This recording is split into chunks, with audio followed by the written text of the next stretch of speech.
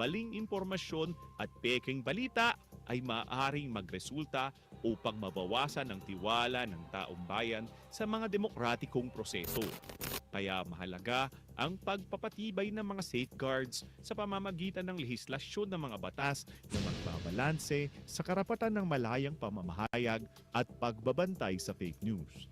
Yan ang paraan upang supilin ng mga bad actors na layuning manggulo sa ating bansa.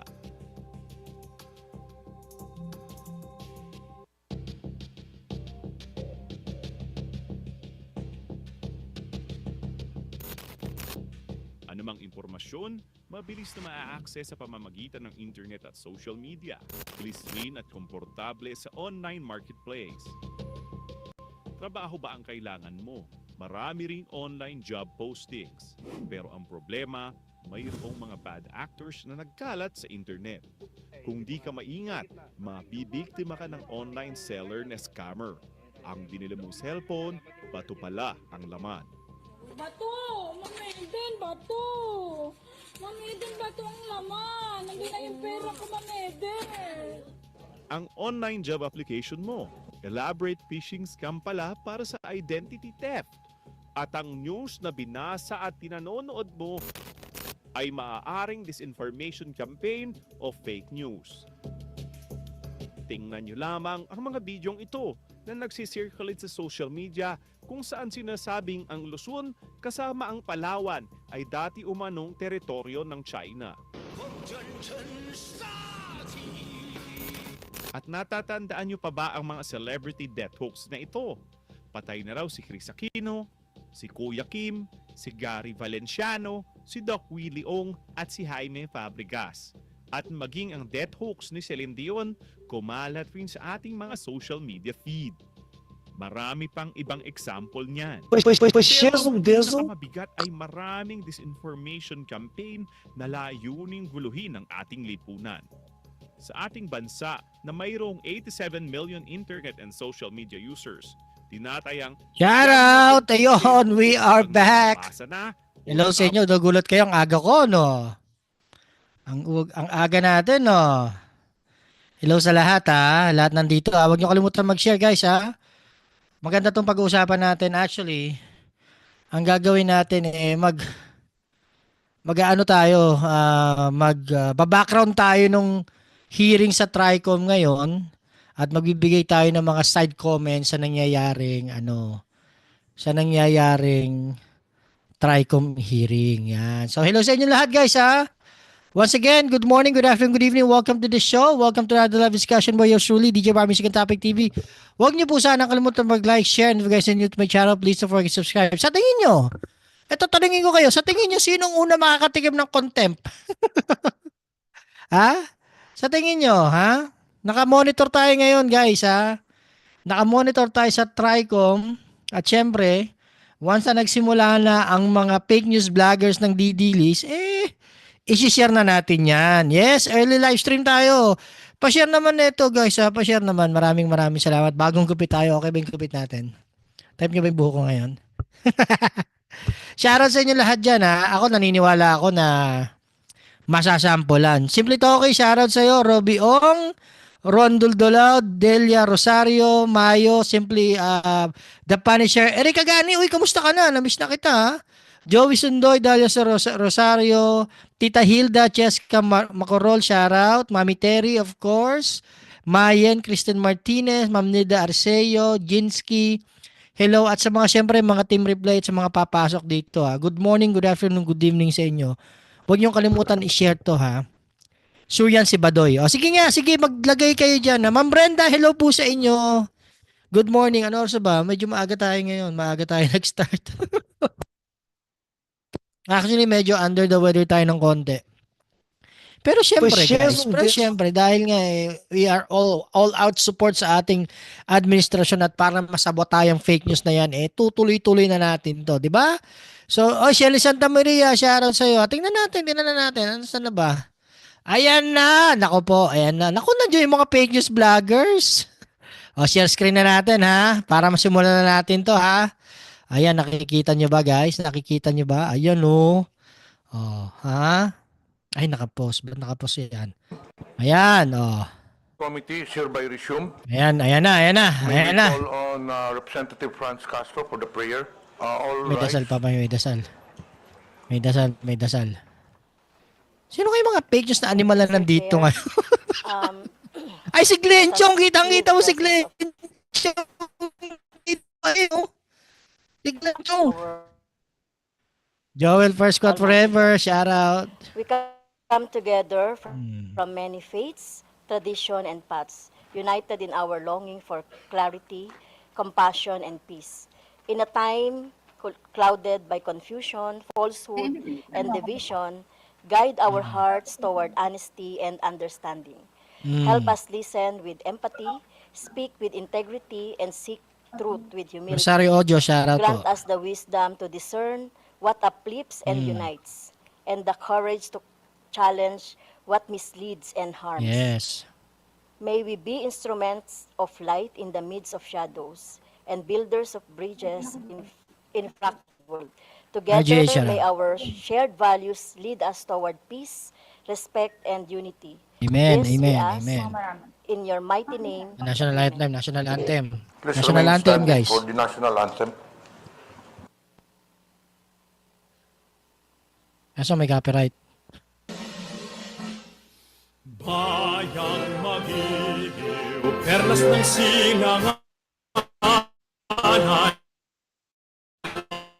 hanap ng puso, sa dibdib mo'y buhay, upang hinirang, buyan ka ng magiting, sa manlulupig, di ka pasisiil, sa dagat at bundok, sa simoy at Layang sa langit minamahal, mong bughaw, ang may ng hilag ang tula at awit sa paglayang minamahal, ang kislat ng watawat mo'y tagumpay na nagniningning, ang bituin at araw niya kailan pa may di magdidilim, Buhay ay luha ng araw ng luwalhating pagsinta, buhay ay langit sa piling mo, Ang aming ligaya dahil sa'yo. ng may mga abig, ang mamatay ng dahil sa'yo. Ayan na. Bakbakan na. May makukulong na. Please Good take morning your sa inyo lahat ha. Good morning. The first item on the agenda is the reading and approval of the minutes of the March 21 Tricom meeting. Any motion from the members? Mr. Chair, Yes, Congressman Ako. may I respectfully move that we dispense with the reading of the minutes of Yan guys, huwag niyo kalimutan mag-like ha. Shh, like and tayo. Like approval of the tayo. same, which was I held move. on March 21, 2025. So move, Mr. Chair. Second, Mr. Chair. Is there any objection? There being none. Joel, first motion quote forever. Good morning to everyone, Morning. to my co-chairs, Kita ko agad si to the Glenchong resource kanina guys. persons, Equilibrium members shoutout of, ha. the committee. We're gathered here today Nandito si to Sean Wayne, continue hindi ko our alam. Hearing on Zero the critical Kansaki. issue of fake news, Nandyan yata si Etoh disinformation, Dilibayan. and misinformation. This is the fourth Hindi, biro meeting of lang. the Tricom, Hindi ko alam. and as we convene, we find ourselves at a Listen. crucial juncture where digital landscape continues to evolve rapidly, presenting both challenges and opportunities for communication and information dissemination. Lemir Lalatag, The shoutout rapid ha. evolution of technology and the rise of digital communication platforms have transformed the way we consume information. While these advancements have brought numerous benefits, they have also facilitated the spread of false narratives, manipulated truths, and an increasingly polarized public discourse. Today, we confront the daunting challenge of safeguarding our democracy Ay, pala and the nakalive, no? integrity of our information ecosystem. Disinformation campaigns and the proliferation of fake news not only mislead citizens, but they also undermine trust in our institutions, weaponize public opinion, and threaten the very foundations of our democratic processes. Lalong-lalo na po sa panahong ito na Joji kung saan Espiritu, walang iyakan, ay Ddlis naglipad na ang vlogger. mga fake Taffy news Tulfo, laban sa mga sa mga tumatakbo kabatas. ngayong eleksyon. At mga ka-clear, sabi ni Taffy Nakakalungkot Tulfo. isipin na sa pagpapakalat ng Shoutout mga kay maling Tony Claire impormasyon, Castro, Yusef. Hindi lang ang taong kanilang sinisiraan ang apektado, ngunit pati na rin ang ating bansa. Dapat tayo maging mapanuri. Huwag nating ipagwalang bala at bagkus labanan ang mga ganitong maling gawain. Together, we can confront the challenges posed by fake news and disinformation, ensuring a healthier public discourse. Marika, Karasawa, At sa hearing shoutout po. nito, Gamarigato, We will gisamas. continue our exploration of the multidimensional aspects of this crisis, examining the roles of social media platforms, the impact of algorithmic amplification, and the psychological mechanisms that make individuals susceptible to false information.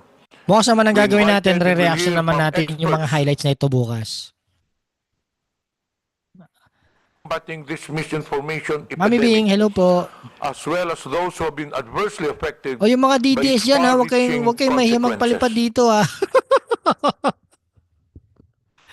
Ate Bengay, good But to evening. forge a path forward, Aga natin, di ba? developing actionable strategies for education, policy reform, and technology that can counter these threats.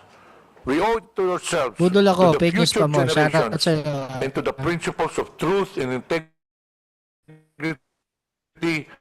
upon which our society is built. At gaya po ng sinabi ko nung Yan siya, nakaraang shoutout. pagdinig ng Tricom, Jesse G, as shoutout. we engage with our witnesses and panelists today, I urge each and every one of Loko-loko us yun, to ano. approach Alam nyo, this inquiry with open ang gusto ko minds. makita dito yung mukhang daga, and collaborative yung spirit. The Real Talk. Real Talker ba yon? Si Mr. Real Talker. Shoutout sa'yo. Pero sa MUG, nandito na si Atty. Libayan. of information Si Sean Wayne daw and nandito. empower individuals to Tolmag. become discerning consumer. Of news. Boss B, I shoutout. hope everybody will engage thoughtfully and openly as we Oo, delve hanggang mamaya into na to, this Ate Bega, yung pressing bukas issue na. that not only threatens our present but Romeo also Alpha, shoutout shapes sa'yo. our collective future. Let us work together to reclaim the Idol, narrative wala akong idol sa sarili ko, Romeo Alpha. and uphold the values that define us. Baka nandito, Maraming hindi mo alam, salamat di ba? po sa lahat. Baka special appearance dito si Atty. Libayan. May I now call the comms Hindi na ako nakakanood doon. of the committee Hindi na ako nakakanood doon. and colleagues in Congress. Thank you, Mr. Chair. Good morning, Ayan na. everyone, your honors. For today's meeting, in attendance are the following members. Honorable Romeo Apo. Wala pa yung, si Paduano nandiyan pala. Honorable Joseph Stephen Caraps Paduano. Honorable Salvador Yun. Brito. Honorable Francisco Pablo Ortega V. Honorable Franz Castro. Also in attendance online, we have Honorable Jordan Jesus Romualdo. I agree with you, Honorable Punisher. Edward Vera Perez Maceda, Honorable Marie Bernadette Escudero, Honorable Zia Alonto Adyong, Honorable Ed Christopher Go, Honorable Ambrosio Cruz, Oh. Honorable Edgar M. Chato, Honorable Sino yung mga gusto Raul niyo makulong? Buboy Pupas, Lagay niyo dyan. Honorable Ching Bernos, Honorable Sunny S.L. Lagon, and Honorable Celso. Isesend ko dito yung mga Esensya. attend. For today's Makita niyo. meeting, Your Honors, we're happy Ayan na, to ayan have na. with us the following resource persons. From the Anti-Money Laundering Council, we have Attorney Patrick Arnold Tetangco, the Legal Officer of Investigation and Enforcement Department. And he's accompanying Attorney Adrian Arpon, the Deputy Director. From the Bureau of Okay, Romeo Alpha. Okay lang mag-subscribe kay Libayan, kay Atty. Libayan. Gavin Cilia, May Action Attorney, Legal and Legislative Division. may nakikita akong abogado ng ng KOJC na nandyan. Ayan po yung mga vlogger na pinakontempt para lang makita nyo. Ayan nakasan natin. Yun lang, biglang nag-loading. Pangalan ko po, Lord Byron Cristobal. Of Justice, we have State Counsel Yari kayo mga hayop kayo. Makulong From the sana kayo. National Bureau of Investigation, we have Ms. Agrifina de la Cruz, the Assistant Chief of LS Legislative Unit. From the Pati si National Vivian Velez, Telecommunications fake news din Commission, pala we yun. have According Attorney dito, Kathleen J. Luz Egipto, the Chief Naku, of yari Consumer kayo na dyan si Welfare and Commodore J. Prosecution Tariela. Division. Sunog na From naman the kayo. Philippine Coast Guard, we have Commodore J. Tariela, the Commander, PCG, WPS Transparency Group, and Commodore Nelson J. Timbang, the Deputy Chief. From the Philippine National Police, we have Police Brigadier Yari kayo, mga General hayop kayo. Bernardo Yang, the Acting Director of the Ayan na. Anti-Cybercrime Group. We also have platforms. invited several social media Ayun na. platforms. DDS. Oh, DDS The nga honors yun si we have in Vivian. attendance, Maxi, shoutout Director na. Rafael Frankel Dapat no. from Meta and Mr. Rob Abrams. From the broadcast industry, we have Attorney Rudolph Hularbal, Hindi, nakasagutan ko yan. Counsel for the Alam niyo ba si Vivian Velez, Broadcasting nakasagutan ko yan sa GC ng mga and DDS. Attorney Mark Kasama ko si Kuya Nino. Tapos after ko makasagutan, si Kuya Nino minura. Tapos pinalayas doon.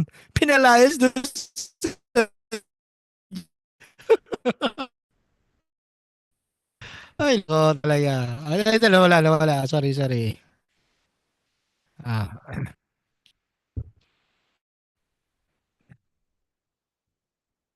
Ayun na, DDS.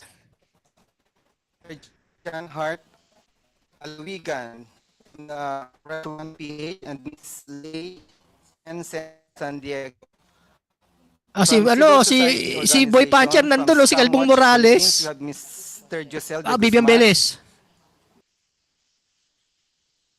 and some social media personalities. We have Ah, wala si Banat ba, yung kapal na Miss mukha? Loretta Chu, Miss Elizabeth Joy Cruz, or Miss Joy de Vivre, Attorney Rose Beatrix Trixie Cruz Angeles, Dr. Ethel Pineda Garcia, Mr. Manuel Mata, Dr. Richard Tesoro Mata, Wala yung iba. Mr. Elijah San Fernando, Miss Suzanne Batalia, Attorney Glenn Chong, Miss Maria Florinda Espenila Duque, Mr. Claro Ganak, Mr. Alvin Montero, Mr. Jonathan Morales, Miss Vivian Zapata Rodriguez, and Ah, Mr. wala Darwin sila Salceda. si Pebo, si That's all, Your Honor. si Jeffrey Celis, wala, si Badoy, Thank you, wala. Comsec. Kulong As kayo per our ngayon. house rules, Yari all resource kayo. persons must take their Tot, oath. nandiyan si But for Bantot. those who have taken their hearing, you need not to. But for those who are Hindi appealing for the binanggit first eh. Ano ba time pangalan ni Sean on this Wayne? committee hearing, Venzer. please rise for you to take their oath. Hindi ko Comsec, alam please pangalan ni administer the oath. Sean Wayne, totoong pangalan Sean Wayne eh.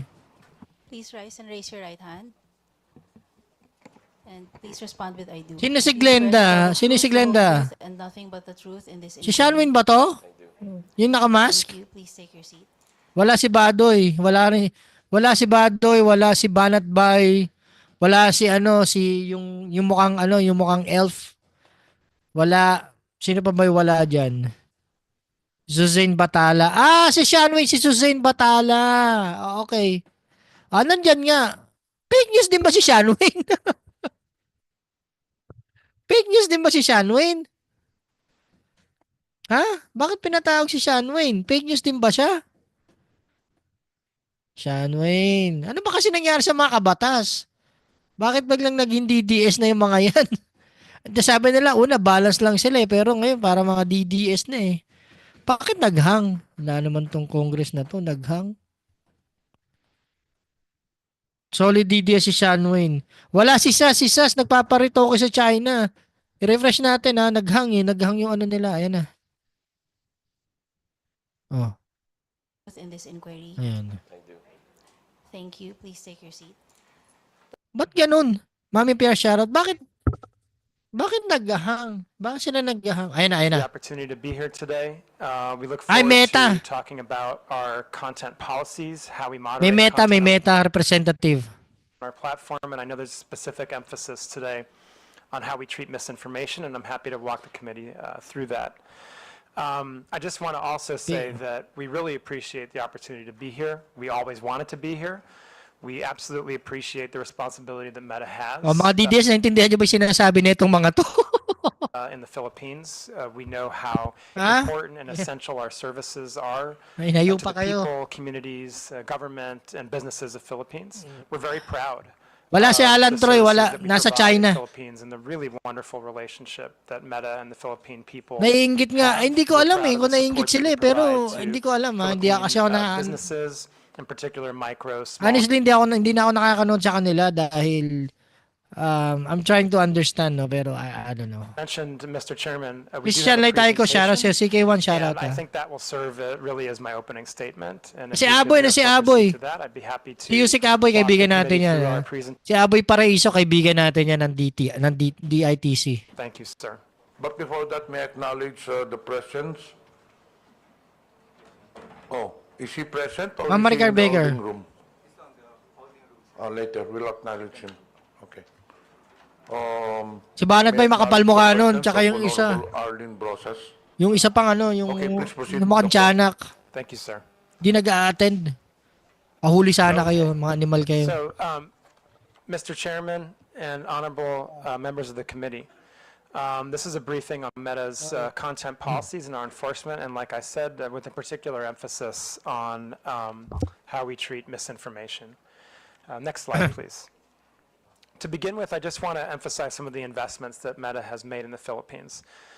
Since 2017, we have been heavily involved in promoting digital literacy and digital entrepreneurship in Philippines. Ano sabi mo, Christian, you We both have a project understand? called Digital Tayo, which we have engaged in with the DICT, the Department of Education, DSWD, and a number of Magaling. international and local non-governmental Oo. organizations Hindi. in order to train Filipino people, including youth, Darwin, on oo. digital literacy. Hindi, alam nyo guys, wala namang masama kung yung mga kabatas o yung iba sa kanila na umamin na DDS. Wala namang masama doon eh. I mean, I will not condemn or ako lang. It's okay. That's their support. That's okay. Let them be. Diba? Pero kasi minsan dati nakikita ko na nasa gitna lang sila. Pero panay banat kay Attorney Claire. Di ko na alam eh. You know, I mean, good luck. Yun lang sa akin. I mean, you guys are old enough to understand, di ba? On digital entrepreneurship. And our Di digital ba, entrepreneurship, wala na train yan. Wala, nagtatago na yan. small and medium-sized enterprises in the Philippines. We give them tools and training programs to upskill and Roberto Abner, understand how shoutout they can sa'yo. better perform in the digital economy. We have worked in this regard with DTI, BSP, PCW, DSWD, DA, a number of NGOs. And in this program, we've trained over 60,000 micro, small, medium-sized enterprises in the Philippines.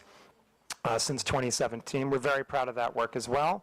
And again, we are now incorporating generative AI and AI into those skills and upgrades. Next slide, please. The second area where we have made significant investments in Philippines is in digital infrastructure connectivity.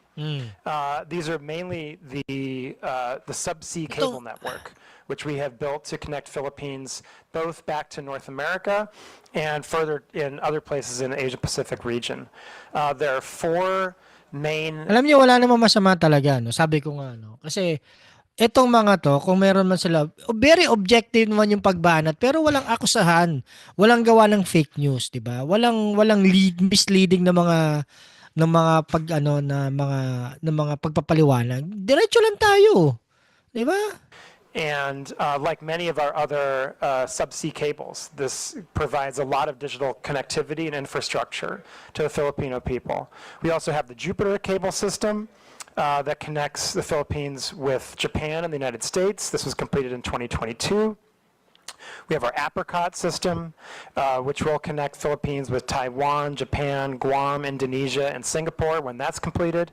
And we also have our Bifrost cable system. And this is going to connect, again, Singapore with Philippines to Singapore, Indonesia, Guam, and the United States. And again, Yan yung sinasabi ni Pangulong Bongbong Marcos ng kumpanya, Digital Connectivity Infrastructure. Yan yung pinangako niya noon. Yan yung tinatrabaho ng administrasyon na hinahanap ng mga DDS na mahihina ulo. Asa na daw yung connectivity? Ayan ang ginagawa, oh. on top of just the tremendous benefits that'll bring to Philippines who are trying to access the internet all over the country. Tama, I agree with you, share ko sa akin. Finally, I want to mention our most recent investments in Philippines. And Si idol mo, mag si ano daw, si Sean Wayne, nandiyan si Sean Wayne. weekend, this is next slide, please. Meta launched. Hindi, marami kasing accusation Christian like tayo ko Marami accusation talaga. Kaya, I mean, you know, kung you're questioning the information na nakikita mo na hindi malinaw, okay lang yun, pero wag ka magbibigay ng assumption. These investments. In terms of Llama 4, what this means is that as an open source model, this large language model Wala yung idol mo dyan, Mag. is free for people to use.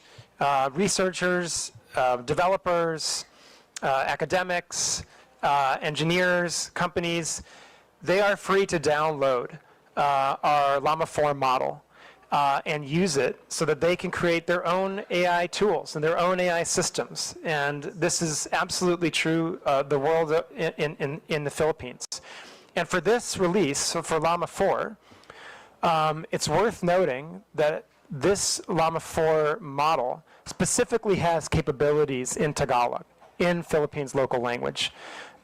This was a significant investment of resources in Meta's part to make this available and capable in local language here in Philippines. But we recognize that this was a very strategic investment for us. Philippines is a wonderful market for Meta. See that? We have a very vibrant and Kasi ang daming Pilipino nakatutok sa Meta believe in our AI tools being tools of economic empowerment for the people of the Philippines, and that's why we invested these resources in making this most advanced open source model available in Tagalog. We're very proud of that investment.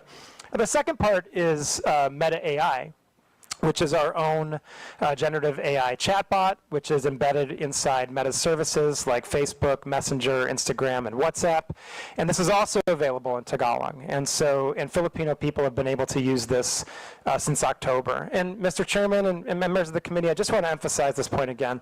All of these services are being rolled out in Philippines in local language for free, for the Philippines people to use, and for the economic benefit and further educational advancement of the Philippines people in this digital age where generative AI capabilities are going to be so important for the future and for the future of digital economic growth and economic growth in general.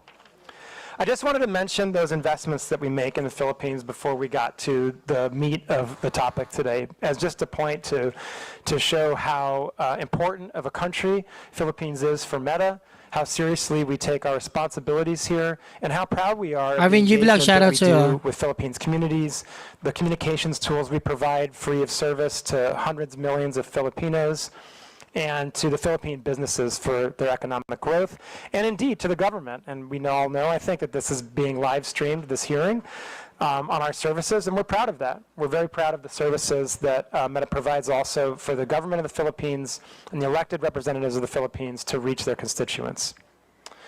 So now turning to the meat of the matter, in terms of our content policies and how we Ayan, narinig nyo, yung Llama, pwede nyo i-download, mga DDS, i-translate nyo na lang yung sinasabi nito. Alam ko, di nyo naintindihan yan. The most important place to start is with our community standards. Meta has a single global set of community standards that govern how we moderate content and what is allowed on our platforms everywhere around the world. As you might imagine, it is difficult sometimes to balance the goals we seek to achieve in our community standards, which are to protect and encourage freedom of expression, connection, but also, on the other hand, make sure that this is a safe that our platforms are safe, and that they're places that people want to be. We want, obviously, for all the people that are using our services and our platforms to have positive experience. I think my suggest to Meta, delete all those DDS vloggers. All those DDS fake news peddlers. The ability for people to have their voice with community safety. As it is probably clear, that comes with some real trade-offs and some difficult questions that we have to answer sometimes about where we draw lines on what kind of content we allow and what kind of content we prohibit. And this is also very different in some cases, depending on cultural context, depending on legal context, right? Certainly, certain types of content that might be viewed as totally fine and legitimate in places in Europe might not be viewed as totally fine and legitimate in Philippines, and vice versa, right? And so when we draw up our global standards, we have to balance all those different perspectives from around the world and do the best we can to balance that into a set of rules that we can globally implement for a community of people that use our services at the range of more than 3.2 billion. Hindi naintindihan ng DTS. English eh. Di ba nga, they despised America. They despise America, di ba? Yan yung mga DDS. Pero, ang ginagawa ng DDS ngayon, humihingi ng tulong kay Trump. Pero they despise America. They don't like the Americans. They don't like the EDCA site. They don't like the American soldiers in the Philippines. But they're asking for help through President Trump para kay Digong. Para yung executive order ni Trump may apply sa Pilipinas. Mga ay nako. Mga DDS talaga naman kayo, mga mga wala kayong paninindigan. Now that any content that anyone sees on Facebook can be reported to us, and we do the best we can to look at those user reports and weigh and check them against our community standards. The next is we have yung iba dyan naglo-loading na kasi Windows 95 pa yung nasa utak. on the globe that are reviewing content that's reported by users and that also we flag ourselves proactively. The people that review this content are looking at content that can be, in some cases, rather easy to make decisions on. If you're talking about content that is involving terrorism, graphic violence, child exploitative imagery, How about makapili, sir? you can Makapili. get to decisions pretty quickly and pretty easily about taking those down. Those pro-China When you're bloggers. talking about content that is more political speech in nature and is a little more blurry in terms of a certain nuance, then we're talking about content that really needs a larger and more specific focus, and we really try and make sure that there are people reviewing those that are very highly trained in our policies, and also, of course, the local context of the content and where it's coming from and where it's being delivered to. The same type of speech in one Senior country, Cheng, wala as si I mentioned Kati Binag before, dyan. could be benign, but in the context of a different country and a different situation, it might be malevolent, right? And so we Malevolent. balance those very clearly. By having humans review content that is flagged. I mean, the good thing about this, Meta, they decided to attend this meeting. This is the fourth one, actually. This is the fourth Tricom hearing. And they're being called over and over again to attend this hearing because it's very important that the Congress can hear the side of Meta and what they do for those content creators that spreading fake news o ano yung kanilang sistemang pinapagana, which is they're explaining right here. Pag English tuloy. Artificial intelligence for a long time now Diba? is in Mia, order shoutout to sa'yo, ha? moderate content at scale. And so what we do is we train what we call classifiers to look. Happy birthday sa daughter mo, Mia. Kay, ano pangalan daughter mo? Kylie Jane Lopez. Happy graduation pala. Oh, please greet my daughter Kylie Jane Lopez. Graduation po. Ay, salamat. Happy graduation to your daughter. Congratulations, ha. Congratulations sa daughter mo, si Kylie Jane Lopez. Those artificial intelligence systems are very effective and work very well to proactively Wala remove si Loren content that Badoy. can be dangerous Ranilo. and illegal in many countries around the world. And so we have these three ways that we moderate content, right? We have the artificial intelligence that's operating in scale and very much again, and I want to stress this, in local language, in Tagalog. It absolutely has that capability. And then we have a series of, 40,000 people around the world that are humans that are trained in our community standards, and then we also rely Ernesto on user reports. Diasta from And it's those Pittsburgh, three California. main pillars that help us enforce our community standards. Next slide, please. Yan. So, habang nanonood tayo niyan, ito meron tayong commercial galing to kay sa kaibigan natin, no. Ginawa niya tong commercial na to. Gusto kong mapanood nyo. Okay, kantal sa mga DDS para hindi naman kayo para hindi tayo masyadong mag-nosebleed, okay? Although, importante mo yung nabanggit. Panoorin muna natin tong commercial, ha? Pasok! Team song ng mga fake news vloggers. Yeah! Coco Crunch, shout out sa'yo, Coco Crunch.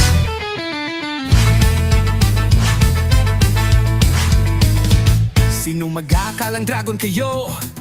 Mukha kayong butike, di kayo kapani-paniwala. Salita nyo ay fake news, puro kasinungalingan. Binabayaran kayo ng China, Russia at iba pa. Nagmamagaling kunwari ay bayani, pero ang totoo'y traidor kayong tunay. Binenta nyo ang Pilipinas para lang sa pera at kapangyarihan. Ddlis, Peking Dragon kayo, lumaban man kayo, talunan pa rin. Bumubuga kayo ng apoy ng kasinungalingan, pero ang totoo'y wala kayong lakas. Vlogger daw, puro kayo clickbait. People power daw pero kulang sa people. Sira ulo kayo, utak nyo ay basura. Pinagkakakitaan nyo ay gulot propaganda. Kala nyo final form, di kayo immortal. BBM tunay na bayani, kayo ay bogos. Sasabunutan kayo ng taong bayan, susuka kayo ng kasaysayan. DD shit! Magtago na kayo, takot sa katotohanan, nagtatago sa batas. Pilipinas ay gigising na, lalabanan kayo. Game over na! Pakape ka naman dyan. Pakantong ka naman. Ang pangalan ng puso nila ay Alta Pelpepento nila.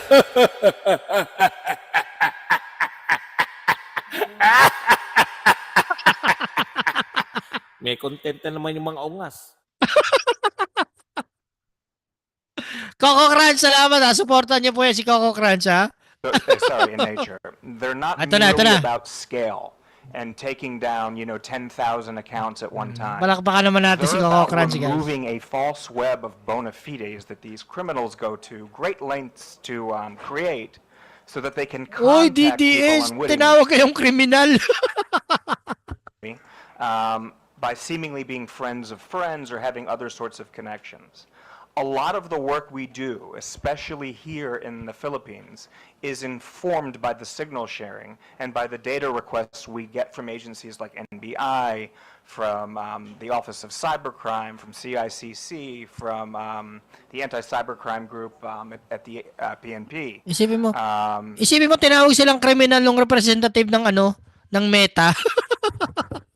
Under oath, and I say this with a lot of passion, the Philippines has been seriously global leaders when it comes to helping us fight forced criminality and these scam centers, Arnold Lopez, shout out. POGOs, if you like, that operate here in the Philippines, target not only Filipinos but are engaged in human trafficking, forced criminality. Shout out and congratulations din sa anak ni Ate Gina na si Yuki Nyugakushiki Omedatyu. Nihongo yan. Yes. Congratulations to Yuki Nyugakushiki Omedatyu. Congratulations to you. Sasya natin Gina kung di ko na-pronounce correctly ha. And the government here takes them very Ma'am seriously. Jo, shout out. There are geopolitical Shout out, Rex black Hector. holes that we all know of, where law enforcement has no appetite to actually combat this. But because we have such a good relationship with PNP office, anti-cyber ACG, with the NBI, with various task forces, we are able to ingest signal regularly. I can say again, under oath, there's probably not a day that goes by where I'm not in contact with a member of Philippines law enforcement. So with that, and I'm quite certain I'll receive some follow-up questions and as we go forward. With that, I'll turn back over to Rafi. Thank you, Mr. Chair. Thanks, Rob. And it was just worth noting that Rob himself is a former member of the FBI, and so Naku, yari. his law enforcement work very seriously. Just correction for the record, sir. Sorry. Homeland Security. Homeland Security Investigation. Department. Forgive me. So I would just also note Yung mga didisit, nakakaya kayo, no? Isipin nyo, sikat na sikat kayo sa dating ex-Homeland Security Officer.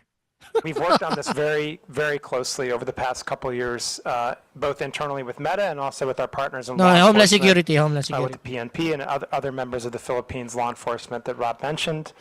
It's really worth noting that I think it's kind of clear at this point that what we see are these transnational criminal syndicates that are operating in a couple different countries around Southeast Asia and indeed globally.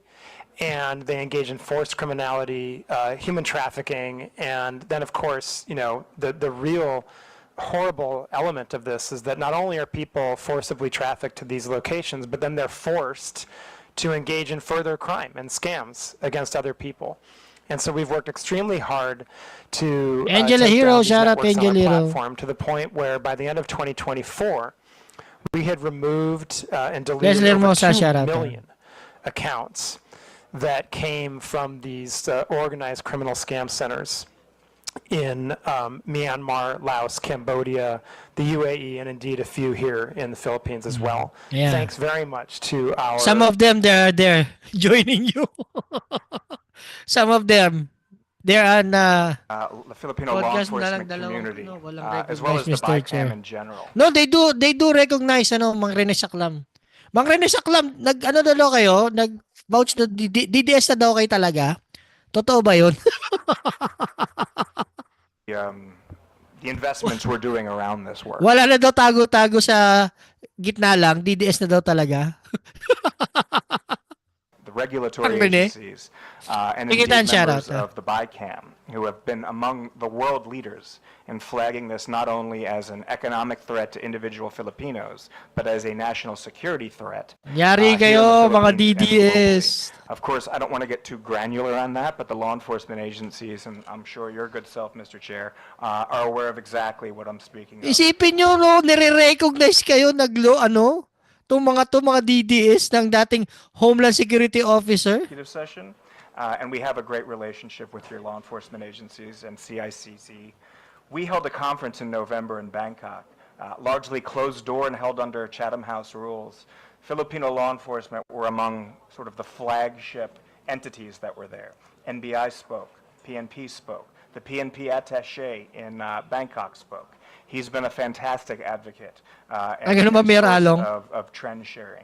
So I just want to express gratitude for Biglawan ka na pala, helping Mang shape the Rene. narrative on how serious of a threat this is to the global infrastructure. Thank you, Mr. Chair. Thank you. And if we can go to the next slide, I'd like to address how we specifically deal with misinformation on our platforms. Ayan na. Ito ang pinaka-importanting part.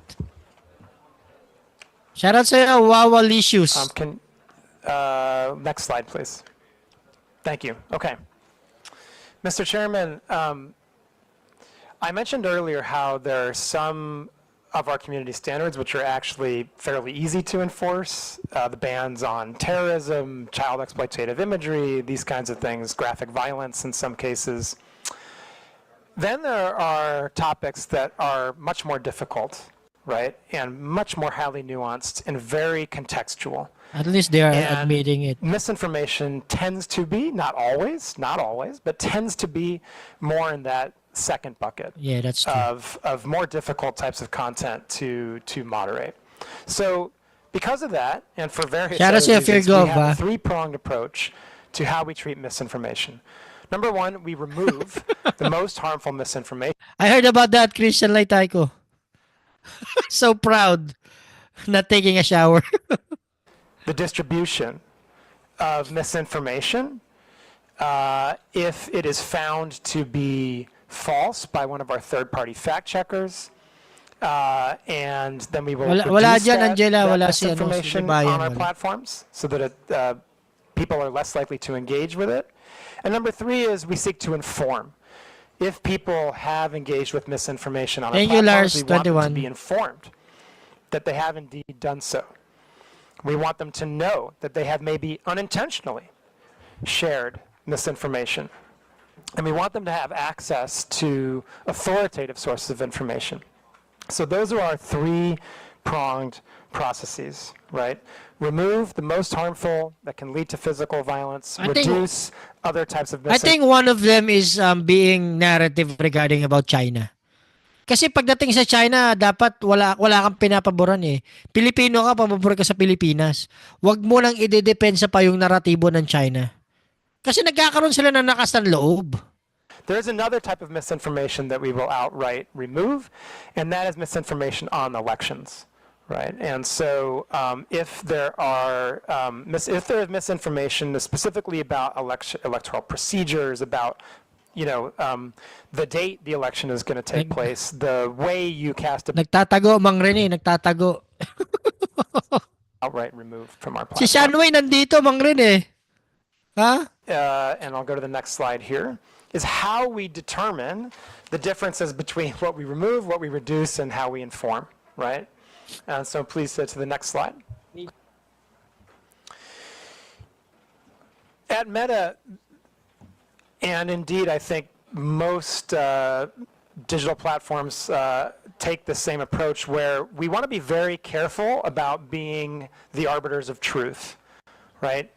In many ways, in many aspects, we feel that that's a responsibility that is too great for us to have, and can lead to situations where we're trying to make determinations that we're just not qualified to make about what is true and what is false. And as you might imagine, trying to police misinformation at the scale of more than 3.2 billion people every day would become practically impossible. That's hard, right? I agree. And so what we do is we work with third-party fact checkers in more than 60 languages around the world. These third-party fact checkers are non-governmental organizations that are certified by the International Fact-Checking Network, the IFCN. That is how the fact checkers are chosen, and that's how they are certified.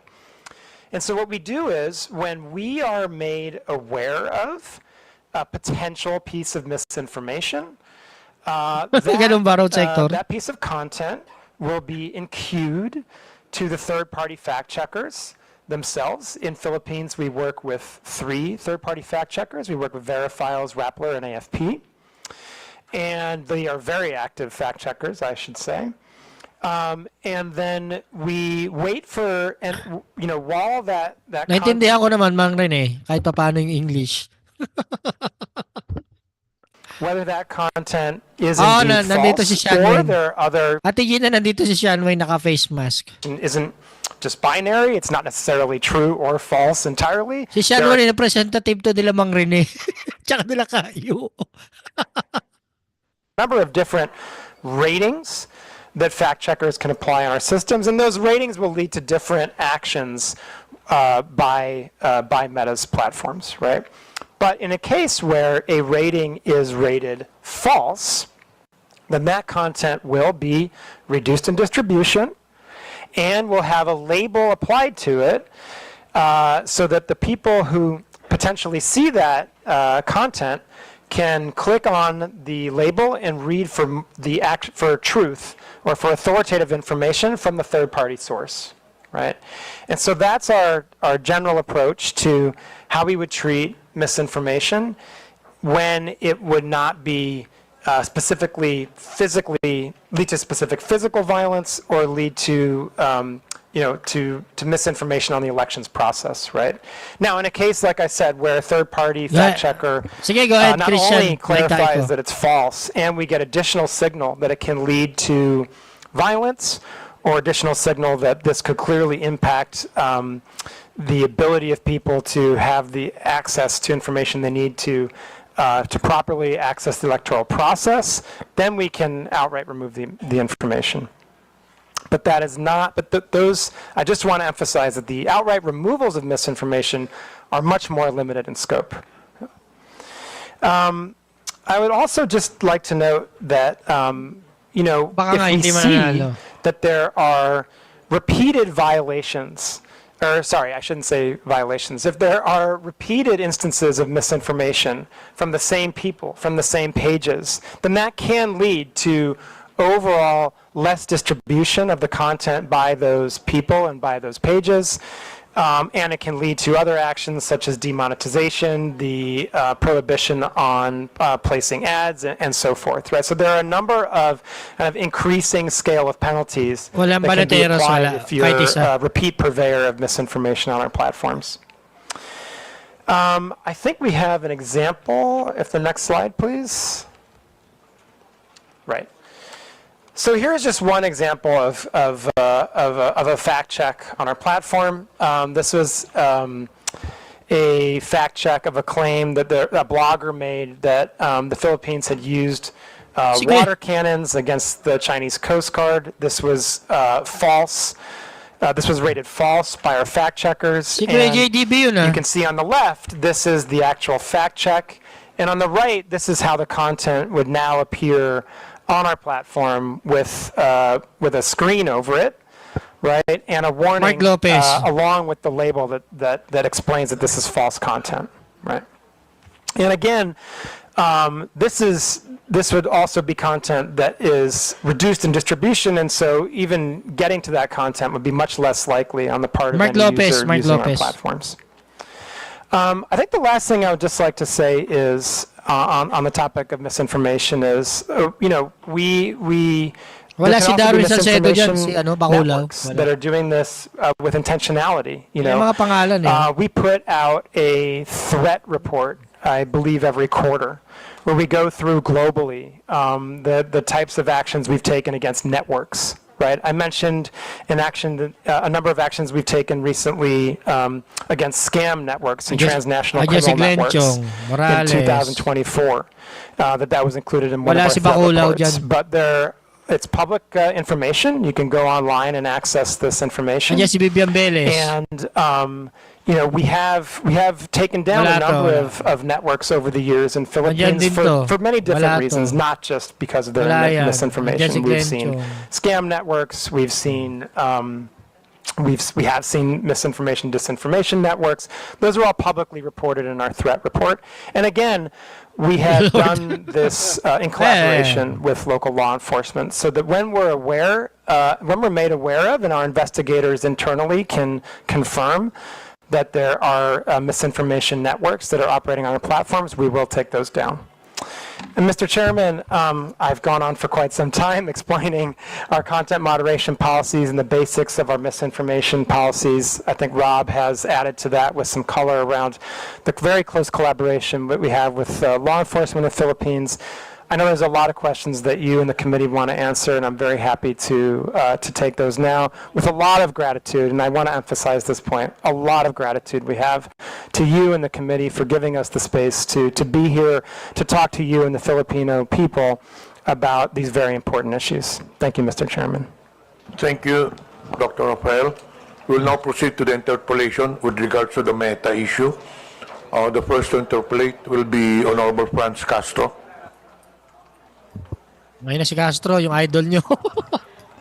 Thank you, Mr. Chair. Mag-i-English, And mag-i-English. I also thank the Meta for coming here. Okay, let's go. After 3 notices.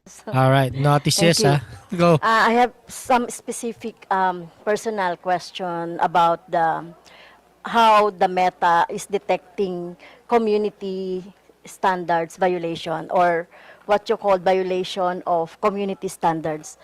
When you look at the when you look at your platform, we have here several, when you report like a content, you will find here several violation like scam, fraud, or impersonation, unauthorized political ad, adult content, selling or promoting restricted items, violence, hate, or exploitation. Sige, check yung Christian mamaya. Salamat. Bullying or unwanted content, intellectual property,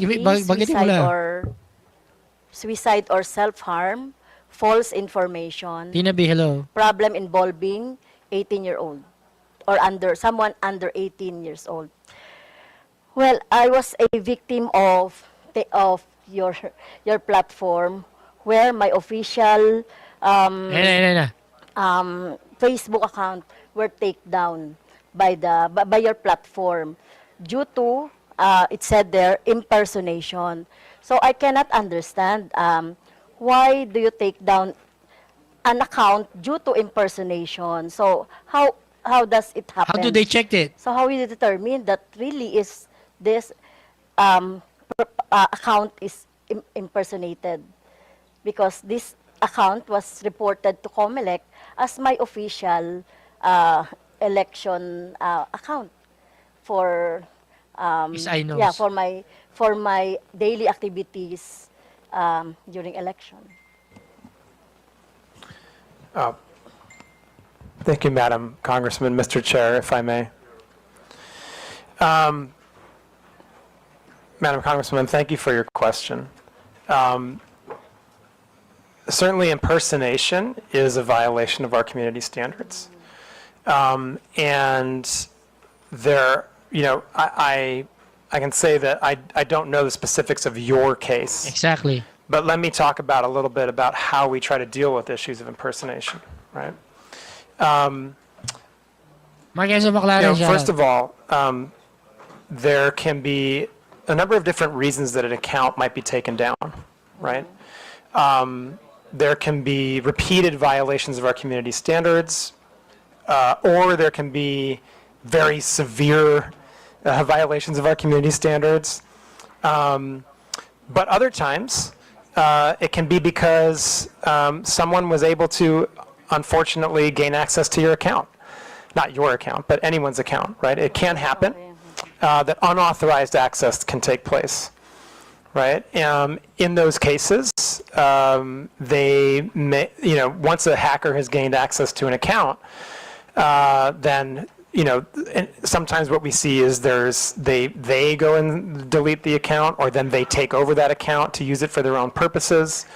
And, you know, and what we do in those cases is we work with the rightful account holder to retake control of their account, right? So we ask for credentials. It could be a government ID. It could be, you know, various email addresses. Like here, dito sa US, in order for my account, in order for me to change my account, my password, to verify my account, I need to have, or I need to put my last 4 digit of my cell phone number. Then, pagka napasok ko yung last 4 digit ng cellphone number ko, Meta will send me a link verifying that's me doon sa number ko. Magte-text sila doon sa number ko ng link. Tapos, pag nakuha ko yung link doon sa number ko, i-click ko yung link ko. Kaya importante guys, hindi ko alam kung pareho sa Pilipinas sa ibang bansa. Pagka nagbe-verify kayo ng Facebook nyo, ng Meta nyo, ilagay nyo yung phone number nyo. Kasi yung phone number nyo, hindi naman makuklone yan eh. Hindi that's my understanding, hindi makuklone, lalo na pag line. At least doon nang gagaling, doon bine-verify lahat. Kung may maglalagin sa Facebook account nyo, kung maglalagin kayo sa different computer, kung maglalagin kayo sa iPad, kung maglalagin kayo sa another iPhone, ipapasok nyo yung cellphone number nyo. Kasi yun ang mahihirapan, mai-hack ng hacker kesa sa email. Ako, 3 ang verification ko. Phone number ko, email ko, 2. Yung 2 email ko, yun. Tapos yung phone number ko. Doon na lang sa phone number ko, mahirapan sila.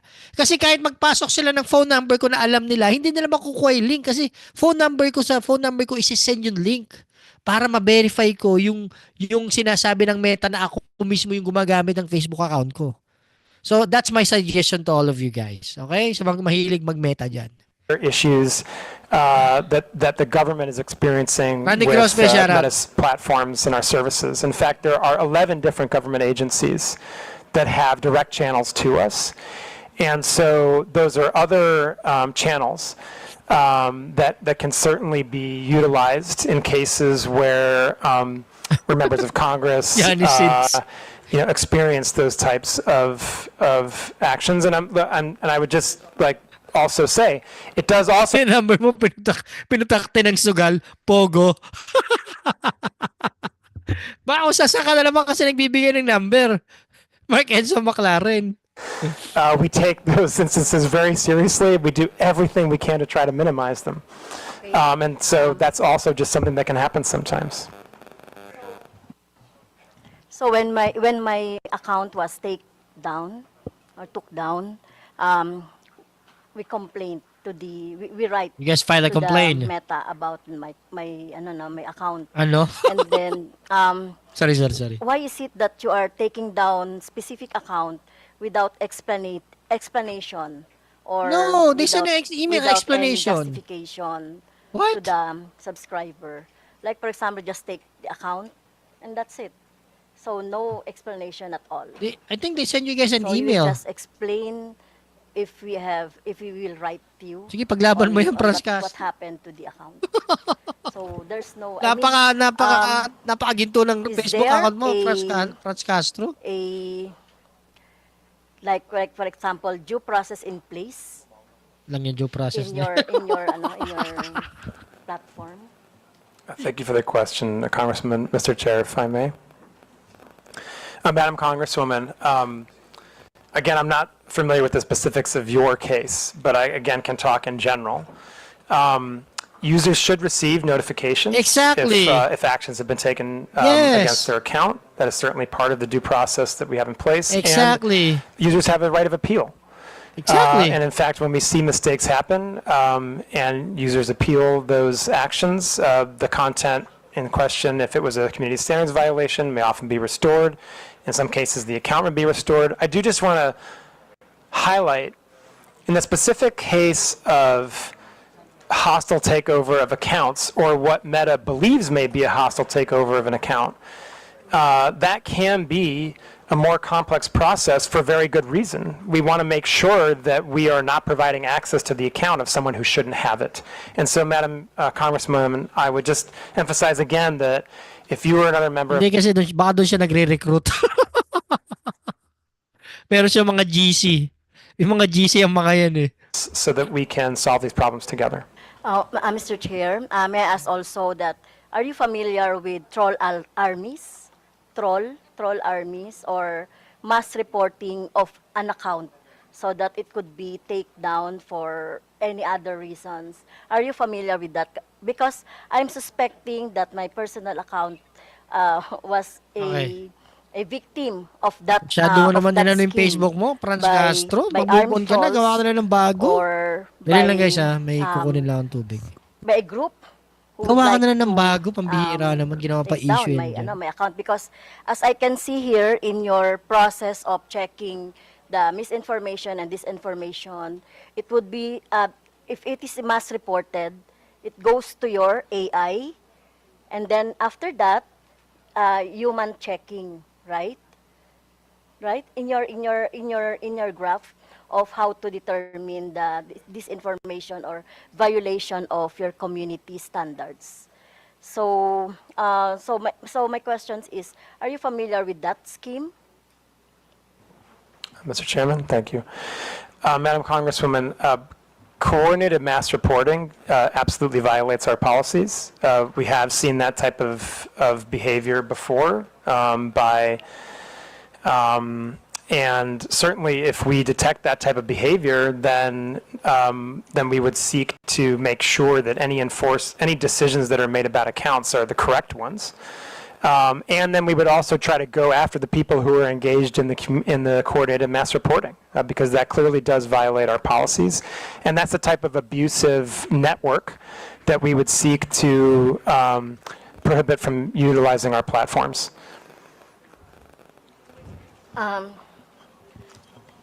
Another question, Mr. Chair, is about the inaction of the Meta on the AI-generated images abused. I was also a victim of that when I hold a gun. They are using the AI-generated, but still in the platform. But the Meta is not doing anything about that. And many progressive organizations and individuals are victims of that, Mr. Chair. Mr. Chairman, sorry, so the question, So how do you detect, or why are you not taking down AI generated images that you think are not or inappropriate or not true or misinformation? Thank you, Mr. Chairman. Thank you. Madam Congresswoman, and for the committee, I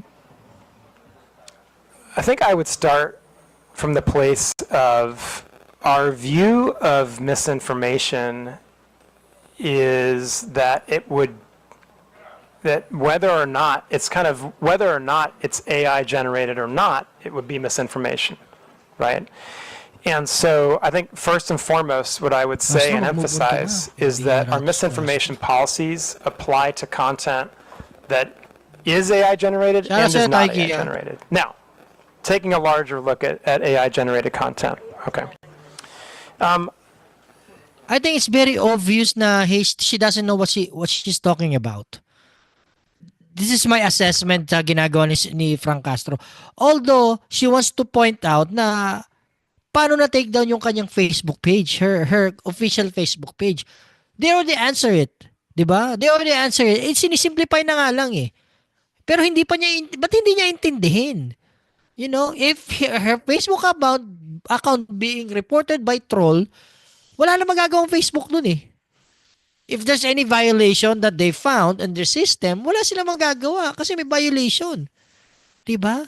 Hindi ko maintindihan, nakakaya to si Castro. Generative AI and what is not.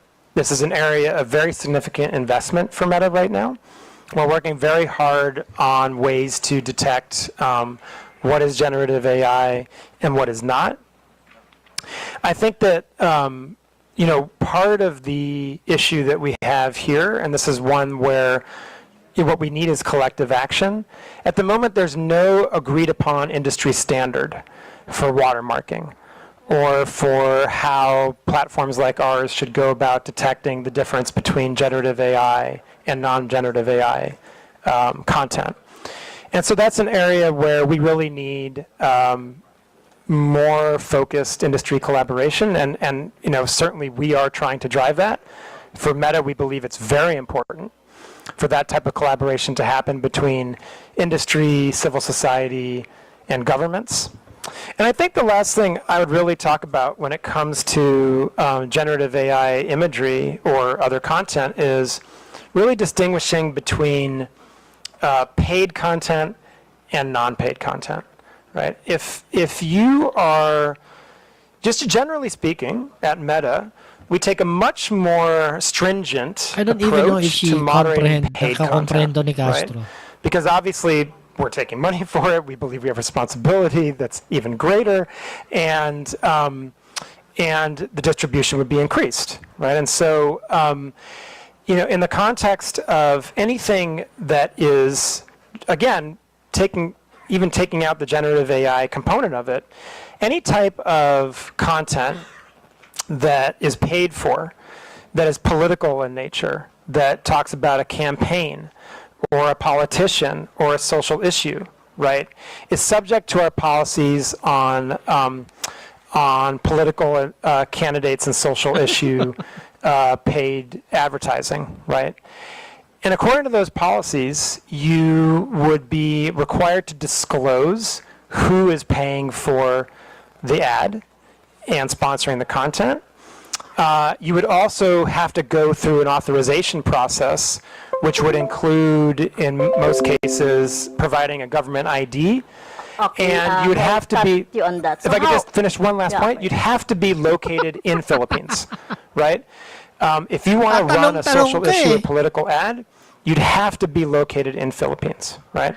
And so there's a series of steps that you have to take to cross that threshold in order to be run.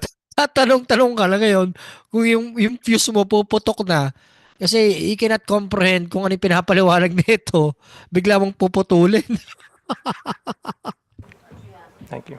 So, really, it's very hard to determine because the name of the account is alias, or the name of account is just like a, like for example, Makabayan.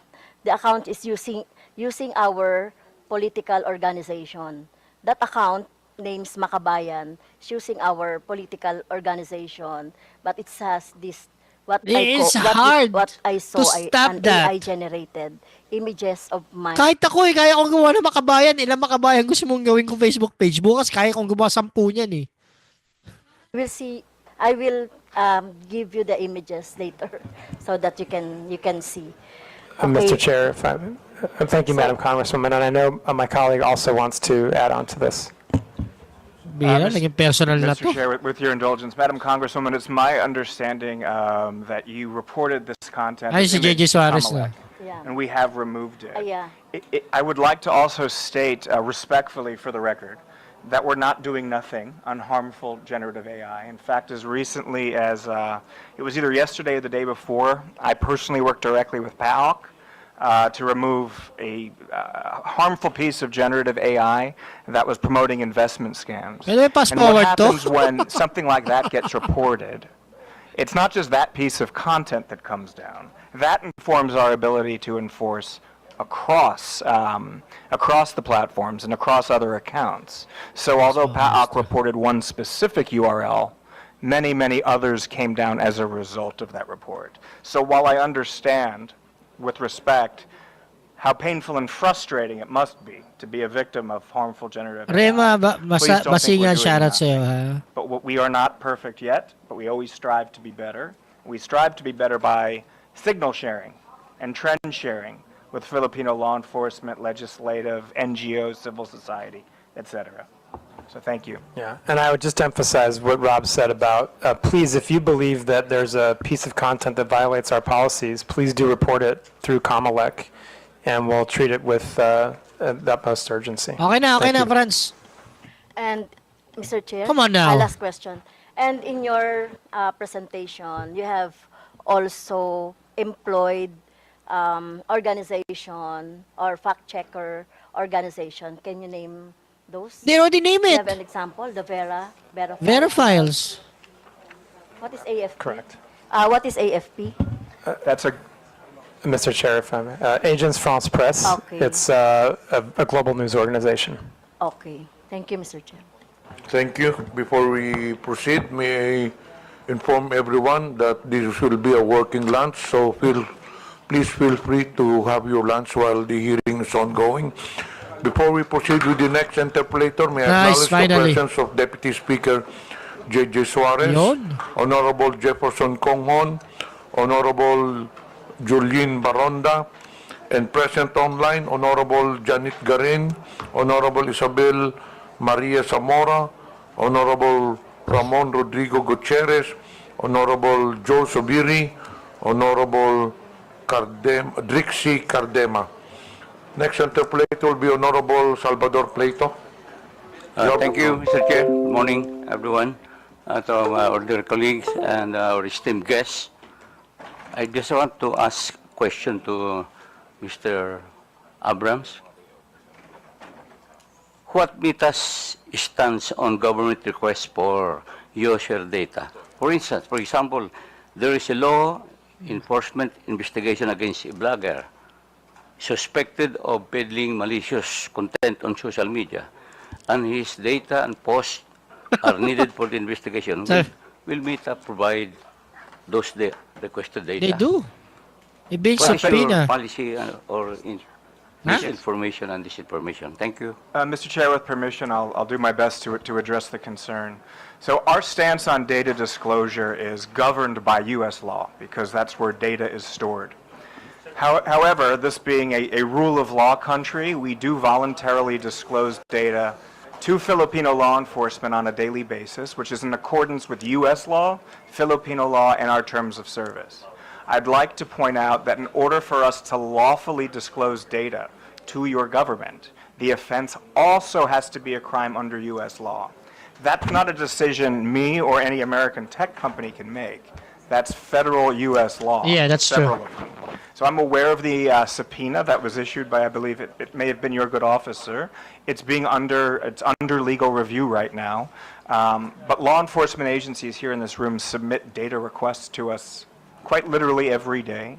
I personally, and many who work with me, worked closely with your government to help pass Iiyak and the anti-OSAIC laws, which brought the Philippines into a more sort of modern posture, if you like, in terms of not needing a warrant for crimes against children Shout out and our human enthusiasts. trafficking, so we can provide basic subscriber information on those. I was very proud to work with the NBI as the first ever data request under that regime was issued to us. But our stance is Texon governed Sports, shout out sa'yo, largely by American law. So if you have follow-up questions, I'll do my best to address those, sir. Thank you, Mr. Chair. Another question I is think he needs to be specific, like a vlogger from the Philippines dapat, di ba? on posts which are against moral values, especially those which can erode the minds of children. Do you have the power to delete those unlawful malicious libelous posts? Thank you, Mr. Chair. So it's hard for me to answer hypothetically, but I can speak pretty robustly about our child safety policies, and we work very closely with your government around those. So bullying and harassment, of course, CSAM and OSIAC and human trafficking, both illegal and against our terms of service. As Rafi mentioned at the top, we're doing a lot on digital literacy so that Filipinos can analyze for themselves or are better equipped to analyze what is harmful content and what is not. But without more specific information, I don't know that I can address those. I do, however, think, as I stated in the Senate last week, we are among industry leaders, if not the leaders, when it comes to our forward-leaning stance around child safety. And we collaborated very, very extensively with the BICAM, both in the formation of the Iiyak legislation and the anti-OSIAC legislation, as well as the operationalization with the IRR procedures. And we, I believe, were the first to ever be issued a subpoena, and that was by NBI. We continue to get requests like those all the time, Bo. Congressman, if I may add to that, just as a sample of the type of content that's not allowed on our platform would be hateful conduct, bullying and harassment, incitement to violence, the sharing of any type of child exploitative imagery, graphic violence, all of these types of content would be prohibited under our policies. And I would just also emphasize another point. In addition to all the work that the ROB and the law enforcement agencies of Philippines have done over the course of the many years now to protect Philippine children. Commercial muna tayo? Commercial muna? Oh. Commercial! Pasok!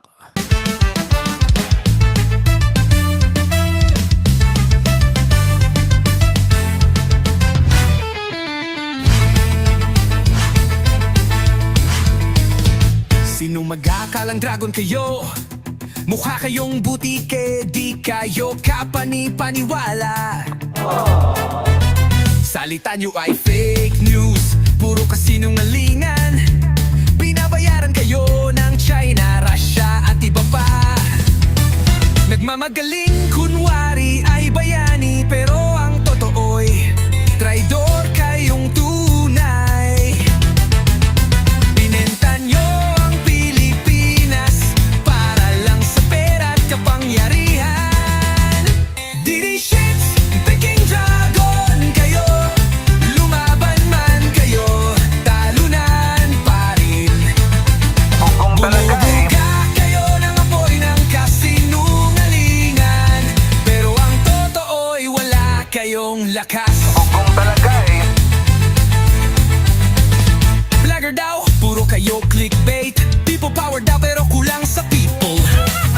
Sira ulo kayo, utak nyo ay basura, pinagkakakitaan nyo ay gulot propaganda.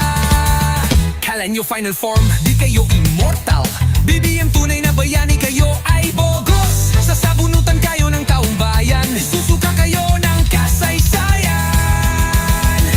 Ddlis, magtago na kayo, takot sa katotohanan, nagtatago sa batas.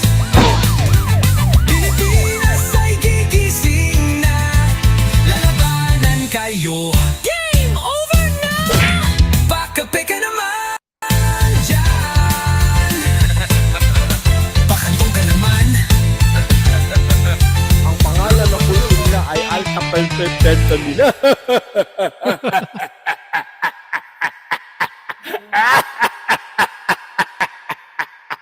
May Gas. content na naman yung mga ungas. Ay, lako, badong.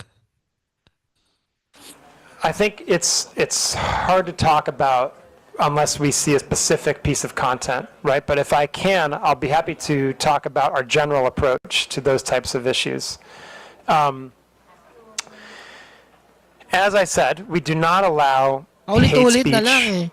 bullying, and harassment. Hindi ko maintindihan eh. Paulit-ulit yung tanong nyo eh. Diyos ko po. General part of our policies, right? Those types of content are prohibited.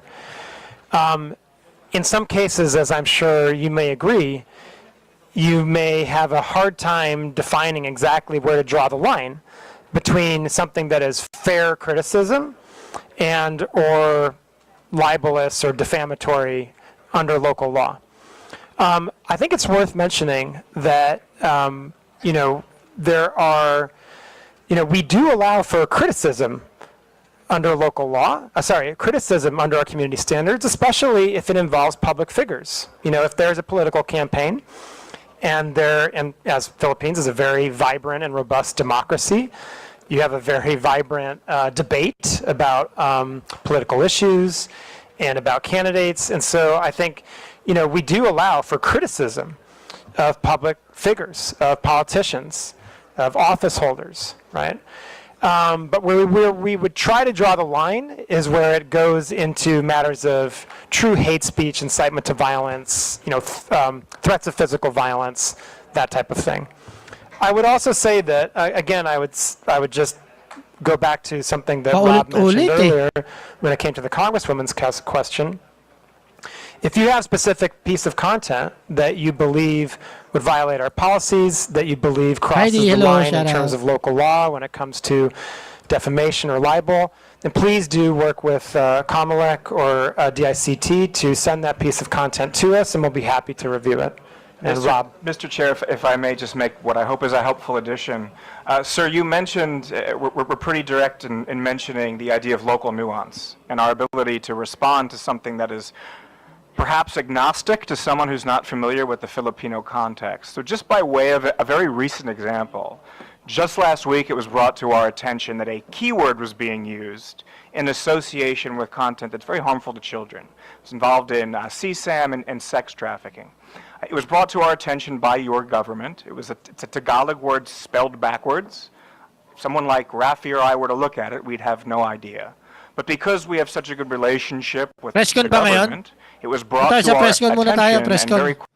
Punta natin yung presscon. Presscon ba? Punta natin yung presscon. What sonos to? RTVM. Presscon muna tayo. Nakakabuisit. Wala naman eh. As in presscon. Wala naman. Ayan. Ayan. Presscon muna tayo. Tagumpay ng mga operasyon laban sa iligal na kalakalan, ipinatutupad ng BOC ang isang multi-pronged approach na kinabibilangan ng pinalakas na lokal at international na cooperation sa mga ahensyang nagpapatupad ng batas. Masusing pangangalap ng impormasyon, regular na pagbisita sa mga lugar na operasyon, at mas mahigit na mga hakbang sa kontrol sa pantalan. Sorry. Ang nangyari po ngayon ay condemnation ng about 2,977,000. Dali, may music eh. Maano tayo dyan, copyright. Yung mga music na ganyan, matindi ka copyright niyan. Oh. Ay, ito na. Ano ba? For the political context side, but have a few questions directly about this. During the question and answer with some of the members, we've seen that you have taken already you have noted and you have done some actions to ensure that there is moderation with the content, especially politically. Are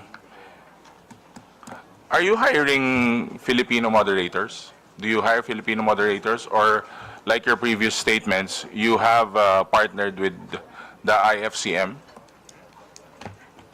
Mr. Chairman, if I may. First of all, Congressman, thank you so much. We're really happy with the partnership we have with the PLCN and thrilled for the benefits it's providing to the Filipino people in terms of connectivity. And we only hope to do more. Yeah, And thank so you. we really hope that we can continue that type of partnership to bring these types of services and digital connectivity to Philippines. Okay, okay na yan. Paulit-ulit. Ito muna tayo.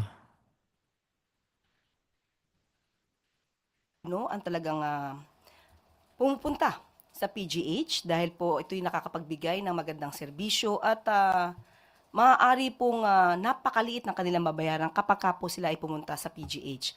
Kaya po minabuti po at sa direktiba na po ng ating Pangulo, si Pangulong Marcos Jr., na matagdagan pa po ang maaaring maging manpower, ang maaaring magsilbi sa nasabing ospital para mas marami pa pong Pilipino ang mabibigyan ng magandang serbisyo. Yun. Ganda yun. Next, Left Narciso, DZRH.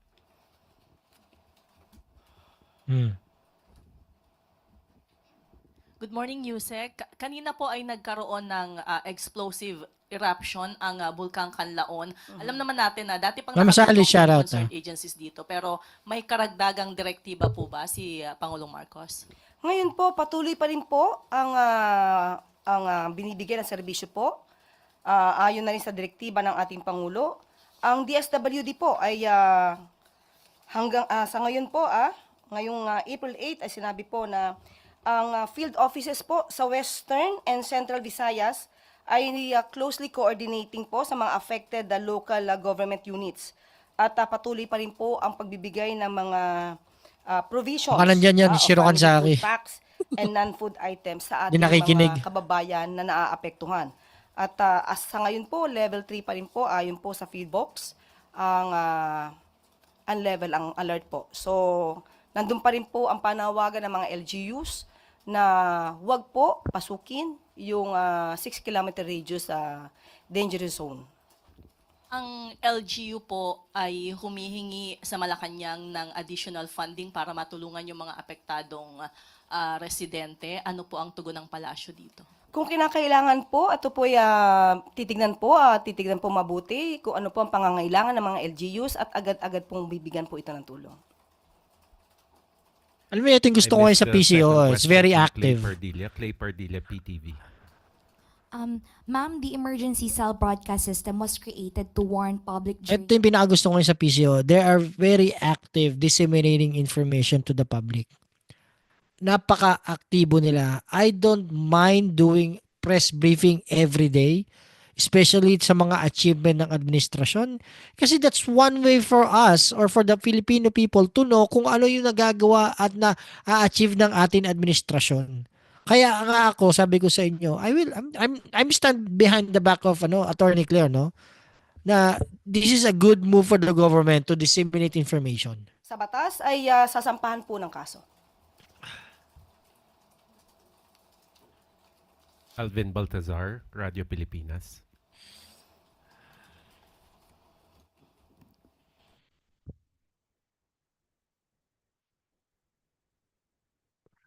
Over Canada to Manila.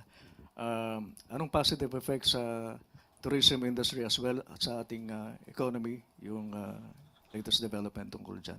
And do we expect a much higher tourist arrival for this year compared to the previous years? Oo, maganda yan. Maganda po to talaga.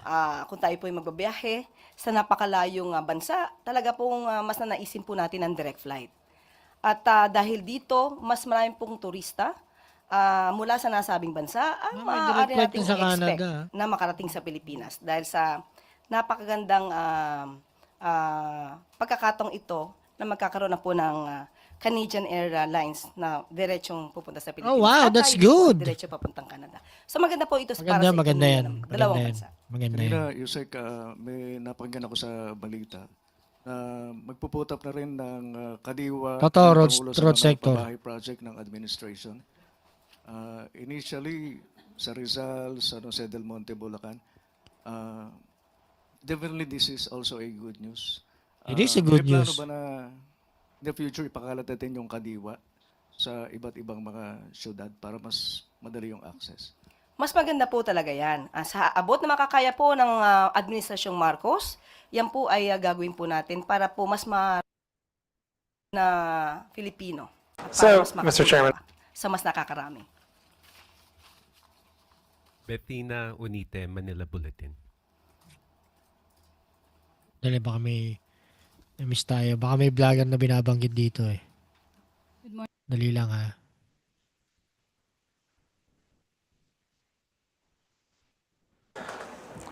Those are operating in parallel, right?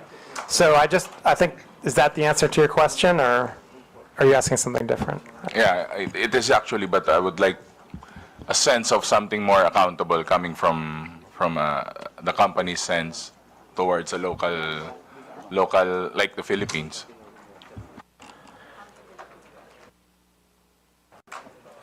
Mr. Chairman, if I may. Yeah, Congressman, I think that Hindi, wala. Operation sa ngayon. At according to the statement, and I quote, the private sector that engaged had been stopped operation or had stopped operations in 2023 pa po. Okay? Allegedly due to poor market condition of the dredge materials. So, yun po. Matagal na po itong ipinahinto. At matagal na lang pong hindi to, wala pong activity sa nasabing lugar about dredging po. Tristan Nodalo, Newswatch Plus. Morning po, Iiyak. Iiyak, recently po nagkaroon ng dangerous maneuvers ulit yung China Coast Guard sa Philippine Coast Guard vessel sa waters ng Zambales. 2 days ago or a day ago, sabi po ay nagkaroon pa ng near collision yung China Coast Guard ship sa Philippine vessel. So how does Malacanang view this increasing activities ulit sa West Philippine Sea? Of course, concern po ang ating Pangulo sa mga nangyayari. Pero minimaintain pa rin po natin yung level of professionalism na may kasama pong fearless spirit of patriotism. So hayaan po natin na masagot ang detalye na po na ito ni Commodore Tariela. Ma'am, regarding naman po sa ICC case ni former President Duterte, we had an interview with Nicholas Kaufman, yung lead counsel niya, and sinabi niya one of the biggest challenges that they see dito sa case is a possible political manipulation, with some na parang sabihin with his wide support ay pwede raw po siyang i-consider as flight risk. So how does Malacanang view this na parang sinasabi po ang challenge is political manipulation? Okay. We thought na the former president already requested that there should be no more statements to be made with regard to his case. But anyway, there is this declaration of Attorney Kaufman. Well, anyway, every lawyer desires and aspires to win all his cases for his clients. So, expected naman po natin na malamang ito ang magiging depensa po ni Attorney Kaufman. And siguro mas maganda rin po talaga kasi sinabi niya po na political manipulation of arguments. So, it is also better for him to know who manipulates who. And of course, sabi nga natin, he should also be aware of the plight of the EJK families, of the EJK victims who are now allegedly being harassed by some of the Duterte supporters, according to Attorney Conti. So sana malaman po niya yan. And at the same time, we understand his opinion on this, especially that he is representing the suspect, the former President Duterte, who admitted his acts of killings. So it is really, he will definitely face some difficulties in defending his clients regarding the admissions made by his clients. But we wish him all the luck because still we have to presume that the suspect is still innocent until proven guilty. Thank you po. And Soberano Bombo Radio. Di pa tapos si Meta, men. Yusek, good morning. Shoutout kay Police next week Lieutenant po General ay Tole, no? Holy Week Promotion. po. Pwede po bang malaman kung ano po yung magiging event ni Presidente para sa Holy Week? Wala pa po tayong natatanggap kung ano ang Tapos na yata. kanyang activity. At Tapos na yata. Mr. Chair, how many websites or applications are under the Meta umbrella? Hindi pa tapos. okay, meron po, nilabas na rin po ang DOTR. At sila po ay may direktiba po sa DOTR na dapat pong paigtingin ang kanilang pagmomonitor sa nalalapit na pag-uwi ng mga kababayan natin sa kanilang mga probinsya. At sabi nga po, nagbigay po ng order ang ating Pangulo, hindi lamang po sa DOTR, pero sa mga attached agency po, to ensure the safety and convenience of all the passengers who will be traveling to their hometowns or will have vacations. At magkakaroon din po ng strict inspection sa mga terminals, ports, airports, so that there will be no delays, no? To the operations prior to the Holy Week. Kasi po, mas marami pong maaaring magkaroon ng delays kapag maraming nagbabiyahe. So, yan po ay pinamomonitor ng ating Pangulo sa ating mga concerned agencies. May specific instruction po ba si Presidente, ma'am, sa mga law enforcement agencies ngayong Holy Week? Thank you. Opo, alam naman po natin na may mga pagkakataon na nagkakaroon din pa rin. Hindi natin maiiwasan na mayroong mangyayaring mga aksyon, mga krimen, at hindi dapat matulog. Yan po ang direktiba ng Pangulo, hindi dapat matulog kahit Holy Week, kahit bakasyon ng karamihan, hindi dapat nagbabakasyon ang gobyerno. Patuloy pa rin po ang pagsasagawa ng mga monitoring at ang pagtulong sa ating kapwa Pilipino. Thank you, Yusek. Marian Pulgo, Radio Veritas. Good morning, Shoutout Yusek. Elizabeth Logan. Tungkol pa rin po sa Holy Week, alam naman po natin yung kalagayan ng politika natin sa ngayon, medyo maingay. So, meron po bang mensahe yung palasyo sa nalalapit na Semana Santa sa mga leader po? At saka gayon din sa publiko at yung mga kandidato po this Holy Week. Paano kami bibigyan mensahe kay Sa pagkakaalam po natin, Duterte? magbibigay po ng mensahe ang ating Pangulo Yung most probably po Panginoon sa niya, si Easter Kibuloy. Sunday. At malamang po ay makasama na rin po dyan ang patungkol sa ingay ng politika. Pero of course, ito po ay paggunita sa ating Panginoon na si Jesus. Mylene Alfonso Bulgar. Good morning po, Yusek. Ano po ang plano ni Pangulong Marcos sa citizenship ni Lee Duan Wang na maglalapse into law na po sa April 13? Actually po, yan po ay nabanggit na rin po natin at sa ngayon po ay pinag-aaralan ng Pangulo ang patungkol po dito Rosas sa naman yung legislative nagtatanong. naturalization ni Lee Duan Wang. At meron pa po siyang 3 araw at hintayin po natin na I-content. magiging desisyon ng Pangulo. If it's Last 2 questions. Kenneth Pasyente, PTV. Wala eh. Naging Ma'am, good ano na morning to. po. Ma'am, inireport po ng PSA kanina lang na tumaas po yung employment rate sa bansa nito pong Pebrero. Yan ang niniwala DDS Naitala dyan. po sa 96.2% kumpara noong January 2095 na nasa 95.7. Ano po yung reaction po dito ng palasyo? Good news po yan. Kung Of tumaas course. po ang employment rate, ibig pong sabihin That's ay good.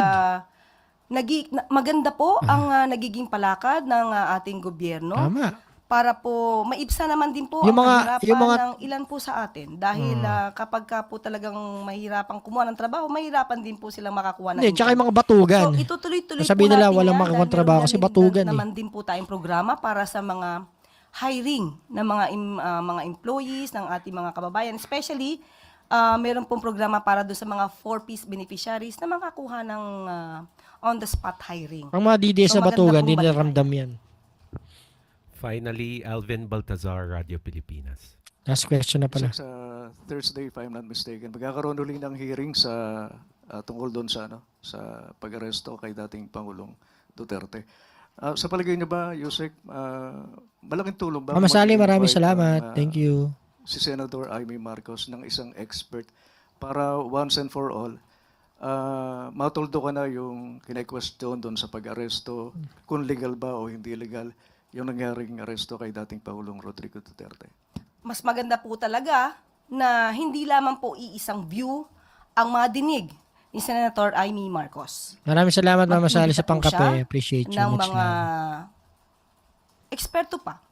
Yung mga na madalas na nai-interview na nagbibigay din ng kakaibang opinyon, no? Kakaibang opinyon na makakaiba kay Attorney Alex Medina para po mas maliwanagan siya. Kasi sabi nga po natin, kung isang tao lang, isang eksperto lang ang ating madidinig, hindi po natin nababalanse ang pangunawa dito at lalo siyang maguguluhan. Katulad na sinasabi niya, siya nagugulumihanan sa ngayon. So mas mabuti po, ito naman ay suggestion lang. Total na itanong naman po. Hindi naman po tayo nag-uutos. Mas maganda po na makapagkuha pa siya o makapag-imbita pa siya ng iba pang mga international law experts para po mas maliwanagan siya. Baka nga po sa pamamagitan ng ibang mga international law experts, ibang mga abogado, may mga ibang opinion, ay di na nga niya kailanganin ang ibang mga cabinet members para siya ay makapagbalangkas ng batas. That's the last question. Thank you, Yusek Claire. Okay. At dito na po nagtatapos ang ating briefing. Maraming salamat Malacanang Press Corps at magandang umaga para sa Bagong Pilipinas. Good job, Attorney Claire. Part 2 naman tayo dyan. Thank you, Attorney Claire. Good job. Okay, balik na tayo dito. Hindi pa rin tapos. Because it's false, no? So this is an example of how the Meta How does di it, right? Carabao? I don't know how you fact check, for example, how you take down, or what is your standards on taking down the AI that is not being fact checked by this by Verifiles, by Rappler, by those that you've actually mentioned before. Mr. Chairman. Congresswoman, in the presentation I gave, I highlighted that we have a three-pronged approach to misinformation. We remove the most harmful... Sinabi na nga paulit-ulit lang yung tanong nakakabwisit. Alam mo itong mga to, hindi ko alam kung naiintindihan nila yung tinatanong nila or hindi nila naiintindihan yung sagot o paliwanag ng taga-Meta.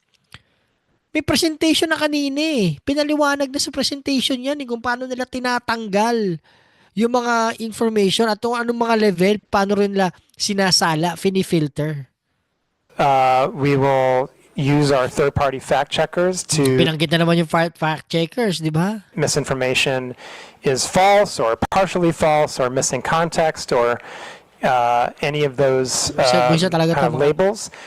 And if the third-party fact-checker does confirm that it's false, then we will reduce the distribution of that content on our platforms, and we will put a label on it so that someone who... Alam mo, ito yung mga sinasabi na basta makapagtanong lang. Basta makapagtanong lang, makapagpasikat lang, makapagtanong lang, inuulit lang ni Kalbo kanina. Sorry. Inuulit lang kanina yung sinasabi niya Pang ilang beses na yan about what that would look like on our platforms. And so when it comes to AI, I think the important thing to reiterate is, number one, that whether a piece of content is AI generated or not, the misinformation policies still apply. Right? They apply across the board. So if there is a piece of misinformation that's generated by AI, it's still going to be the same misinformation policies. Now there is one additional point to make, which I mentioned previously, which is that if it's a paid piece of content, if it's sponsored... Binanggit na rin yan, you have to declare. If it's a paid content, you have to declare, di ba? That whoever has placed that ad or boosted that content disclose that it is AI generated, right? And then you'll also be able to go into the ad library and see the details, and these are all publicly available, of who placed the ad, how much was spent on it, you Hello, know, Ate Tiger and Eyes. so Good forth. evening. Thank you, Mike. And Ano if magagawin these natin dito ads sa mga to? are politically, if they're political in nature, if they are about the election, about a campaign, about a political candidate, if punta they're kayo sa about comment, social sasabihin niya, tingnan issues, mo. then they have to go through our authorization process for running political and social ads. That adds another layer of authorization and verification, so that means that, sorry? I mean, my question is, how do you control this? Diba? You have the controls, Anong you diba? have the technology. How do you control this kind of ano? I am asking this, Mr. Chair, because we are always the victims of red tagging, and it is a danger to our life, liberty, and property. And we all know that those are actually false contents. How did you know? But it keeps on proliferating in the internet. Right now, even right now, as we are speaking. So I'm asking the Meta, how do they do that? Is there, actually, my next question is about... They cannot do it for you guys. You have to report it. You have to report na kayo nare-red tag, hindi totoo kayong mga makakaliwang grupo. They cannot do it for you guys. Diba? Nobody can do it for you guys. Ano kayo? Libre kayong iaantag ni Meta na kayo hindi pag ni-red tag kayo? You know, answer it. Mr. Chairman, first of all, Congresswoman, I think the issue of red tagging is one that we take very, very seriously, and I would express my sympathy to anyone who's been the victim of that. That's obviously a very difficult experience, and one that I would certainly not wish on Pwede naman anyone. kayo umamin eh.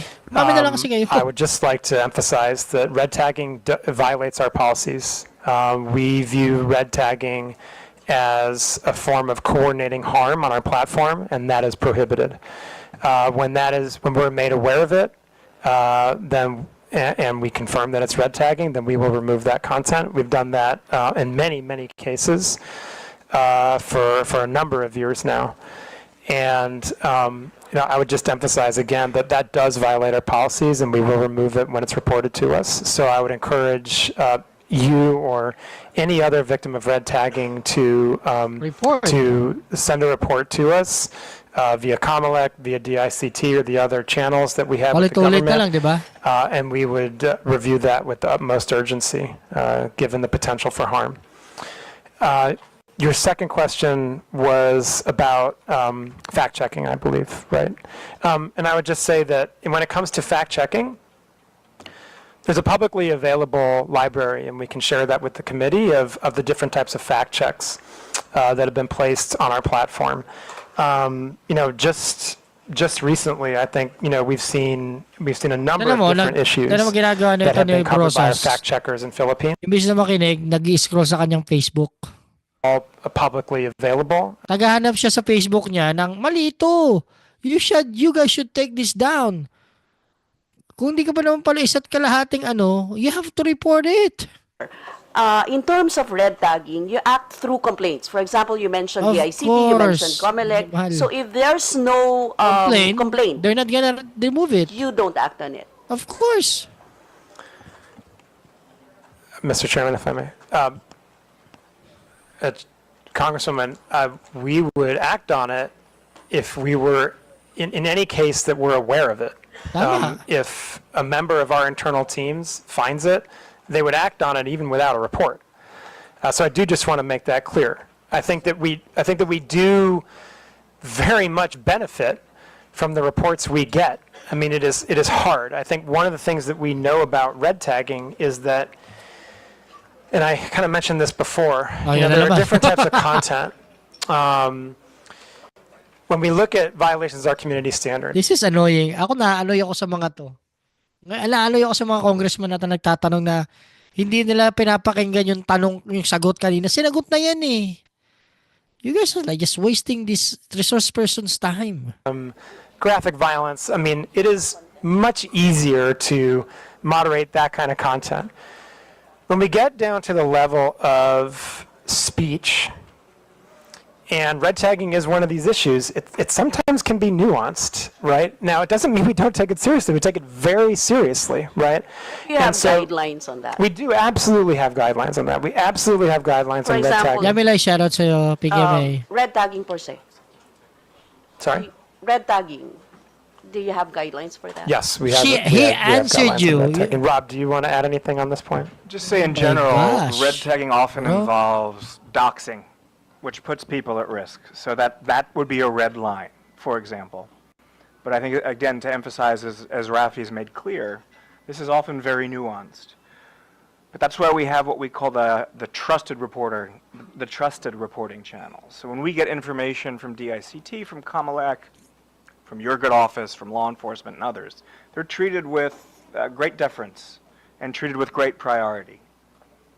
But doxing, putting people's lives in danger, that's obviously a red line for us. Kasi just tell them, red tagging means they are being tagged as a terrorist. How bureaucratic and to an extent slow the processing Imalto. of legal actions in the Philippines. We are more concerned on your mandate and mechanisms as Meta, as a multinational technology conglomerate in terms of taking action on these matters, no? From fact-checking and ensuring the veracity of contents and users, taking down posts and banning users that proliferate disinformation and red tagging, up to instituting Di ba, Christine protections Martinez? to users so as to allow for a healthy and humane interactions and discourses on your platforms. That is what we're expecting.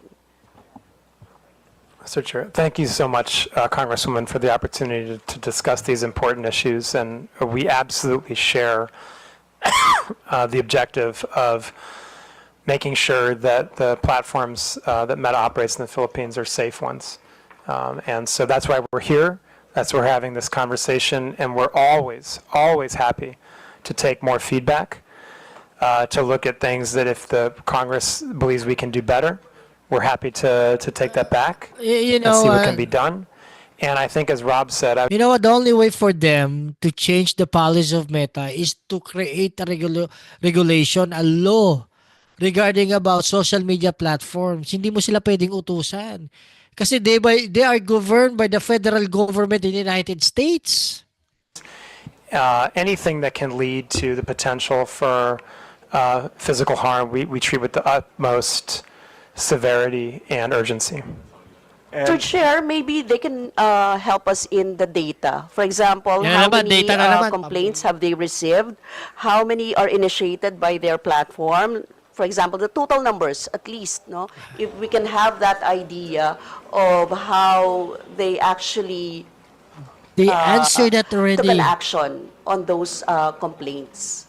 How But many? that would be a substantial number of complaints. I don't know if you'll be able to submit the data to this committee. I mean, well, maybe as far as the Philippines is concerned. Mr. Chairman, thank you. We do put out transparency reports that look at how we have handled government requests, and so those are readily available. I believe the last one we have out right now would be for H1 2024. I can check on when the next one is coming, but beyond that, I'm happy to discuss with the committee, I think more in private, about how we can potentially share additional data around how we have acted on government requests. Mr. Chair, with your indulgence, might I just add to that response? I really like the fact that you said, I believe, was it humane and fair? I think that's very, very well put. I want to make it very clear that we are not in a reactive-only posture when it comes to the upcoming midterms. We've been having weekly huddles with meetings that are very multidisciplinary and cross-functional at our, at our headquarters in Singapore. That is largely staffed by our Filipino colleagues. We are firm in our belief Kaya to mga to. that the Filipino election is for Filipinos, and we're doing everything we can to keep it free, fair, and free from interference. And to your point, Madam Congresswoman, humane as well. But as the chair and I were discussing along with Rafi, we've seen firsthand, and this is now my second or third round of elections here in the Philippines, It's a very vibrant, bare knuckle democracy here. So yeah, Too much democracy, it actually. can get pretty rough and tumble. Yes, Mr. Chair, but we would like to lessen the fake news and disinformation. So we need those data. How that, they gonna determine that if there's no report? We really need those data. Would you allow releasing that data? Would it be proper if this committee would write you an official communication to access those data? Mr. Chairman, thank you. Yes, I think it would be helpful if you could, as a committee, specify the type of data you'd like to see, and then we can take that under advisement and share what we can, and have a discussion about what type of data we share and kind of what's most helpful to you. Yeah, okay, we will send an official communication for that data. Okay, finish Last them. question, Mr. Chair. Oh my God.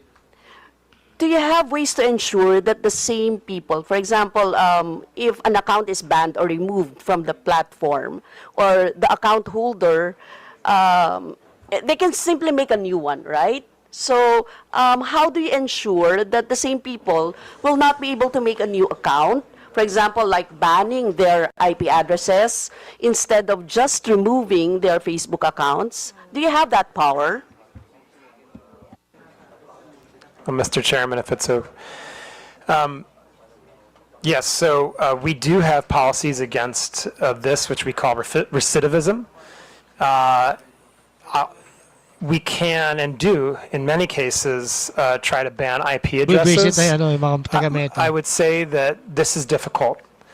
It's a difficult space because That in it's CSAM, right? In the Yes. in cases of child pornography and OSAIC. Yes, absolutely. For those types of very high severity violations, those people would be banned from our platforms. And we do our best to Siguro gusto keep ni people process off yung mga nagre-report once sa they have kanila. been deleted. Hello po, But Lord what I would Elena. say is what we encounter are various Senior Cheng, levels of shout out. adversarial behavior. There are some people, including very well-financed criminal organizations, who are very determined Can you ban kulaong? to maintain a presence on our platforms, and that is a hard battle that we fight. We do our best. We continue to fight that battle every day. We do it with the help of our law enforcement colleagues in Philippines and around the world. But it's not always easy. We try to do our best we can. We have also new technology that we use. AI is incredibly helpful and a remarkably helpful tool in helping us kind of try to. Yeah, we've talked a lot today about some of the potential harm of AI, but I think that what I would emphasize is that AI is also the best shield in many cases, right? We've developed AI technology to help moderate our platforms, both at the content level and, as you were talking about, the user level, for many, many years. We're able to delete literally billions of accounts, like the ones you're talking about, because of AI. And so those are capabilities that we have. They're always turned on. They're always active. Again, our transparency report does go into the numbers of the billions of accounts that we delete. Hindi, sa tingin ko, ang gusto nito ni Brosas, tsaka nung kasama niya si Frank Castro, yung mga nagre-red tag sa kanila, maban. Maban at ma-delete sa Facebook. Para siyempre, malaya sila yung kanilang Facebook. Yun lang naman yun eh. Pambihira, Facebook lang yun. Pwede ako mabuhay walang Facebook eh. Technology, as we long have.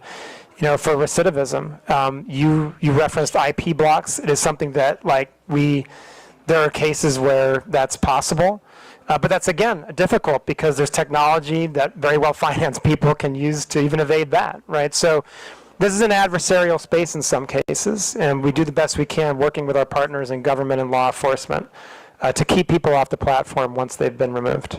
Rob, do you want to? Sure, I'd be happy with the chair's indulgence to add some additional context to that.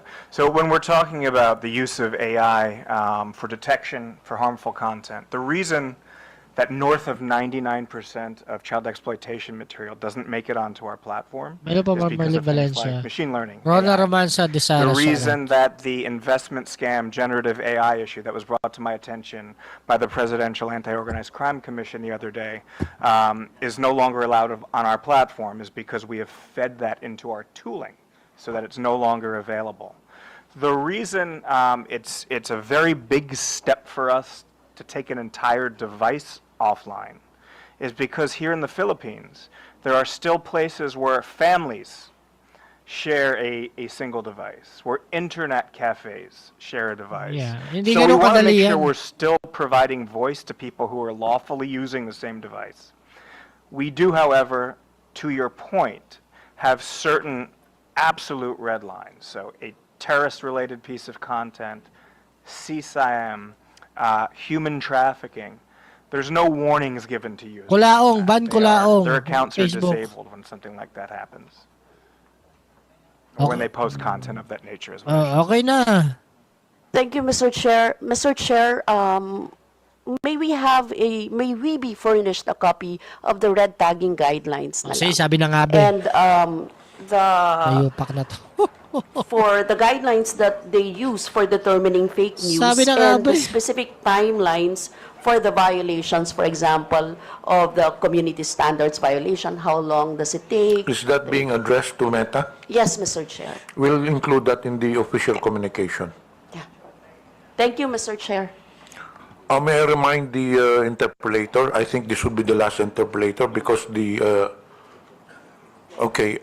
before we proceed, may I acknowledge the presence of our co-chair, Honorable Joey Aquino, and our Representative Dante. The Meta representatives will have to take their flight at 3 p.m. So can you make your questions concise? They need to leave. Come on. The next interpolator would be Honorable Roch Gutierrez.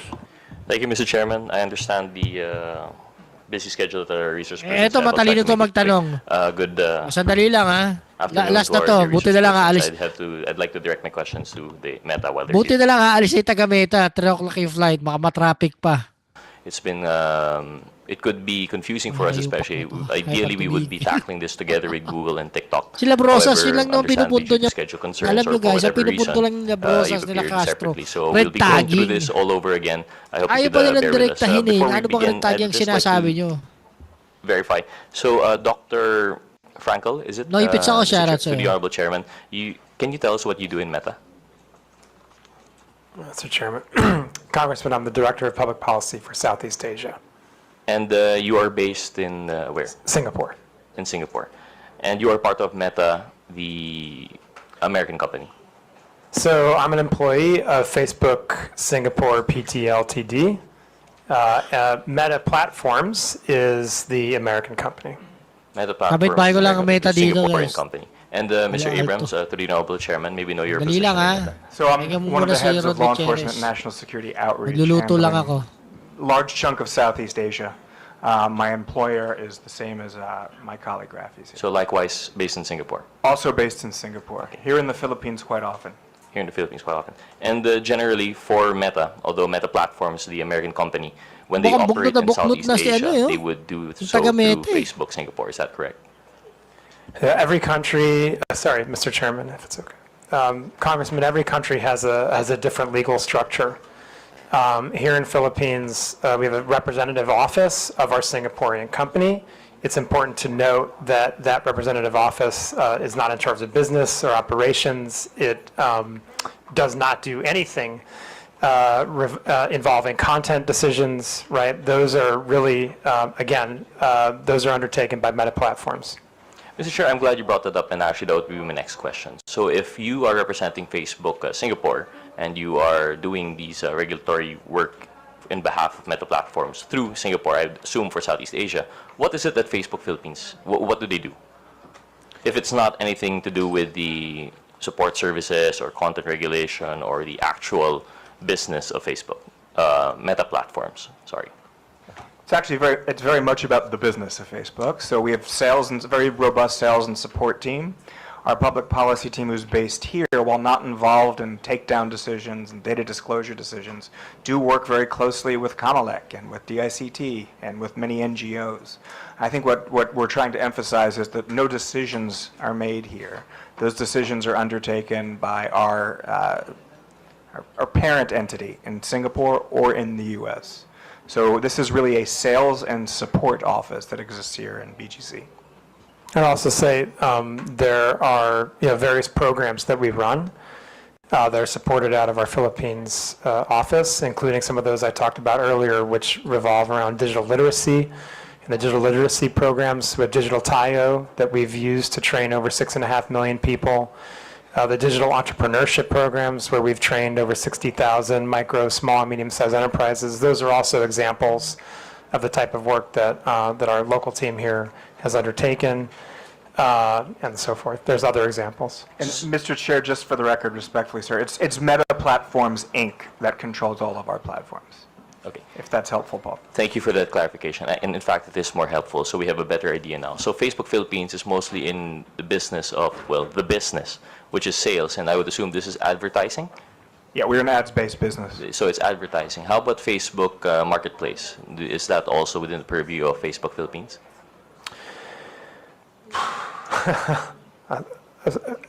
Mr. Chairman, if I may. I want to check to make sure I get you the totally accurate answer, but I believe the answer is no.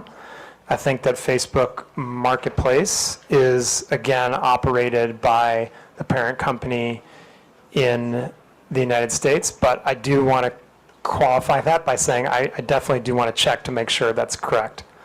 Thank you. So I hope you understand where our confusion is coming from. So I would assume that Facebook Marketplace would be part of the business end of Facebook. So we would assume that that would be something within the purview of Facebook Philippines, considering that there would be regulatory requirements under the DTI and such. Mr. Chairman, if I may, this is where it does get a little complicated, right? I mean, to be clear, so there, there's no commerce that's taking place on Marketplace, right? And so but it doesn't mean that we don't comply with local law, right? We, as a global American company that lives up to the best legal standards in the world, we always want to comply with local law. So just because any of the platforms are being operated by an American company doesn't mean that we still won't comply with local law. Yeah, Mr. Chair, absolutely agree with you, and we are not implying any disregard for local law, but precisely, I think, if you've been listening to our fellow colleagues here, what we're driving at is accountability, which goes beyond just the legal requirements. So I hope you understand where we're driving at with this and why I'm asking these questions. We aren't implying that you aren't following local law. And in fact, we do appreciate all of these efforts that you've done above and beyond the legal requirements that we may have, such as your public outreach programs that you may have, and your facilitating the requests of some of our stakeholders in government. However, I hope you understand that what makes it very difficult for us is that when we have problems, it's very hard to reach Meta Platforms, Inc. So understandably, we are of the position that if we have any problems or anything that we have to relay, we have to go through Facebook Philippines. But as you can see from our previous hearings, they've been tossing us around left and right.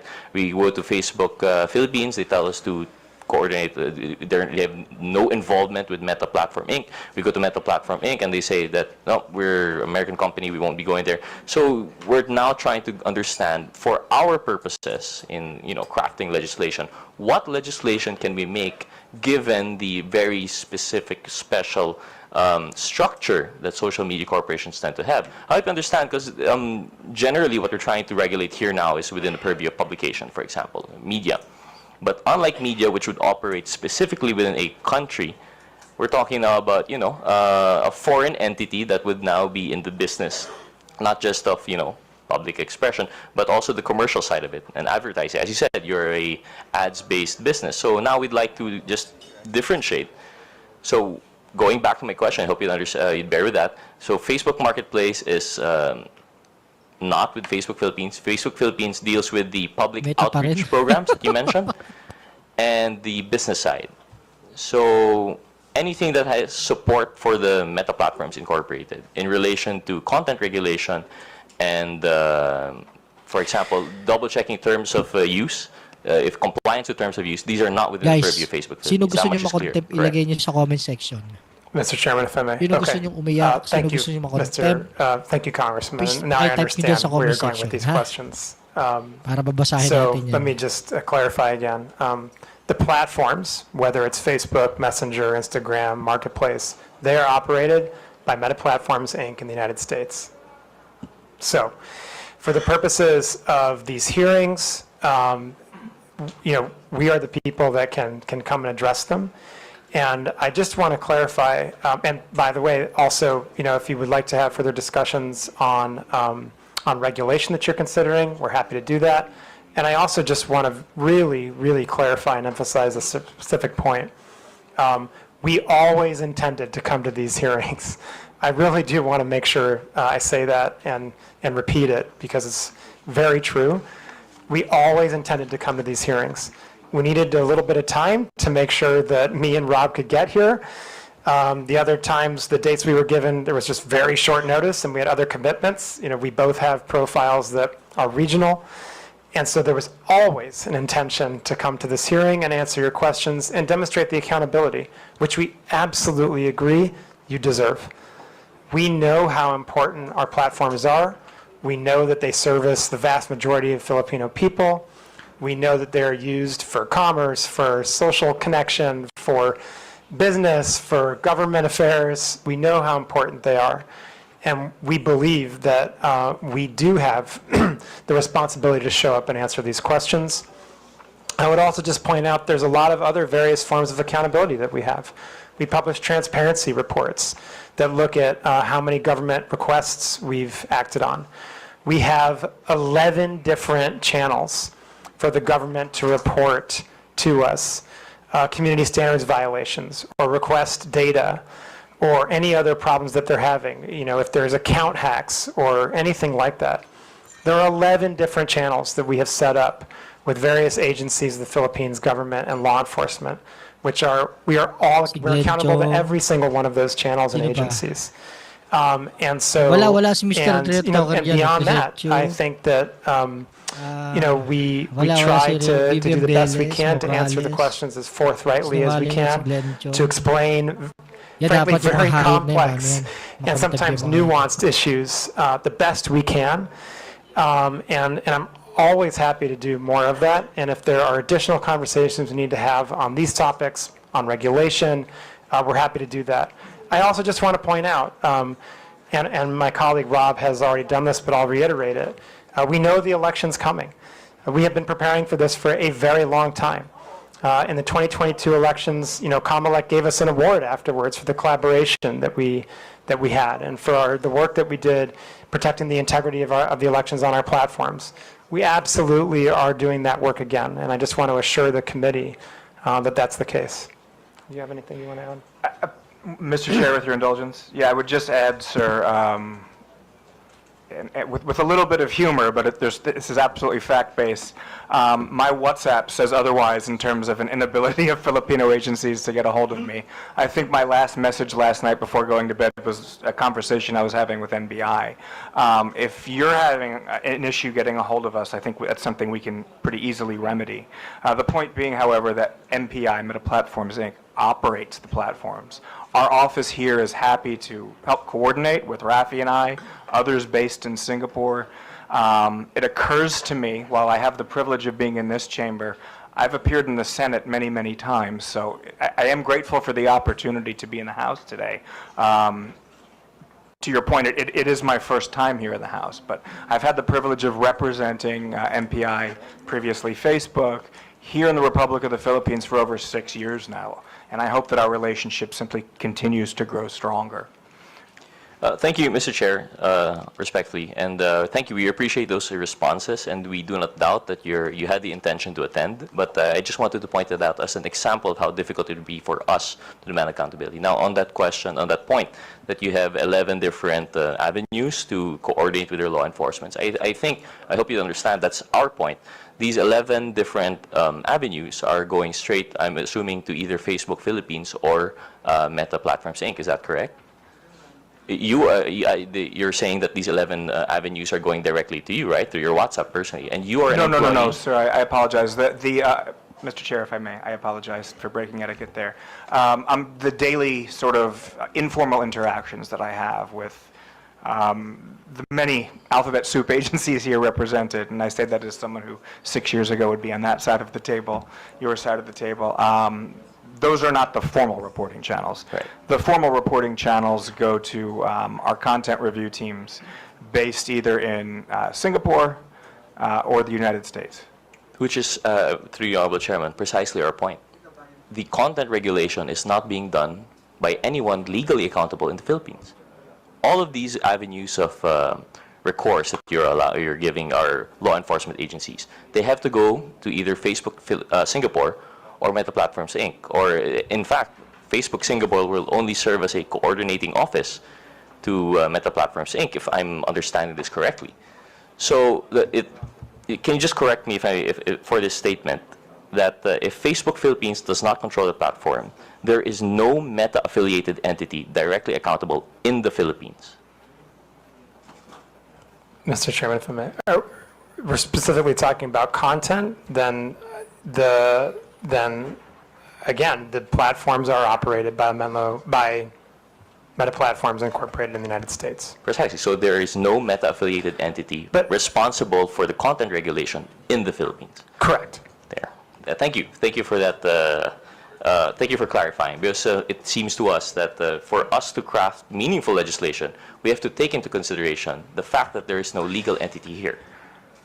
Mr. Chairman, if I may, Congressman, I just want to, I would, if I could, take a step back here. I think that what future conversations, what we should focus on are, what are the objectives you're trying to achieve that you don't feel like you're achieving now? I think that we have seen similar requests in other countries, which emphasize a similar point that you're making here. But, you know, I think we've proven through our collaboration that Rob has with law enforcement, through the collaboration that my teams and our other teams have with the government, with the ICT, with Comelec, you know, that we are extremely responsive, that we get to the important things quickly, that we act on reports from the government and good faith trusted partnerships that we have in the country. And so I think that, you know, as a global platform, we have to have global systems in place. There's no other way we can operate it at the scale of 3.2 billion people every day. So if there are specific issues that you feel like we need to address and do better, let's absolutely collaborate to address those issues. But I can say, and I feel very confident in saying, there's an immense amount of connective tissue between Meta Platforms and all the platforms we operate and the companies that are incorporated under Meta Platforms and the Philippines government as a whole. And that relationship that is broad and deep, both, has produced very strong results in terms of collaboration and in terms of removing harmful content, in terms of addressing misinformation, and as I mentioned before, when it came to the last round of elections, it even produced an award from Comelec. And so I think we feel pretty confident that we have the right structure in place, but if there are specific issues that you'd like to address and specific regulations that you'd like to work on, we are very happy to sit down and talk to you about those. Thank you, through the Honorable Chairman. We appreciate that response, but as we mentioned, what we're trying to come up with here is meaningful legislation to curb fake news and misinformation. So while we do appreciate that Meta Platforms Inc. and Facebook Singapore are very responsive. What we're trying to do here is to come up with, of course, you have to understand, we're not only dealing with Meta, we're also dealing with Google, we're also dealing with TikTok, ByteDance, right? So we're trying to come up with meaningful legislation that can consolidate our issues with all three. So while we do appreciate, again, it bears repeating that we appreciate the responsiveness of Facebook Singapore and Meta Platform Inc. through your respective offices, it doesn't skirt the issue for us that there is no baseline legal responsibility within the Philippines. There is no Meta-affiliated entity within the Philippines. And that's what I believe makes it hard.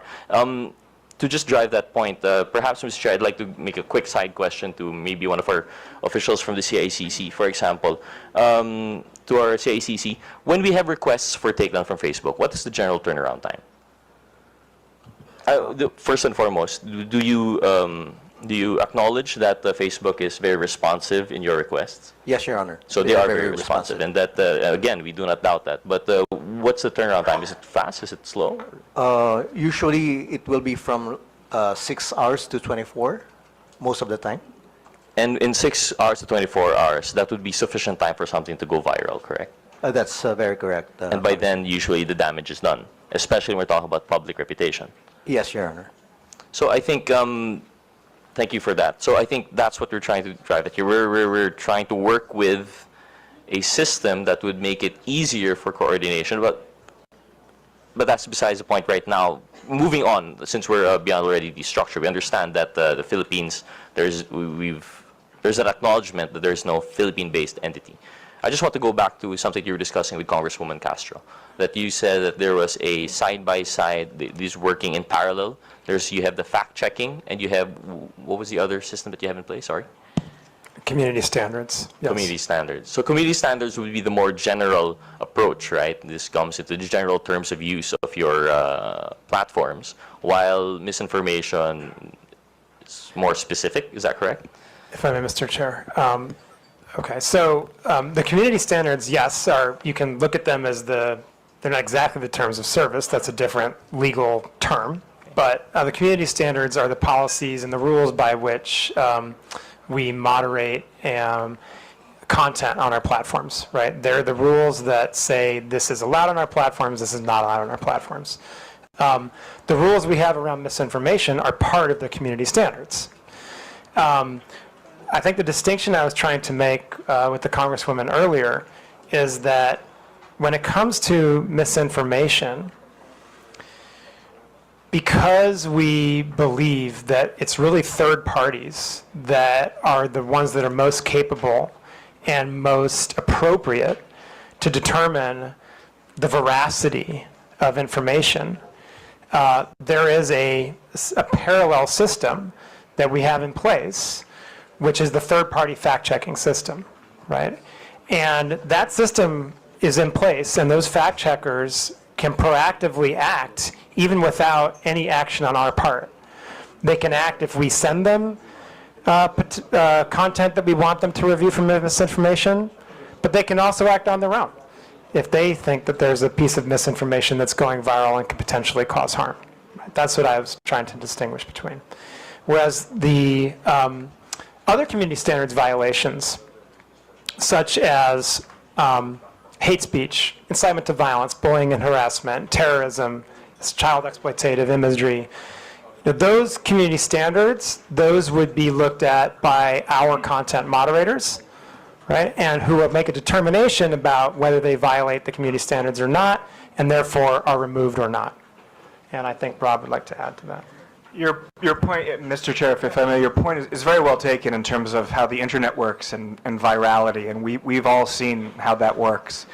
The upside to that is when we have a piece of content that's violating, I'd like to just underscore once again that feeds our ability to prevent its future proliferation. So just by way of example, for something that's a very non-controversial sort of content subset, so terrorism-related content and child exploitation-related content, every piece of video or every photograph that's uploaded to Instagram or to Facebook is compared against an enormous bank of hash values, digital fingerprints, if you like. So once we identify one of those and it's added to the bank, so to speak, it can no longer be spread on our platforms. And as members as the GIFCT, the Global Internet Forum to Counter Terrorism, we share those with our partners. We don't compete when it comes to safety, we collaborate. But to your point, yes, 6 hours is enough time for something to go viral. When you're operating at a scale that we are, a little bit south of 90 million users here in the Republic of the Philippines, just on Facebook, 6 hours we think is pretty good. We would love to get it down to 30 seconds. I don't know how realistic that is, but I do want to thank Director Hesolios for the acknowledgement of the progress we've made on turnaround times. Thank you for that. Thank you for the response, and we appreciate that point.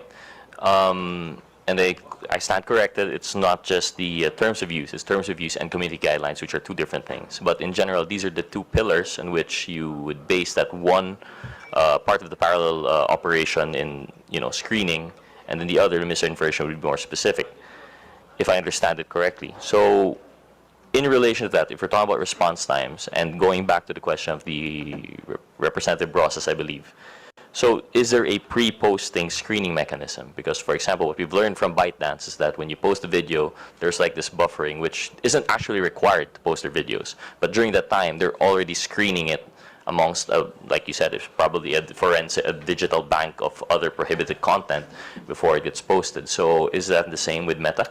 Mr. Chairman, if I may. Yes, we proactively screen content. Every piece of content that's posted on our platforms is going to go through some type of automated screening. Wala pa rin. Yeah. Hindi pa rin tapos. Every piece of content will go through some type of automated screening. It does not mean that our screening is perfect, and I do want to emphasize that, right? And as I kind of pointed out previously, our accuracy rates on really clear violations are very high. If we look at our proactive removal rate on, again, issues like terrorism, child exploitative imagery, we're talking above 99%, approaching 99.9%, right? When we get down to other issues that are more nuanced, that are more contextual, that are borderline, then those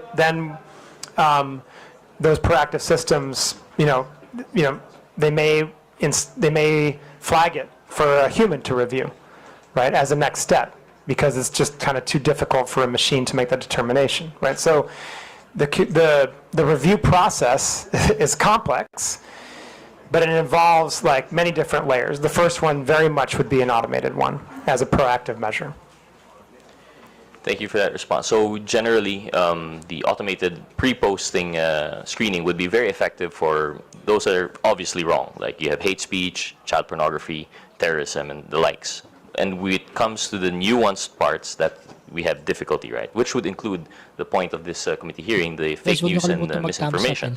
We understand it would be pretty difficult, and that's where, if I understand correctly, that's where the fact checkers come in. Shout out Karina. In addition to that, we came across a piece of news that Meta was actually dropping fact checkers in favor of something, I think it was community notes mechanism. Is that correct, or is that not being rolled out globally? Mr. Chairman, just one thing I want to point out. In the list of violations, you mentioned hate speech. Hate speech sometimes can be obvious, but other times it cannot. And so that one's a little more nuanced than terrorism, for example, right? Okay, yes, turning to our global fact-checking program. As of, I believe, yesterday, if I'm not mistaken, in the United States only, we have moved to a system of community notes as opposed to our third-party fact-checking system. But everywhere else in the globe, the third-party fact-checking system is the system we still use.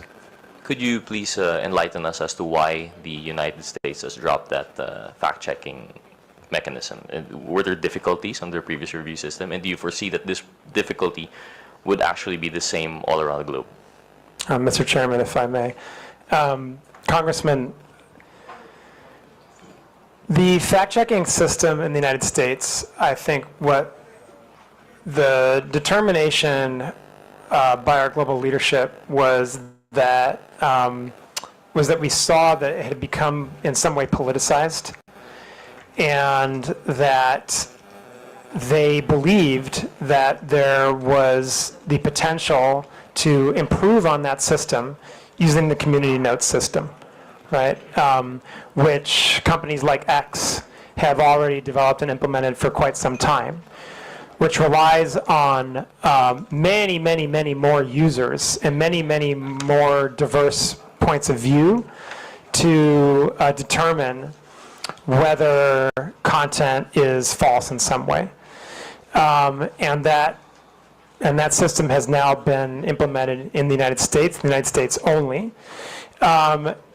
As of now, there's no plan to change that globally, but I think that I would just always say that whether it's our fact-checking system, whether it's our generative AI products, whether it's the user experience in some way, we're always looking to improve everything we do. We're always looking at innovation. And so, the community notes that are now rolling out in the United States, we're obviously going to be looking at, are they effective? Do they make sense? And testing like the capabilities there. But as of now, and there's no plan to change the system other than in the United States. I still have quite a few, I have a lot of questions actually, but I understand that there's a time constraint for our resource person, so I'll just stick to one or two questions to conclude. Just based on that point, I'll leave the others out. So when they drop the fact-checking, I know it doesn't apply it here, but we'd like to know the possibility of, if that were to be implemented here, we'd want to know what we're working with for our legal framework, right? What laws that we might come out with in relation to that. So if you are dropping fact-checkers and it's community-based, this would now be more in line with the reporting system that you already have. So it's going to be it's going to be based on user feedback. And how do you differentiate authentic user feedback from, for example, what we're really fighting here are the trolls? I mean, that's one thing that we can agree is very morally wrong and misleading. So when they're purporting to be other people who they're not, and they're not voicing actual, personal opinions, and they bloat their numbers per capita. Instead of just one voice, it appears to be hundreds of thousands. How do you now balance that when you drop the fact checkers? Mr. Chairman, if I may. Congressman, first of all, any type of inauthentic behavior is prohibited on our platforms. Any type. You have to be your authentic self on our platforms. And it's especially, and I would say that in the case of any kind of coordinated inauthentic behavior, that can rise to the level of what we would call network disruptions, with my colleague Rob described earlier in our presentation, and how we treat those types of abusive networks. To your question specifically about community notes, I need to be very honest. This is a very new program that we are running, and I just don't feel qualified to completely answer the question about how it works, as it's only rolled out, I believe, yesterday. I feel very qualified to answer a lot of other questions about these issues, but on that one, I think we just have to come back to the committee. If you have specific questions, I think that the chairman and the committee are putting together a list of follow-up questions, and we'll be happy to try to address that one as well. Thank you. Just one last question to the Honorable Chairman, if there are resource persons who could oblige, because you already mentioned that in Facebook you only allow your authentic self.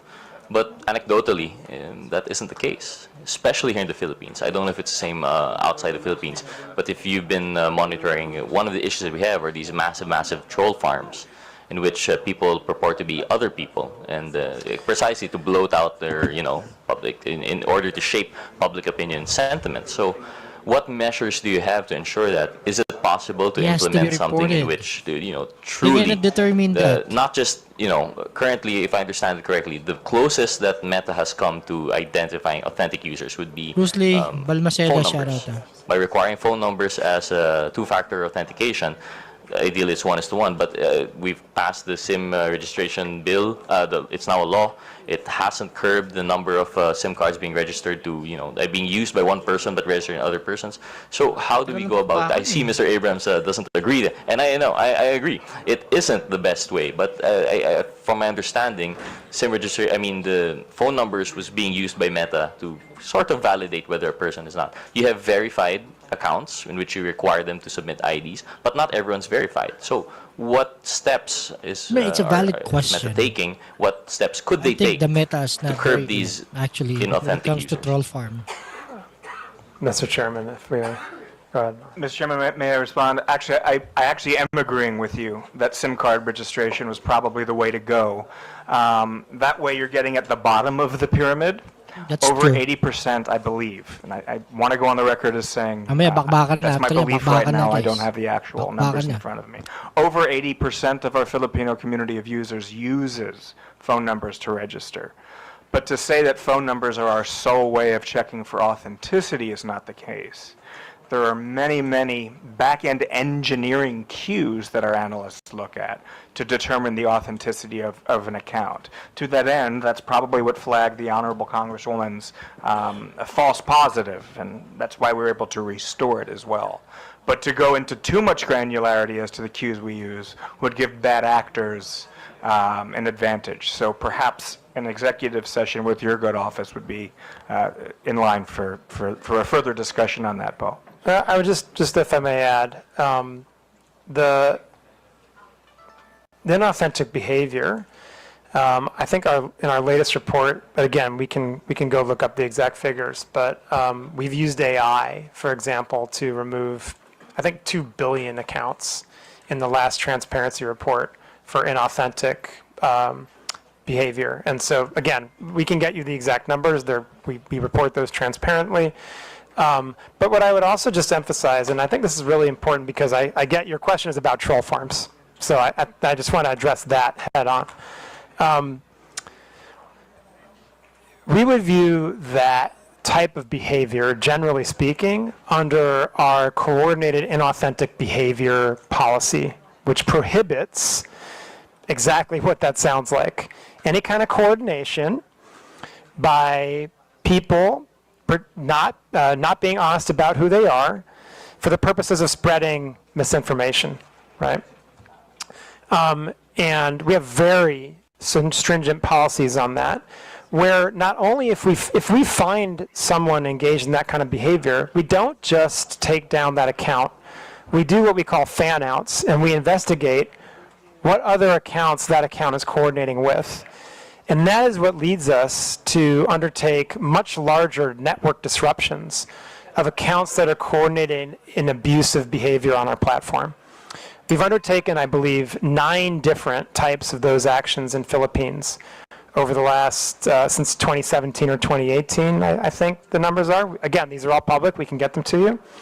And I think it's really important to point out, this is where our relationship with law enforcement really comes into play. A lot of those come from leads that we act on from law enforcement. And the intel sharing goes both ways. And so I would emphasize to you, I'd continue to emphasize to law enforcement, although they already know this, and other members of this committee, if you have reason to believe that there are accounts that are engaged in that kind of behavior on our platforms, please do send them to us. And we will do everything we can to investigate to see whether they are engaged in that kind of coordinated abusive behavior. Thank you. Thank you to the Honorable Chairman. Actually, if you had the time and you stuck around with us, I think you'd see through our other resource persons in questioning later on that it is, while we do appreciate that you have the guidelines and the protocols in place, it doesn't seem to be all that effective. I understand the scale that you're operating, perhaps it's very difficult, but at least in the situation here in the Philippines, you'd see later on that it's very difficult. But I understand with the time constraint, I actually still have more questions, but given that we wouldn't want you to miss your flight, so I'll be yielding to the next interpolator. I'd like to thank Dr. Frankel and Mr. Abrams for their time today. Thank you very much, Mr. Chair. The last interpreter on the meta issue, Honorable Romeo Acop, you have the floor. Thank you, Mr. Chair. Before I proceed, Mr. Chair, I'd like to briefly manifest that the absence of a clearly accountable and empowered meta entity here in the Philippines is a crucial issue. And I hope the meta people would agree with that. As we have heard, Facebook Philippines does not control the platform, nor does it handle content regulation or policy enforcement. This makes it difficult for Filipinos to seek timely and effective recourse when harm occurs online. That is why we are exploring the idea of requiring accreditation or registration for social media platforms operating in this country to ensure that there is a readily accessible, responsible point of contact that understands and complies with our laws. It's a matter of accountability, Mr. Chair, not just for regulation, but for the protection of the Filipino people. And may I proceed, Mr. Chair? I'll touch on accountability, which was a little bit touched by the Honorable Gutierrez. May I ask, Meta, are you aware of the number of Filipinos who use Facebook and Instagram? Are you aware of the number? Mr. Chairman, if I may. Congressman, I assume you're referring to here in the Philippines or globally? Philippines. Yes, I think the last numbers that we've reported were over 90 million. 90 million. Over Filipinos. 90 million. Okay. And would you agree that you have a responsibility to these users to keep the space you provide them free and open? You have that responsibility, would you agree? Sorry, do we have the responsibility to keep our platforms free and open? Yes. Sir? I think we have the responsibility to do the best we can to balance the rights of Filipino people to free expression, but also the rights of people to have a safe space on our platforms. I believe that's what you're getting at.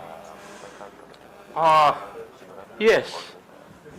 And because of such, the posting of false information and misleading news, the content that harms not only the subjects of the questionable post, but also the public trust in state institutions should not be tolerated. Would you agree with that also?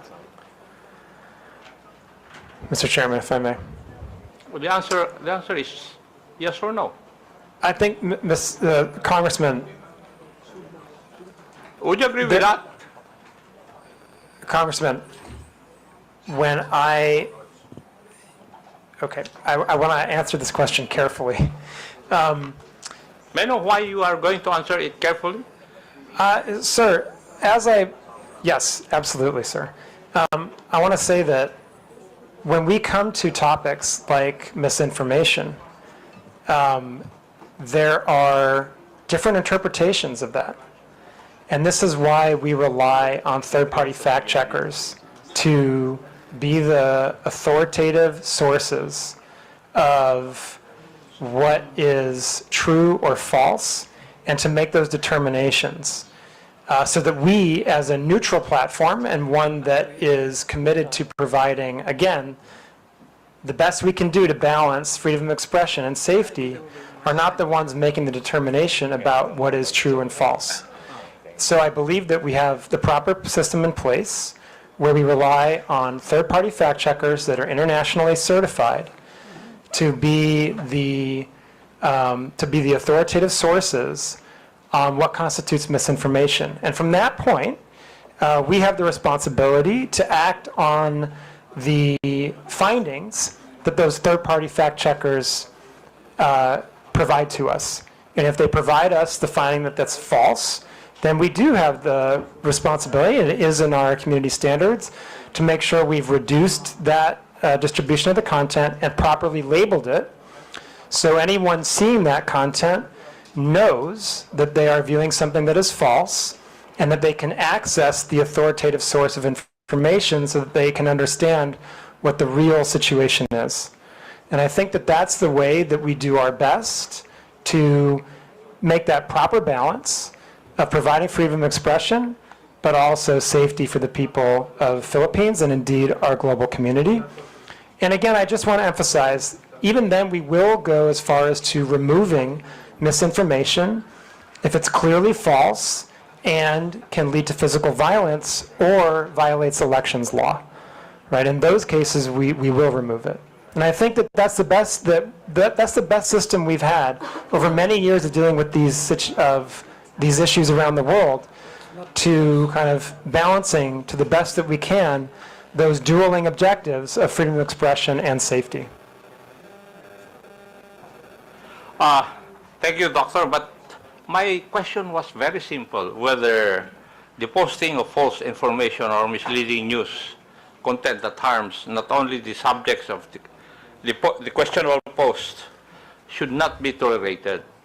It's answerable by yes or no. Should this not be tolerated by platforms? Yes or no? Mr. Chairman, if I may.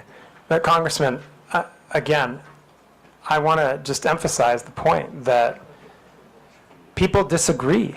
We're in a world right now when people disagree on what's true and what's not Are you true. trying to tell this committee that you do not agree with that?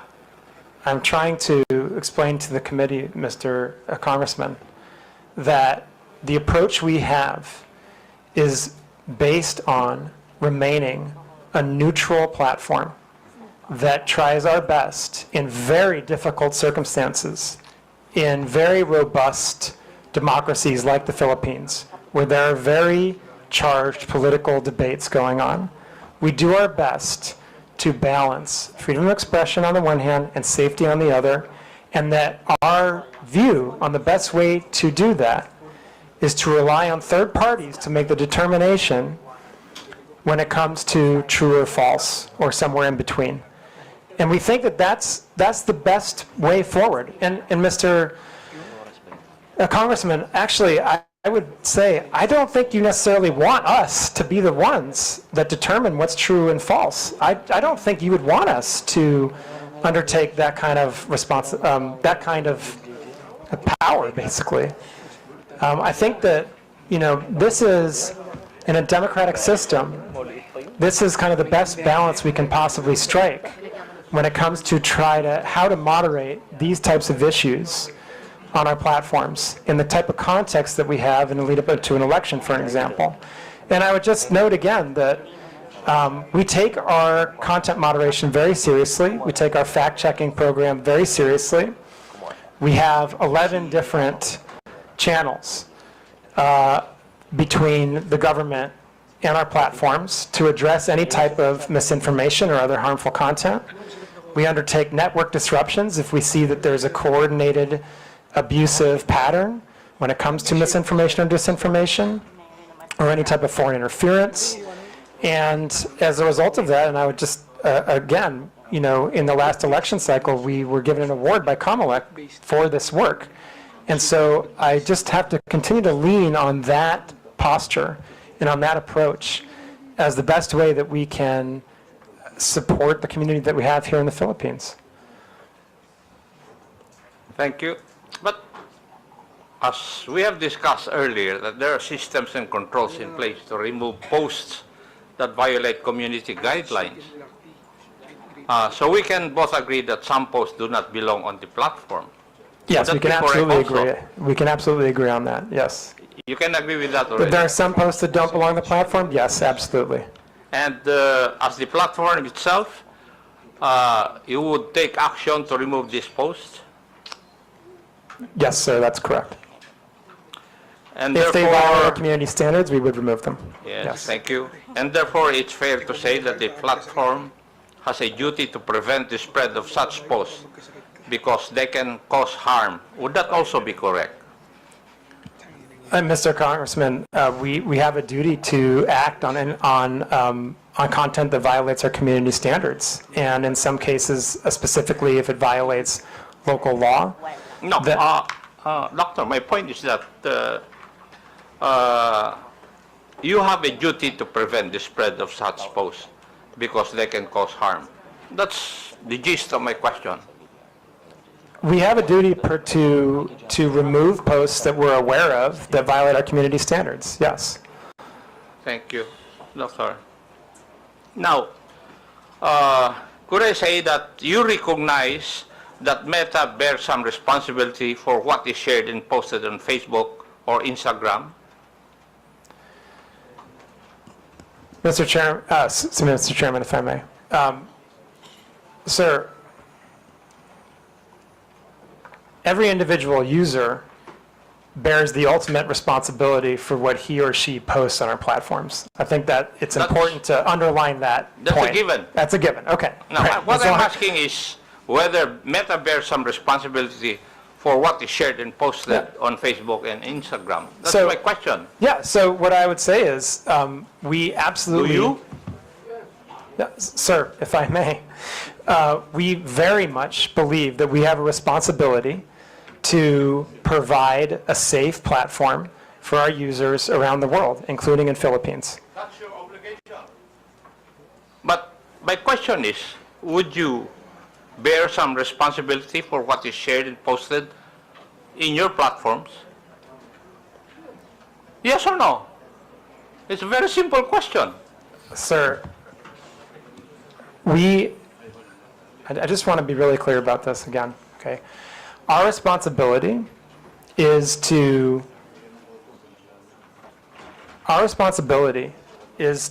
make sure that we are doing the best we can to balance between voice and safety. Okay, and the ultimate Mr. Chair, responsibility, for the people, Chairman, for the content posted, is the I people think that post the it. doctor is evading the answer to my question. Any Tom, Dick, and Harry will say that it's answerable by yes or no. Mr. Congressman, the ultimate responsibility lies with the user who posts the agree. content. But what I'm asking is if Meta bears some responsibility. I'm not asking whether you are the primordial entity to be responsible. No, I'm not asking that. My question is whether you bear some responsibility.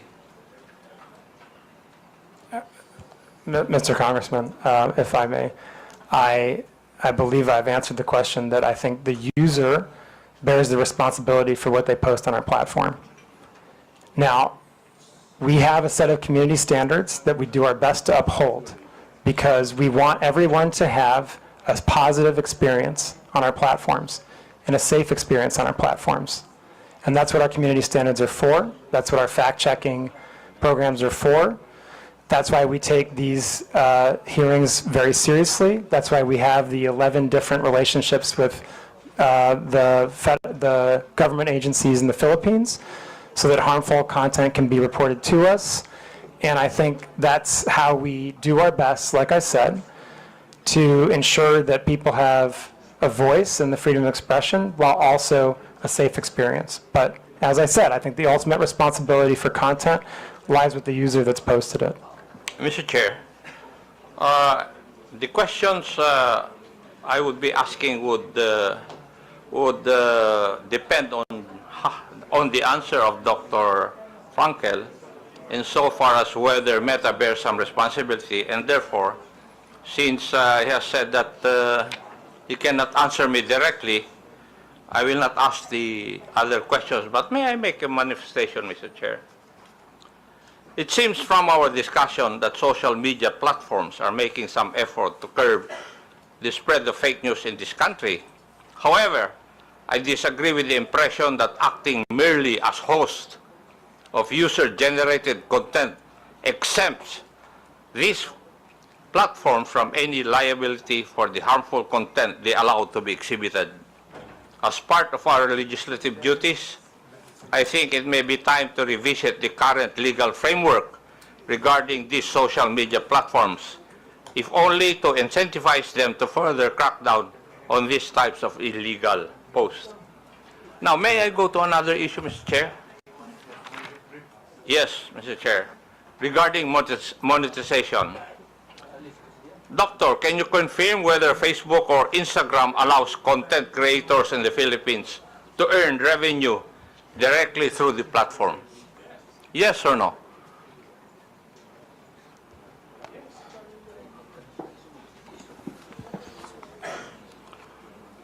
Congressman, I believe the answer is yes, but I want to make sure to check on that. I believe we have content creators that can monetize on our platform in the Philippines, yes. Thank you. And would this mean that Facebook directly pays users upon fulfillment of certain requirements and upon reaching specific targets? Would that be correct also?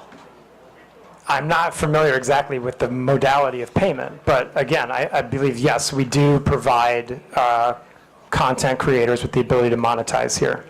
Thank you. And what are the means of earning through the Meta platforms, Facebook and Instagram? I'm sorry, sir, what? What are the means of earning through the Meta platforms, Facebook and Instagram? There's different ways. You can you can monetize your content using something we call stars. There's ways that you can we can have partnerships. I think there's 2 or 3 different ways that creators can monetize. Thank you. And are there specific content guidelines that monetized accounts must follow? And Yes, if so, absolutely. how are these enforced in our country or in the Philippines? Yes. Yes. Yes. So there are content guidelines. Creators, like anyone else, must abide by our community standards. Now, is there a process also for demonetizing content that is later found to be false, misleading, harmful, or otherwise violative of the community guidelines? Any user that is monetizing on our platform can be demonetized if they have repeated violations of our community standards, including repeated violations of misinformation. Yeah. Now, can you describe to this committee the revenue sharing model? How much of the ad revenue goes to Facebook, and how much goes to the content creator?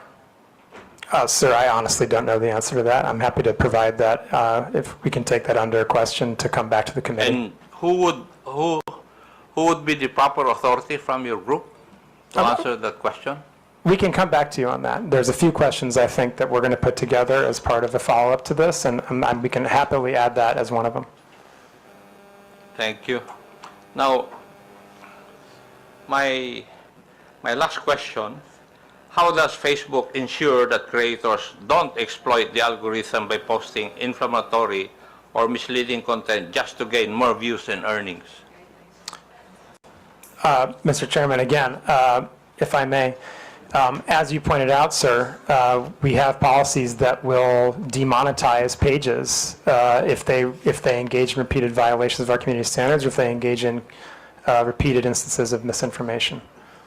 For curiosity's sake, can you provide data available on how much content creators in the Philippines have earned through Facebook's monetization programs over the past years? Mr. Chairman, I'm sorry, I do not have that data. And who would have that? Again, we can take that question under advisement and see if we can come back with something, but that may also be subject to privacy, and so I would have to see what the exact question is and see if we can come back to you on that. Thank you. Thank you, Mr. Chair.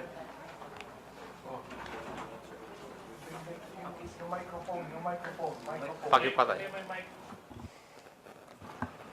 Thank you. Okay, for a last manifestation, you're given 5 minutes, Honorable Abante. Mr. Chair, thank you very much. I really would like to ask some questions, but I'm not going to ask any questions anymore. But as I listen to your explanation, I begin to realize, and I don't understand what Meta actually is, all right? I have to admit I'm ignorant of what you're trying to do.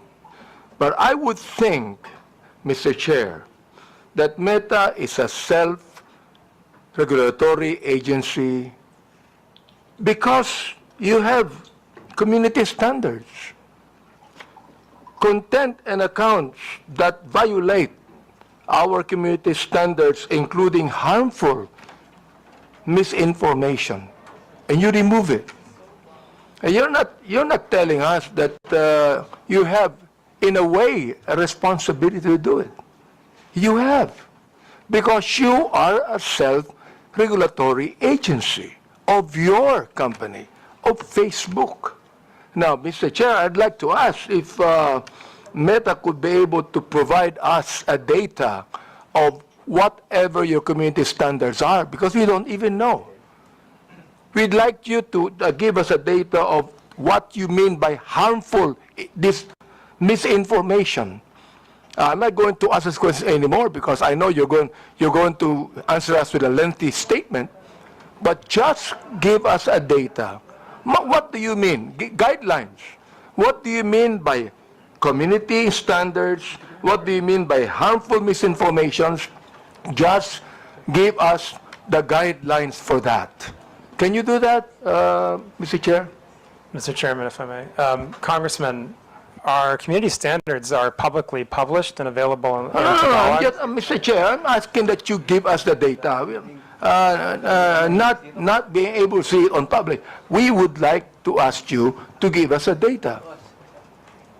Anyway, Give us the guidelines for your community standards. there are many requests as per interpellation from the different congressmen.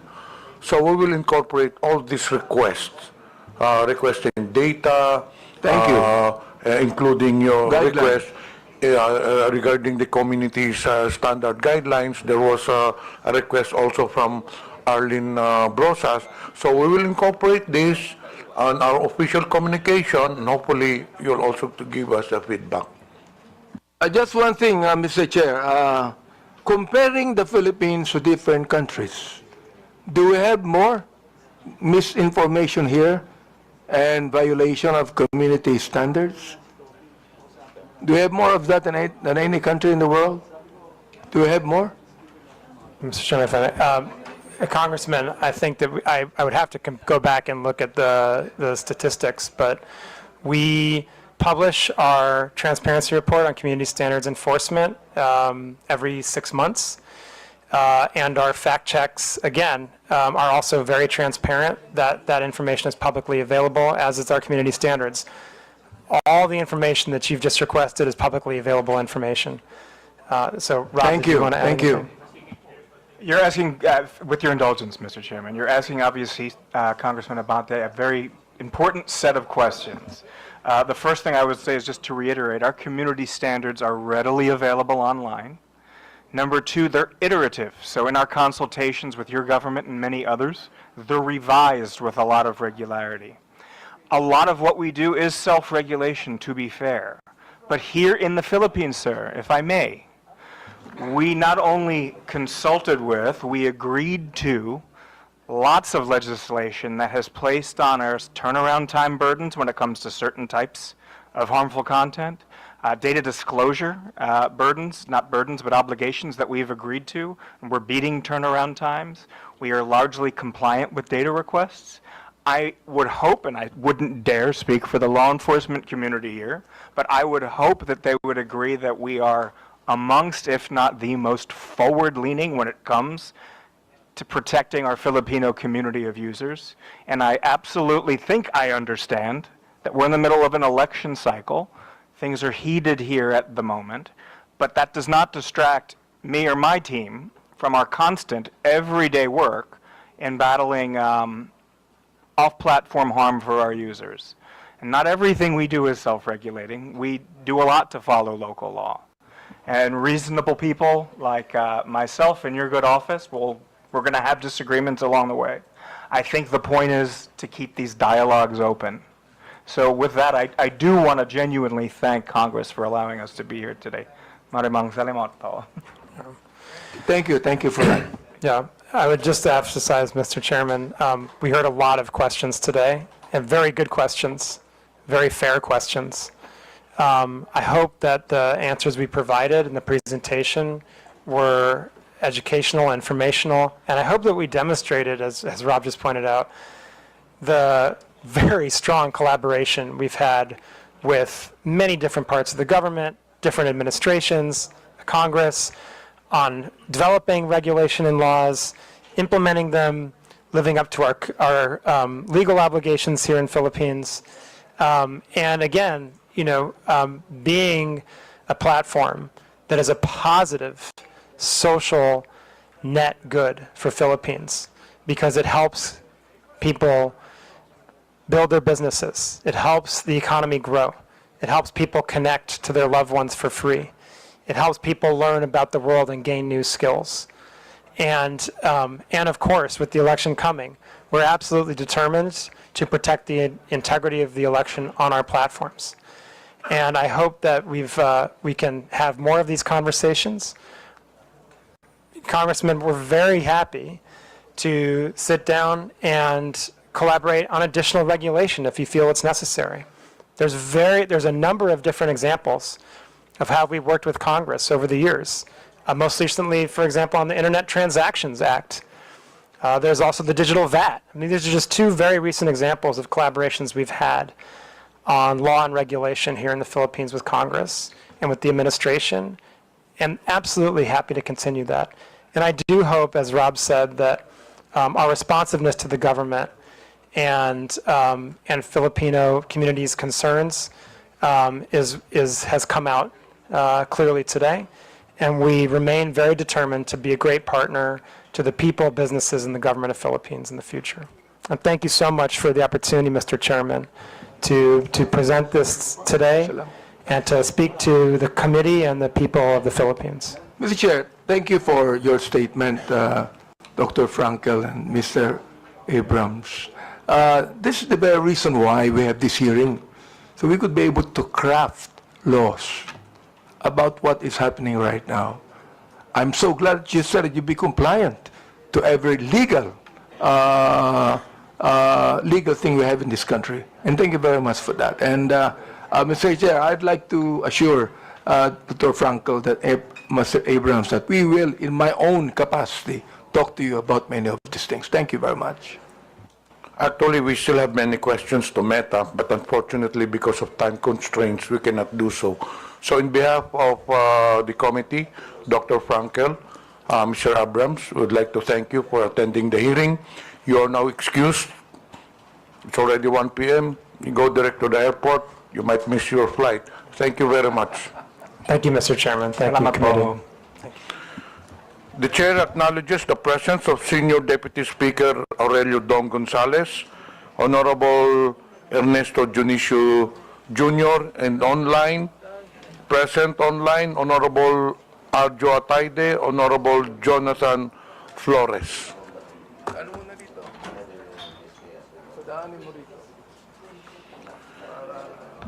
We have 5 issues to be discussed in today's hearing. 1, social media platforms. 2, celebrities. 3, testimony from Commodore Tariela. 4, testimonies from social media influencers. And the last one is testimonies from government agencies. So for celebrities, may I understand Kabayan Noli de Castro is present, so may I request the COMSEC to invite Mr. Noli de Castro.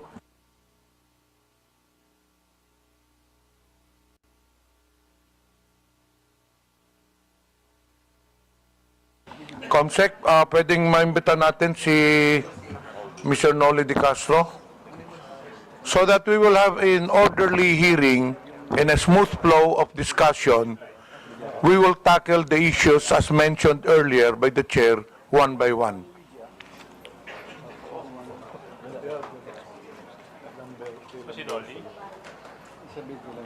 COMSEC, I understand, I was informed earlier that Mr. Noli de Castro is in the holding room. Yes, sir. Okay. Can we invite them?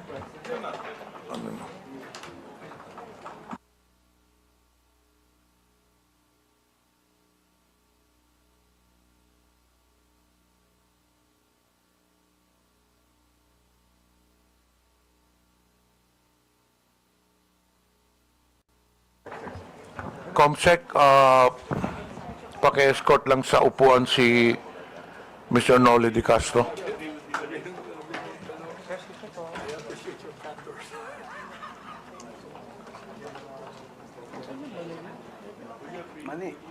Thank you,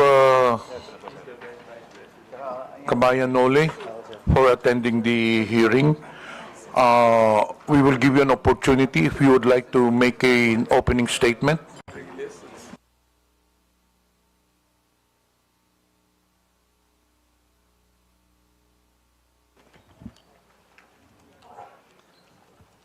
Good afternoon po, Mr. Chairman, and mga membro ng committee, at ang ating mga invited guest. Kanina po nanonood ako doon sa loob ng hearing ho ninyo. At sinusuportahan ko po itong initiative ninyo na labanan ng mga fake news.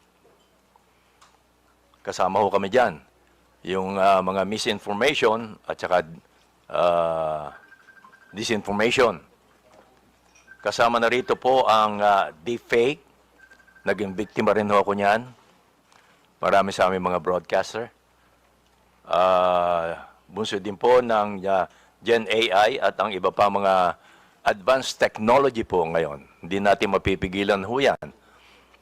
Kanina, I'm sorry, hindi ninyo napag-usapan sa Meta yung advance ng technology. Kasi hindi ho talaga mapipigilan. Yung pinsala na dulot nito ay hindi lamang po sa aming mga personalidad and even to you, Congressman, kundi pa sa pangkalatan sa publiko na nakababasa, nakakita. Artista at pala si Kabayan. nakakapanood po nito. Ha? Kailangan ng sabayang pagkilos para sa education ng publiko. Si Kabayan At ay sa aming artista. media practitioners para mamulato ang mas nakararami tungkol sa masamang epekto ng fake news sa ating bansa at sa demokrasya. Kami ho sa media ay alam ko malaki rin ang responsibility sapagkat mas mabilis kaming ma-check ang mga fake news. Yung mga fake news nandiyan, Kabayan. Call out mo. At the same time, Ay, mas sabi niyo ma-check kalimutan agad mag-tamsa namin ka. ng fake news. Although sana po ay naka-ready Fake din news na agad. ang mga government agencies na sagutin yung mga lumalabas na fake news. Especially sa mga congressman din po. Thank you. Thank you po. Thank you, Mr. Noli de Castro. As per our House rules po, all resource persons will have to take their oath. So, can you please rise? Comsec, please administer the oath. Comsec, please administer the oath. Please raise your right hand, sir. Do you swear to tell the truth, the whole truth, and nothing but the truth in this inquiry? Before we proceed with Thank you. interpellation, Please the chair acknowledges Honorable Geraldine Roman. The first to interpellate, Representative Kunghon. You have the floor. Guys, thumbs up. Thank you, Mr. Chair. Magandang hapon po, former Vice President Noli de Castro. Good afternoon po. Gaya nga po ng sabi ng ating chairman, ni Kong Johnny Pimentel, ang peking balita ay walang sinasanto. Lahat nabibiktima, lahat pwedeng maapektuhan. At bilang public personalities, isa sa madalas na nagiging biktima ng fake news ay ating mga local celebrities at sikat na media personnel. Mula sa peking iskandalo hanggang sa maling impormasyon, lagi silang nadadamay ng Call di out mo, makatarong Noli. Hindi paghusga. kailangan niya mag-call out dyan. Dahil dito, Call out niya yung mga Ddlis dyan, may for sure. inimbita tayong mga ilang sikat na media personality para magpahayag ng kanilang karanasan bilang nabibiktima ng fake news. Mr. Vice President, Shoutout sa iyo, I think Steve it's fair Escape. to say na madalas po kayong nagiging subject ng fake news. Tama po ba? Opo. At dahil din po dito, nagkaroon po kayo ng pampublikong hinaing regarding sa mga fake news. Lalong-lalo na nung nakaraang linggo. Tama po ba? Opo. At base sa preliminary research na isinagawa po natin, isa sa mga pekeng balita na kumakalat tungkol sa iyo ay ang nausong quote card na pagkatapos na pagka-aresto ng dating Presidente Rodrigo Duterte, kung saan sinabi mo daw na the former President Rodrigo Duterte, Tatay Digong, did not start the war to kill. He started, nasa ano po yan, meron po tayong, pwede po bang pakilabas? Yan po ba? Tama po ba, ito yung isa sa mga code card na bigay po sa inyong kaalaman na peke na sinabi niyo raw po ba? Sinabi niyo raw po, tama po ba? Medyo hindi yata ho masyadong malinaw ho ito, Mr. Chairman, tungkol dito. Ang nakalagay po doon, sir, is former President Rodrigo Duterte did not start the war to kill. Okay. He started to save lives. He gave drug addicts a chance to change, to surrender, to choose a better life. But many refused. They kept using, kept selling, kept killing innocent people So what a leader should do, let criminals destroy families or take actions to stop them. One addict lost is tragic, but thousands of innocent lives saved, that is justice. Duterte made the streets safe. Yan po yung mga nakalagay sa quote card na na-attribute po sa inyo. Opo. Pero hindi ho lahat totoo eh.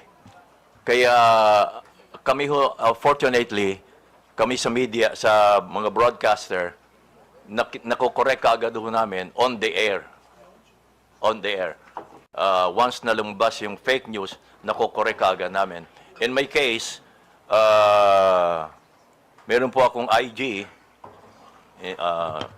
na ginagawan ko kaagad doon ng word na malaki na in bold letter na fake. Tapos nakikiusap po ako sa aking mga kaibigan na may Facebook din, may IG, and other form na ipakalat naman nila na yung lumabas na ba na news item ay fake. Yun ang mga ginagawa ko para mabilis na nakakakalat yung information na that item ay fake. Thank you, Mr. Vice President. Mr. Vice President, nakikita niyo po ba yung nakalagay sa screen natin ngayon? Opo. Ito po ay galing kay ito po ay pinost, no? Ni JM, di ko alam kung paano i-pronounce itong Almine o Almine? O Almine. Ayan, JM Almine. Nakalagay po dito, sabi niyo raw po na di ko binoto si PRRD dahil gustong-gusto ko talaga si VP Lenny. Familiar po ba kayo sa napabalita ang sinabi niyo daw po? Opo. Alam ko ho, fake ito. Kaya gumawa kaagad ho ako ng version ko at nilagyan ko ng in bold letter na fake. Mr. Vice President, kilala niyo po ba si JM Almine? Hindi po. Hindi ko po siya kilala. Sinubukan niyo po bang kilalanin kung sino yung nag-post nito? Hindi na po dahil baka mamaya hindi tunay na tao ito eh. Uso ho ngayon yun. Ano po ang naging reaksyon niyo na nakita niyo yung post na ito? Well, sanay na ho ako sa mga lumalabas na ganito eh. So ang first reaction ko ay gumawa ng paraan para may pakalat ko na fake nga ito. Lagyan ng bold letter na fake. Kuminsan no, ginagawa ko pa, naka-flash yung fake. At makiusap sa mga kakilala ko na may mga Facebook, IG at iba pa, na ipakalat din nila para marami po makabasa. Nung nakita niyo po ito, ano po yung personal na naramdaman ninyo? Dahil karamihan po sa nakabasa nito, naniniwala na sinabi niyo raw po ito. Well, of course, ang iba maniniwala ho, lalo na kung hindi ako kilala. Pero sa newscast, nako-correct naman ho namin ito eh. Itong ganito. Kaya madali lang ho eh. Hindi ho ako masyadong naapektuhan kapag ganito. Maswerte lang ho kami dahil mga broadcaster ho kami. But kung pag-uusapan ho yung pangkaraniwan tao, yun ang madaling maapektuhan. At wala silang means, wala silang source para makorek agad yung lumabas na fake news. Mr. Vice President, pagkatapos po kumalat itong mga fake na quote card na ito, madaming organisasyon ang nag-post at nag-fact check din ng balita na ito. Alam niyo ba kung ano-ano yung mga organisasyon na ito tulad ng ABS-CBN Fact Check, Opo, meron po Verifies, kami ganon. etc.? Opo, meron po kami ganon. Ang ABS-CBN may fact check at inilalabas po namin yan sa TV Patrol. Yung mga fina-fact check po namin. Sa inyong personal na opinion po, Mr. Vice President, nakakatulong ba sa pagtigil at pagkalat ng fake news ang pagpa-fact check ng ABS-CBN, Rappler, Verifies? Nakakatulong po ba ito? Well, nakakatulong ho, pero hindi ko alam kung ilang porsyentong naitutulong nito. Pero nakakatulong ho. Definitely. Thank you. Sir, isa na naman pong balita na kumalat sa inyo ay yung pagkakadulas ninyo. Naalala niyo po ba ito noong 2021? Ddlis? meron pong fake news na kumalat noon, yung pagkakadulas ninyo, pagkakoma at pagkamatay umano. Noong October 26, 2021. Opo. Naalala niyo po ba ito? Opo. Kung saan kayo po ay nag-post katabi ng inyong koi pond ng magandang umaga bayan. Pagpalain sana po ng Diyos ang inyong umaga, mga kabayan. Naalala niyo po ba yun? Kasunod po nito, yan po yun, kabayan. Nasa screen po natin. Kasunod po nito ay nag-post kayo ng isang video na may caption, miss ko na po kayo, mga kabayan. Abangan. Opo. Naalala niyo rin po yun. Pati po ang inyong anak na si Madam Kat de Castro ay nangangailangan pa mag-post upang patunayan na ang balita na yon ay fake news din sa inyong pagkamatay. Kaya ang sabi niya, "Hi everyone, my dad's absolutely fine. We just had dinner." Ang post ni Madam Kat de Castro. Opo. Ano po ang inyong reaksyon nung nakita niyo na may kumalat na kayo ay pumanaw na? Well, sabi nga ho nila, kapag kayo nabalita na patay na kayo, ay masahaba ang buhay nyo. But isa pa ho, sabi ho namin kami mga personalities, bad news or good news ay publicity pa rin ho. Kaya kung may ganyan, ay pag-uusapan pa rin kayo. Pero may mga news naman na medyo masakit na. Lalo kung affected ang ating bansa, Kung ako lang, okay lang 'yon. Pero pag affected na ho ang bansa, iba na 'yon. Mr. Vice President, yung mga tao sa paligid nyo, yung pamilya nyo, naapektuhan ba sa fake news na ito? Medyo ho, mas una silang naapektuhan kapag may mga fake news na involve ako. Naniwala ba sila agad nung nakita nila yung balita na yan? Ay hindi ho, dahil alam mo naman nila nangyayari ho sa akin. Kaya hindi sila naniniwala kaagad. Kaya lang, nag-worry lang sila. Sir, yung mga taong hindi mo naman personal na kilala, tulad ng karamihan na yung mga viewers, na yung mga fans at supporters, ano ang naging reaksyon nila sa balita na yan? Well, ang nababasa ko lang ho, hindi rin sila naniniwala. Yung iba naman, nagko-condolence na. No? Lumabas ng balita na ako'y patay na. So, sinasagot ko sila, hindi ho, buhay pa ho ako. Yung mga ganon. Sir, sinubukan niyo po bang alamin kung sino yung nagpalaganap ng fake news na ito? Gusto ko ho lang alamin, pero wala akong means na alamin kung paano Kung ang meta nga, walang masyadong means para alamin Napansin ko kanina sa tanong nila, Congressman Gutierrez Sir, ni-report niyo po ba yung fake news na ito? I mean sa Facebook, sa Meta? Hindi na po. Hindi na po. Lately ko lang nalaman na kinakailangan pa palang i-report mo para umaksyon mo sila. Kailangan pang i-report. Actually, pagkatapos nung kumalat na kayo ay pumanaw na, marami din po ang nag-fact check, no? Na organisasyon para siguraduhin na may tama yung kumakalat sa inyo na balita na kayo ay pumanaw na.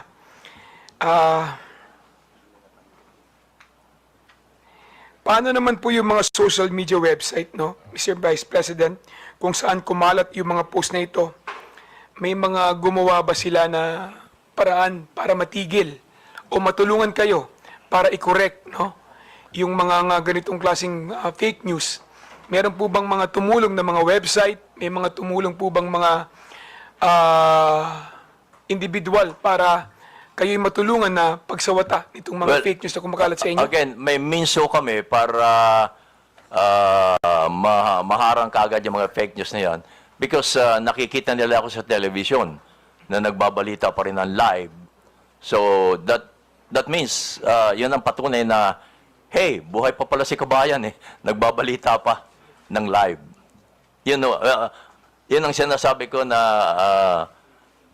kami ay maswerte pa ng katulad namin personality. But ang kawawa ay yung walang means para maharang kaagad nila mga fake news na lumalabas against them. kanina tinanong po ni Congressman Akop Pati si Kabayan na kung biktima ng fake news. may responsibilidad ba ang Meta at Facebook sa mga ganitong klaseng kumakalat na fake news. Tingin niyo po ba, Kabayan, inimbita yan, no? merong responsibilidad ang Facebook at Meta sa mga ganitong klaseng fake news na lumalabas at nakakaapekto, lalong-lalo na sa buhay ng mamamayan? Opo, naniniwala po ako doon. At naniniwala din akong negosyo ito eh. Pati na po sa mga vlogger, kaya ko sila naingganyang Yari ng mga mag-vlog. DDS. Ay dahil lang sa kumikita rin sila. Yes, I agree. Aminin natin, huwag na tayo maging hipokrito ho dito. Tama, mga DDS. Pati ang Meta, alam naman nila yon. Negosyo ho nila yon eh. So, tingin niyo po, hindi lang sa content creator o nag-post ang sole responsibility pagdating din po sa mga post na pinopost nila, pati rin po ang Meta. Opo. Meron tingin niyo, meron din pong responsibilidad Yes patungkol po. sa mga post na ilalagay sa kanilang platform. Mahalaga po yon. Dahil sila ang means eh, para may pakalat yon eh. Wala namang iba. Sila rin kung Facebook, kalimbawa, Facebook lang ang magpapakalat niya, wala nang iba. Facebook to Facebook, yung may mga Facebook. So, naniniwala ako na ang Meta ay malaki ang Kaya ako pinatay yung responsibilidad. camera ko kasi madilim na dito eh. Thank you, Si Mr. Chair. Perna, Re-reserve ko po Ibn yung Samurai, aking mga Steve katanungan sa Steve, susunod Tyke. na round. Thank you, Mr. Chair. Thank you. Maraming salamat, Mr. Vice Are there President. any other members who would like to ask questions to the former Vice President De Castro? I understand Honorable Roman is inclined to ask questions. May we know from any... Lorna Dakanay, shoutout po. Nagpalista po si General Honorable Roman. But it seems that Lumabas. Wala na dito po, dito po. to. So the next interpolator is Congresswoman General Din Roman.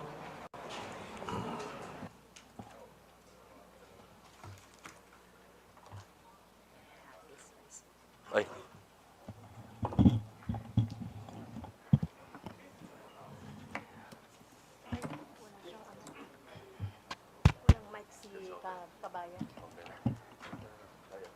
Hindi ko naman kayo interview.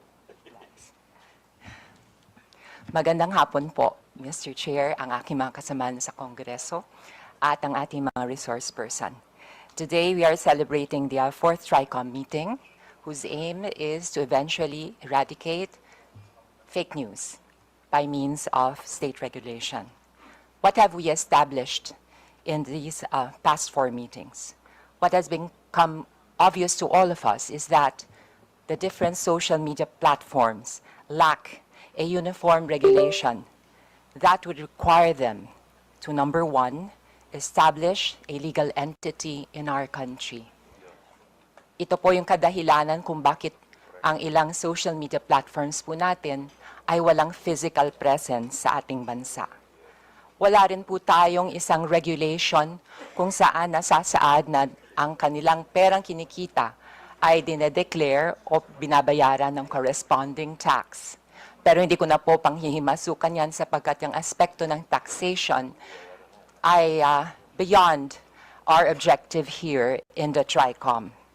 Also, we do not have a regulation that will actually establish the duties and obligations of the different social media platforms in relation to the other stakeholders, such as the content creators.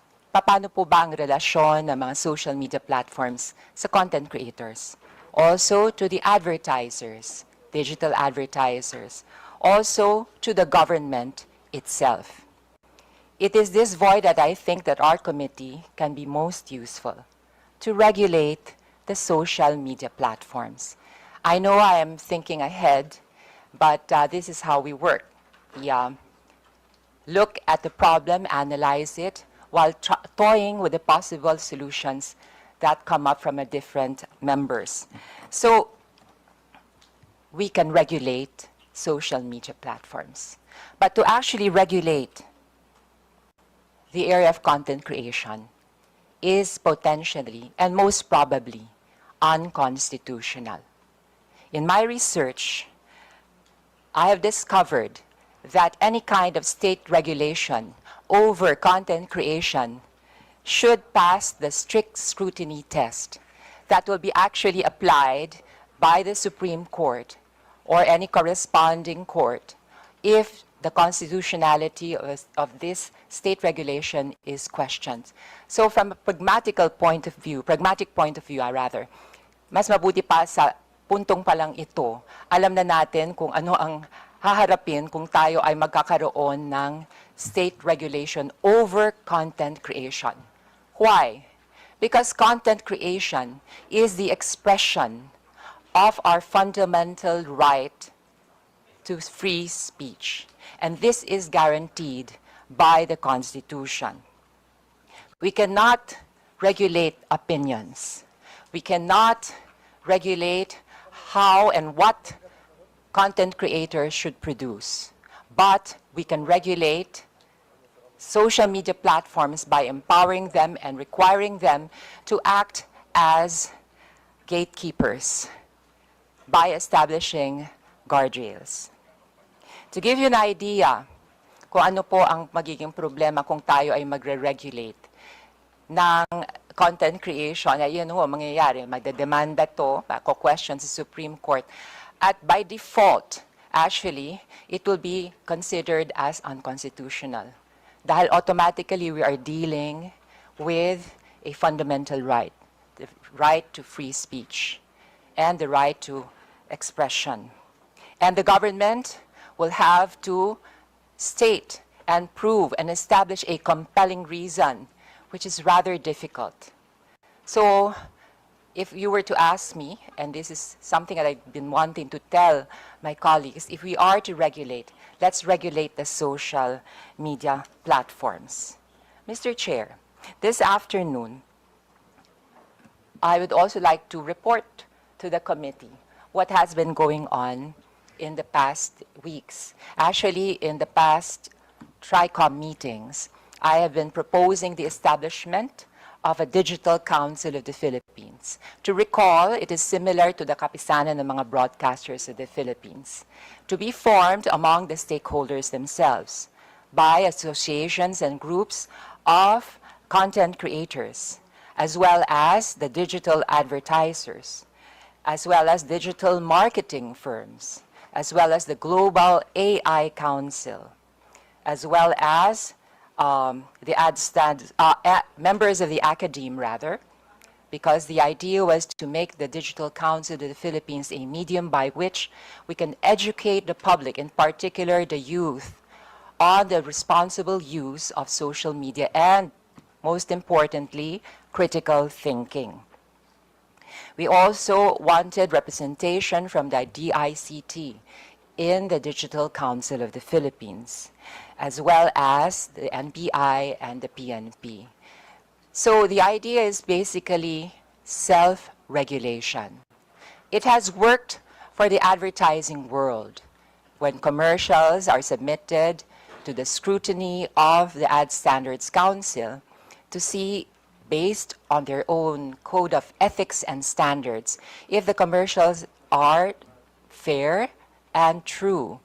So, depende po sa findings ng Ad Standards Council of the Philippines, ay aaprubahan ng isang commercial o hindi. Sa kapisanan ng broadcasters ng Pilipinas naman, sa aking pagkakaunawa, ito po ay hindi government-controlled, ito po ay self-regulating, and they came up with their own code of ethics and standards, which is to be followed by its members. And they also have their own redress system. And to my knowledge, the kapisanan ng mga broadcasters in Filipinas also acts as a guild of sorts for its members, to give its members legal assessment and counseling, as well as legal assistance in case any of its members encounter, I don't know, a lawsuit or something in that like. Or as a group, as a guild, because there is strength in unity, it could use its position to leverage if there is something they have to negotiate with the government. So going back to the Digital Council of the Philippines, in the past weeks I have met with the CICP, I have met with the Global AI Council. I also met with the Digital Marketing Association of the Philippines. And they are all in agreement that they would rather that they form their own council and that they come up with their own code of ethics and standards than being regulated by the government. Now, you may ask me, para pa tayo entonces nag-investigation? Well, as I said, the regulation should come with regards to the social media platforms. Okay. Kasi mukhang interesado si Vice President Noli de Castro, I will briefly explain kung anong functions itong Digital Council of the Philippines. Yun na nga, unang-unang kailangan meron siyang ma-formulate na code of ethics and standards to be followed by its members. Number 2, ito po ang mag-serve as a vehicle to address complaints of victims of fake news. It has a technical means. Ito po yung parang konseho na magsusuri at magfa-fact check kung ang isang complaint ay may basihan, kung tunay na biktima ang isang grupo ng isang scam or isang businessman ng isang scam o kaya ng isang government agency, ng isang fake news, and it will come up with its findings. So what do we do with the findings of the Digital Council of the Philippines? Pag nalaman po niya at napagtanto ng isang piece of information ay walang basihan at fake, ito po ay ifa-flag niya at sasabihin doon sa social media platform. Para po, by law, ang social media platform will be obliged and required to flag a certain piece of information as fake or to take it down, which is already being practiced by TikTok, to my knowledge. And also by some other social media platforms that have community annotations, community notes, no, na nagsasabi itong information na to ay lacking information o ito'y walang basihan. So this is a way of administering justice without stepping on the constitutional right to freedom of speech or expression. Kasi sa laban po sa fake news, ang kalaban po natin talaga dyan, syempre, of course, is the piece of news itself. Ako po ay naniniwala kapag ang isang piece of information ay walang matibay na pundasyon na nakapatong at nakasalalay sa katotohanan, ito po ay babagsak. Pero kailangan nga lang ho ay mag-cooperate ang ating mga social media platforms.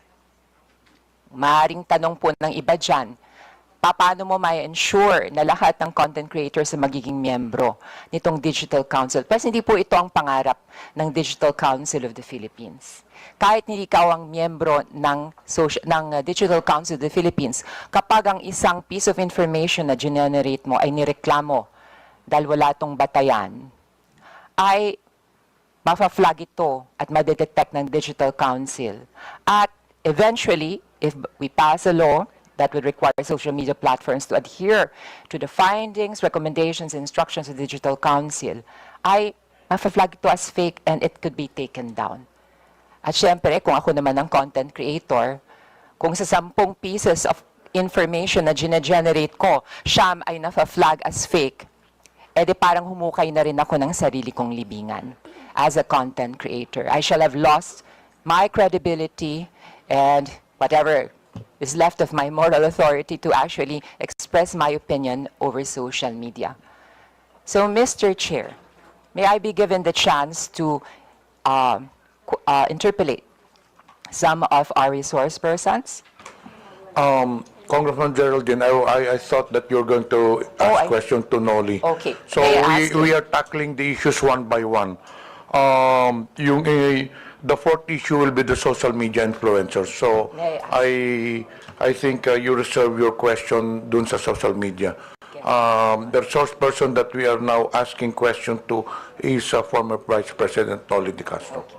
May I have the pleasure of interpolating our former Vice President and fellow journalist, Yes po. Noli De Castro. Kumusta po kayo, Mr. Mabuti Vice po, President? mabuti po. Yes. Kayo po bilang isang mamamahayag, gaano nyo pinahahalagahan ang ating constitutional right to free speech and expression? Of course, kami yung mga broadcaster, kami tayong mga broadcast journalists, mahalaga po siyempre ang constitutional rights natin to free speech, freedom of speech. Number one ho yun. Pero, as a broadcaster din po, at sinabi niya sa kapisanan ng mga broadcaster ng Pilipinas, during our seminars, way back, ang ini-instill sa aming utak ay maging responsible journalist. Responsible on the air. That means, ang sasabihin namin ay may batayan, may source, sabi nga ninyo, ay titindig yung mga balita.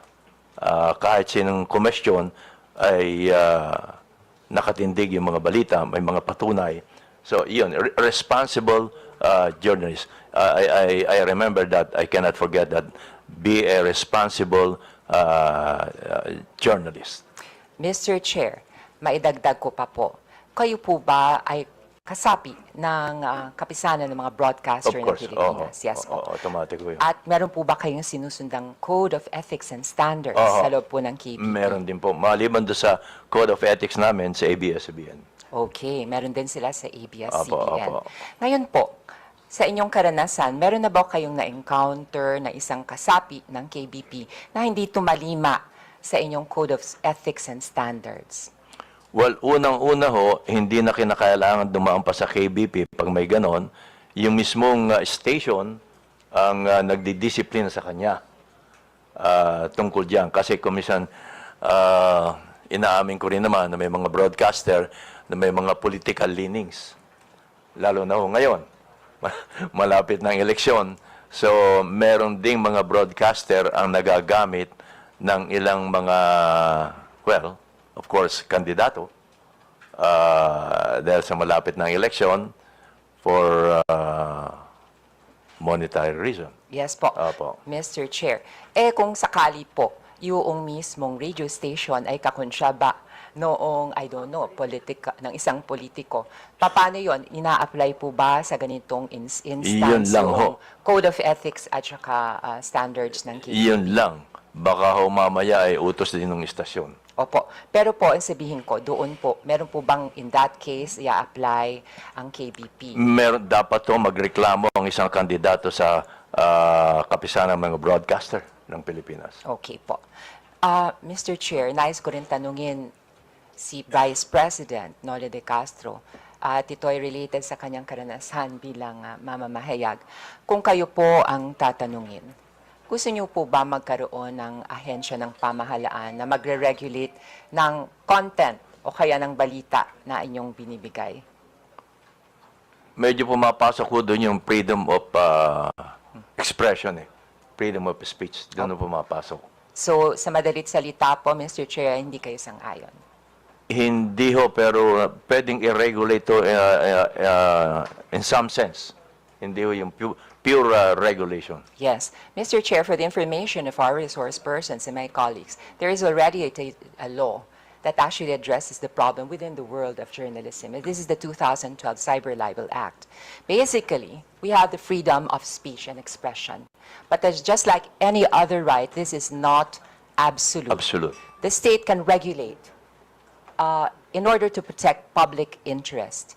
But in regulating the freedom of speech, which is a basic constitutional right, it has the obligation to use the least restrictive means. At may dadagdag ko pa po, pagdating po dito sa pag-regulate ng free speech, it's parang, it's a lost cause basically. Kasi iko-question talaga yan sa Supreme Court. Ganun po ang mangyayari. So may tanong ko po sa inyo, Ms. Kabayan, na pakinggan niyo po briefly yung aking sinasuggest na Digital Council of the Philippines. Kumbaga ito parang self-regulatory, pero magfa-fact check din po siya Tapos, yung findings niya ay ipapasa po doon sa different social media platforms katulad ng Facebook, ng Instagram, ng X, ng TikTok, at nakabase po doon sa findings, pwede po nilang i-flag, pwede po nilang i-take down yung content. So, in other words, ang naturang mga platforms ay member din ng Digital Council Yes of the po, Philippines. maaari po silang member ng Digital Council of the Philippines. At yun nga ho, sinasangguni ko na maaari po tayong magkaroon ng isang batas para obligahan itong mga social media platforms na i-flag itong mga pieces of information na matutuklasan na fake. Opo, dahil mahalaga po ang sa hearing ho kanina at yung mga guests mula sa Meta, importante talaga ho yung mga platforms na sila ang mag-control, or mag-monitor ng mga lumalabas sa iba't ibang platform nila. Yes po. Mr. Chair, matanong ko rin po kay Kabayan Noli de Castro, naobserbahan niyo po ba na depende kung ano yung social media platform, ay maaaring silang magkaroon ng parang community guidelines sa isa na kakaiba doon sa iba. Kumbaga, Facebook meron siyang sariling guidelines, ang Twitter may sarili siyang guidelines. Sa inyo pang karanasan at obserbasyon ay nakikita niyo po itong ganitong sitwasyon. Well, nakikita ko dito halos pare-pareho lang ang mga ang Twitter, ang Facebook, ang Instagram, pare-pareho din ng nilalaman nila. Opo. Ang content po nila and the way they disseminate information, Mr. Chair. But for the information of everybody, in the past 3 Tricoms, we have already established na minsan, katulad ng TikTok, meron siyang redress system. Pwede po niya i-take down yung news. Minsan nakakalusot nga lang ho. At yung fact-checking, hindi naman po ginagampanan din ng Facebook. Parang i-report po isang piece of information. Paramihan po ng report. Kahit totoo na po yung news, pero natalo sa dami ng trolls ng kabilang kampo o kaya ng kabilang bando, iti-take down ito. So it's not really on the basis of what is true or what is fair. It is on the basis of gaano karami kang magre-report, di ba? Parang popularity contest. So ito po ang problema nga natin. So with that, Mr. Chair, I would like to conclude by asking, would you agree to the idea of a Digital Council of the Philippines? Yes po, Congressman. Itong Digital Council of the Philippines, just like kapisanan ng mga broadcaster ng Pilipinas, ito ho ang maaaring, kasi sabi nga ninyo ay hindi ho tayo pwedeng maglabas ng batas dahil makikwestiyon hanggang Supreme Court. So itong Digital Council of the Philippines, ang pinakamabilis na maaaring kumestyon sa mga content providers na lumalabas, lalong-lalo na ang mga fake news. Maraming salamat, Mr. Chair. I would just like to conclude by reiterating my stand against fake news. It is really alarming. It is appalling. Yes, of course. Appalling is an understatement, in fact. Nakakainis na po talaga. It's really annoying. Especially ngayon, maraming political developments, it's election time, iba-ibang paninira. And I have also observed, it is also, katulad ng isang araw lang, meron akong isang constituent na halos mabiktima ng perang scam. Ginamit ang deep fake ni Mr. Ramon Ang, as well as ni Katunying. And they were actually trying to sell this pyramid scheme. And alam nyo naman, not everybody can exercise or has the ability to exercise critical thinking. At minsan, dahil sa kahirapan na rin ng buhay, ay kumakapit sa patalim, sinasakyan nito mga scam, gine-give up ang kanilang, at nawawala ang kanilang hard-earned money. Not only that, itong nakaraang weekend nga rin, maraming mga fake news na lumalabas, and kahit anong ginagawa na positibo ng ating pamahalaan, ay nalulunod sa dagat ng fake news. And this situation cannot be tolerated. This is the hope of this humble representation, that we can come up with regulation that will effectively control the spread of fake news while respecting our basic constitutional right to freedom of speech. Maraming salamat po, Mr. Chair. Honorable Franz Castro is recognized. Thank you, Mr. Chair. Magandang hapon, kabayan. So, yung iba naman na tanong na ni Geraldine.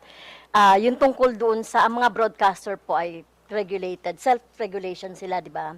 And regulated din po kayo ng KBP at saka ng station. Kasi meron nung isang hearing, Mr. Chair, na dito, vlogger siya at the same time, meron din siyang station. No? Meron din daw siyang parang network na kinabibilangan. So, di ba, Mr. Chair, may mga broadcaster din, journalist, na nagiging vlogger. So, paano po ba ito nare-regulate? Kasi itong vlogger na to, halimbawa, broadcaster siya, pero may mga disinformation or fake news. Nire-regulate din ba ito ng station o yung network na kinabibilangan niya, kabayan? Dapat po, kasi kung mga fake news ang sinasabi niya, at hindi lang once, twice, or thrice, dapat ay kumilos na ang istasyon or even ang kapisanan ng mga broadcaster ng Pilipinas. Okay, so nag-a-announce ba ang network na may mga ganitong disciplinary doon sa mga broadcaster?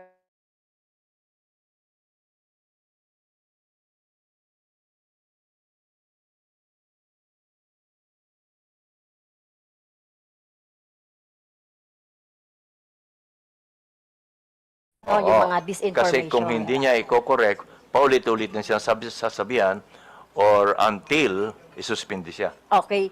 Kahit na po ito ay information, dapat po kung meron siyang sasabihin na opinion, ay dapat nakabase pa rin sa facts. Sa tamang impormasyon. Yes, sa tamang information. Opo. Pangalawa, Mr. Chair, ito syempre, kanina sinasabi natin na hindi naman maiwasan na yung isang broadcaster o kahit na kayo po kabayan, meron kayong sariling opinion sa mga bagay-bagay. So, paano nyo po yun masasabi? I mean, di ba, freedom of expression. Pero kung kayo po ay nakapaloob sa sa isang network na halimbawa may political leaning, paano po nyo ma-express yung inyo pong sa programa ninyo? Well, sa akin pong experience, hindi ko po tinitingnan yung kung ano man political leaning ng istasyon. Ang sa akin po ay kung ano aking opinion, kung ano ang tama, yun ang sinasabi ko. Wala pa naman ako na-experience na sinabihan ako ng istasyon, oy, medyo hinay-hinay ka dahil yung ating boss ay iba ang political leaning. Wala pa naman ako na ganong experience. Dahil ang human being po, Mr. Chair, ay socially and politically charged. Siyempre, meron siyang sariling opinion. So, naniniwala kayo na among broadcasters, journalists, wala naman talagang sinasabing neutral. Tama po. Kasi meron din kayo talagang sariling choice, political opinion, etc. Opo, talagang meron ho kami. Okay. So, gusto ko lang sabihin, Mr. Chair, kasi katulad din sa teacher, experience ng teacher, na yung mga teacher kasi, minsan, minomonitor yan ng mga kanilang superiors. Kaya, syempre, ang mga teachers dapat din nagpapahayag ng sarili nilang experience or sarili nilang pong choices, etc. So, katulad din po yan ng mga broadcasters, though, meron po silang tinatawag na regulation. So, ano pa rin po, Mr. Chair, above all pa rin yung freedom of expression. Thank you po. Maraming salamat, Honorable Franz Castro. Mr. Vice President, mukhang wala na yatang magtatanong na congressman, pero bago po kayo umalis, meron lang akong katanungan out of curiosity sake. Hindi pa niyo sinubukang alamin kung sino ito mga nagpakalat ng fake news sa inyo? Hindi na po, Mr. Chair, Kasi karaniwan naman hindi tunay na pangalan na ginagamit nila Oo. Although, nag-isip sana akong lumapit na ako sa NBI kung hindi siya hihinto. Pero huminto naman ho nung sagutin ko na sa pamagitan ng paglalagay ng bold letter nga na fake. Madalas po ba kayo ginagawa ng fake news? Well, pag ganito malapit ng eleksyon, Pero pag walang eleksyon, hindi ka na kayo ginagawan. medyo tahimik ko sila. Pero sa tingin nyo, Vice President, bakit kayo ginagawa ng fake news? Meron ho bang galit sa inyo? Hindi naman no, siguro being a radio and television personality, nakikita nila na kapag akong ginamit, mukhang sisikat sila. Yes, parang gano'n, no. Oho, parang gano'n, no. Pati nga, sorry to say this, ha. Pati nga yung utot ho, binibintang sa akin. Nag-viral ho yun, Sikat ho talaga kayo, You're well known all over the country. So probably some of these, I would say, bloggers are taking advantage of your popularity. Ika nga, ginagamit kayo para naman sila maging popular din po. Oh, well, sabay na ho yun. Sabay na yun. Kaya lang ho, hindi ako kumikita, sila ang kumikita. Hindi, kumikita naman po kayo doon sa broadcasting. Last tanong ko po, yung ganyang fake news, hindi po ba kayo nasasaktan? Hindi po ba kayo nagagalit?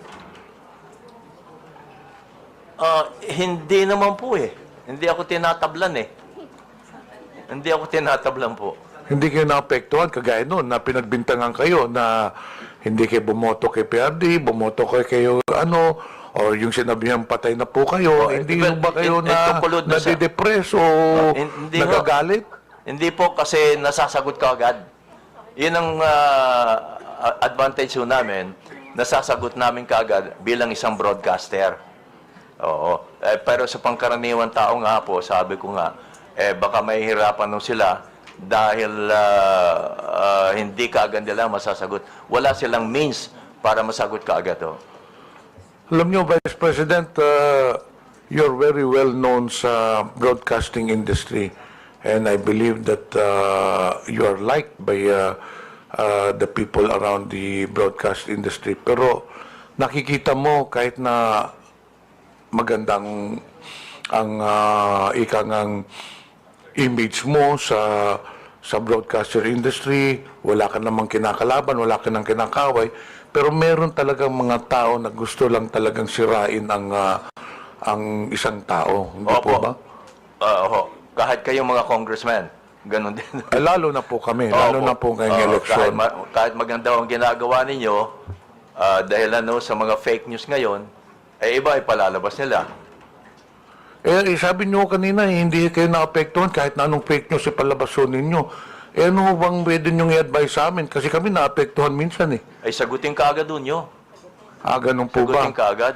So, kailangan sagutin ho namin. Opo, na may mga kaibigan naman ho kayong may mga YouTube Dante, may mga Facebook, gaya ng ginagawa ko nga bold letter, at kung minsan nagpa-plus pa, fake. Tapos pinakikiusap ko sa mga kaibigan na ipakalat. Yan kasi hindi naman kayo pwedeng o kaya, tumawag ko kayo sa mga broadcasters, sa mga broadcast journalist. At ipakiusap nyo kung pwedeng ma-interview kayo para ipaliwanag nyo itong lumabas na balita. Siguradong tatanggapin naman po kayo. Basta open lagi po. Yan ang pinakikiusap ko sa mga government agencies na open lagi sila kapag may lumalabas na balita. Kasi kung minsan ay kumakalat na yung balita ng mali, hindi ka agad nasasagot ng mga government agencies. Sa tingin po ninyo, kailangan ng Kongreso gumawa ng batas para mapigilan ang paglaganap nito mga fake news, para naman maprotektahan yung mga reputasyon ng mga tao. Kasi nakita naman ho ninyo, marami yung mga personalidad nasira rin ng reputasyon because of fake news. Tingin nyo, kailangan ho natin gumawa ng batas? Baka ho magandang pag-aralan nitong kay Congressman na Digital Council of the Philippines. Para lahat ng Facebook, YouTube, member ho dito, para kung meron ng reklamo tungkol sa mga post na hindi maganda o hindi totoo, may papasok agad dito sa Digital Council of the Philippines. Kasi po, I don't know, Congressman, Mr. Chairman, baka ho pag, kumisan pag may batas napapalusutan pa ho eh. Tama po. Lumalusot pa ho pa sa batas. Umaabot to hanggang sa Supreme Court. Baka ho dito, baka makatulong itong pag-aralan ho nating mabuti ang Digital Council of the Philippines. Baka ho mas may ngipin ho ito para mapigilan ang pagkalat ho ng fake news. Actually, Mr. Vice President, pagkatapos po nitong hearing na to, meron na ho kaming mga proposed legislations to counter this fake news. So hindi na po ako magtatagal, Mr. Vice President, in behalf ng committee, maraming salamat po sa presensya ninyo. Pwede na po kayo ma-excuse po. Kasi we'll now proceed to the next issue, which is yung kay Commodore Tarriela, and after that, the social media personalities. But before that, I noticed dito sa mga resource persons na inimbita, some of these, I believe, wala nang pong question yung ibang mga congressmen dito ngayon. Some of the resource persons were requested to be invited by some congressmen who are not present. Sila po may gustong tanong. So, are there any questions for SWS rating survey company? May question ba, mga congressmen? Wala? So, andito po kaninang SWS, hindi po ba? So, I believe that there are no questions. Actually, there was one congressman, I will not mention anymore, who requested you to be present, also Pulse Asia, and then yung ibang mga survey firms. But he's not around, so the congressmen are not inclined to ask questions to you unless you have a statement to make. None, Mr. Chair. Okay, you are now excused. Thank you. Itong broadsheets din, andito po ba ang Philippine Star, Daily Inquirer? Nandito po ba? Wala. Okay. So we'll now proceed with the next item on the agenda, which is the issue of Commodore Tarriela. Do you have any statement to make? Yes, Mr. Chair. I Okay. prepared the presentation. Okay, let us proceed with the presentation. Afterwards, the first to interpolate will be Congressman Ernest Junicio.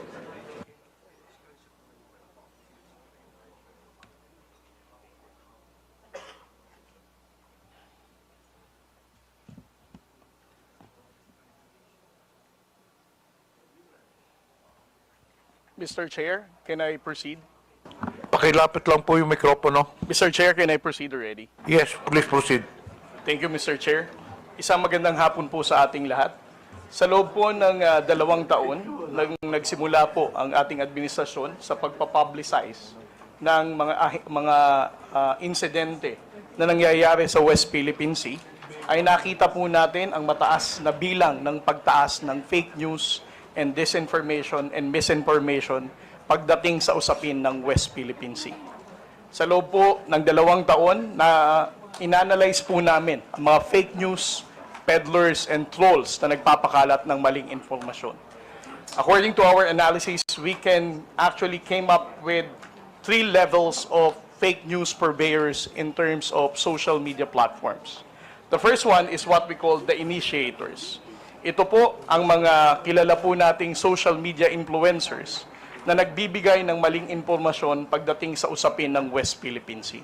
On the later part of my presentation, I will discuss what are those information that they are using to counter the factual narrative of the Philippine government. At the same time, the initiators have high number of followers. Marami po silang followers sa different social media platforms, whether sa X, sa Facebook, sa Instagram, or sa TikTok. Sila po ang kinikilala nating mas known figure pagdating sa pagpapakalat ng maling impormasyon. We call them initiators because if we're going to trace the misinformation and fake news about West Philippine Sea, sila ang pinakaunang mga tao na nagpakalat ng maling impormasyon na to. The next level is what we call the disseminators. Gaya po ng sinabi ni Kabayan Noli de Castro, marami po tayong trolls sa social media na soulless account. Alam po nating wala silang totoong identity, newly created ang account, but these disseminators are being used by the initiators to spread this initiated information na mali. Sila po ay walang kilalang no known network, but they are used only to spread this misinformation and fake news about the West Philippine Sea. And then the third one is what we call the reposters. Ito po mga reposters ay kapwa po natin mga Pilipino. Maaaring sila po ay sumusuporta lamang kay initiator o meron silang sinusuportahan na politiko na umaayon dito sa narrative na ito na mali naman. And then the last level is what we call the general public. The general public is actually the victim of the disinformation and fake news in the social media. Dahil po sa mga maling impormasyon na ito na ipinapakalat sa West Philippine Sea, ay nahahati po ang opinyon ng ating mga kababayang Pilipino. Minsan po naniniwala silang walang West Philippine Sea, minsan naniniwala silang tayo ay inuudyukan lamang ng Amerika, minsan sila ay naniniwala na ang gobyerno mismo ang gumugulo pagdating sa usapin ng West Philippine Sea. Next slide, sir. Ngayon, ang tanong po ay who are these initiators? No? Gaya po ng sinabi ko kanina, the initiators are the ones who start the conversation. They are the ones who spread the initial fake news and misinformation. At ang account nila ay may mataas na bilang ng follower. At most of the time, the initiators are known or recognized na social media influencer. At ang posting nila sa social media are always publicly posted. Hindi po ito nalilimit lamang sa kanilang mga followers or friends. Intentionally, their postings are made public so that it can be easily shared ng kanilang mga disseminators at ng kanilang mga followers. Next slide. The initiator social media lines. Over the course of time and analyzing the lines of these initiators who spread fake news in the West Philippine Sea, it can actually be divided into 6 parts. Ang una sa lahat is yung sinasabi nilang, we do not have legal basis in our fight in the West Philippine Sea. Ilang beses na po nating narinig yan. Later, I will discuss all of this, how they make use of these lines as a way for them to mislead the Filipino people. Second, ang West Philippine Sea ay hindi natin primary concern. Ito daw ay hindi dumudugtong sa sikmura ng ordinaryong Pilipino, kung kaya't ang ordinaryong Pilipino ay hindi dapat makialam sa isyu ng West Philippine Sea. Pangatlo, Philippines is one escalating the tension in the West Philippine Sea. Sinasabi po nila na ang Coast Guard or BFAR or other agencies of the government are the ones responsible for the escalation of tension in the West Philippine Sea. At ang pang-apat po is the fear-mongering. Ang pananakot po sa ating mga kababayang Pilipino na kapag patuloy nating tinindigan ang laban natin sa West Philippine Sea, ay magkakaroon po ng gera. At ang panglima po, ang Philippines is only dictated by the United States. Ilang beses na rin po nating narinig ito na ang nangyayari sa West Philippine Sea ay galing lamang po sa pag-uudyok ng Estados Unidos. And the last part is that the West Philippine Sea spokesperson, kasama ko po si Jonathan Malaya at ang iba pong mga akademya na dumidepensa sa paninindigan natin sa West Philippine Sea, has always been a victim of disinformation and fake news. Next slide, sir.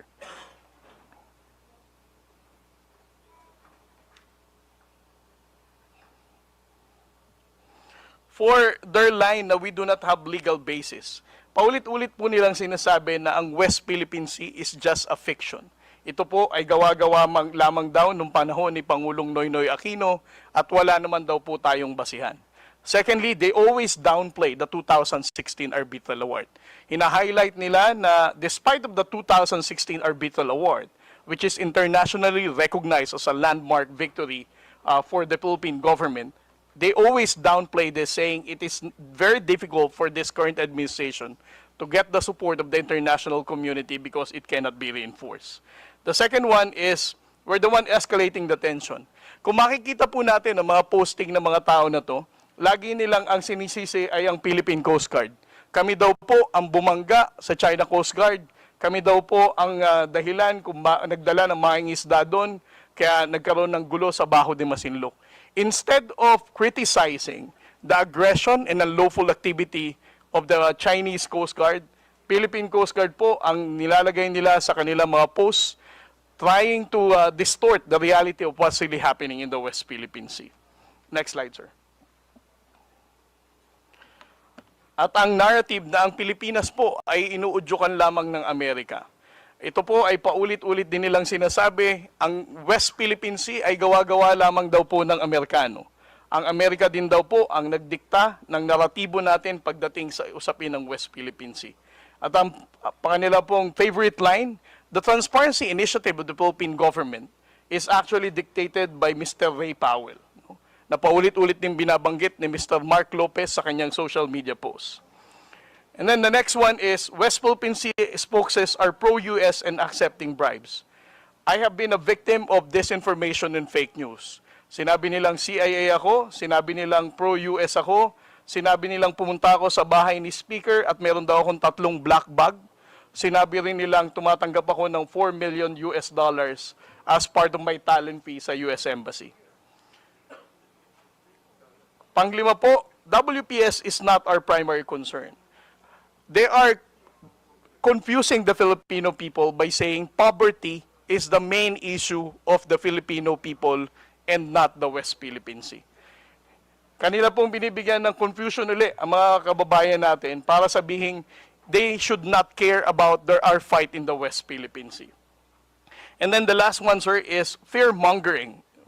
There will be war. Ilang beses na po nating narinig ito sa ating mga social media trolls.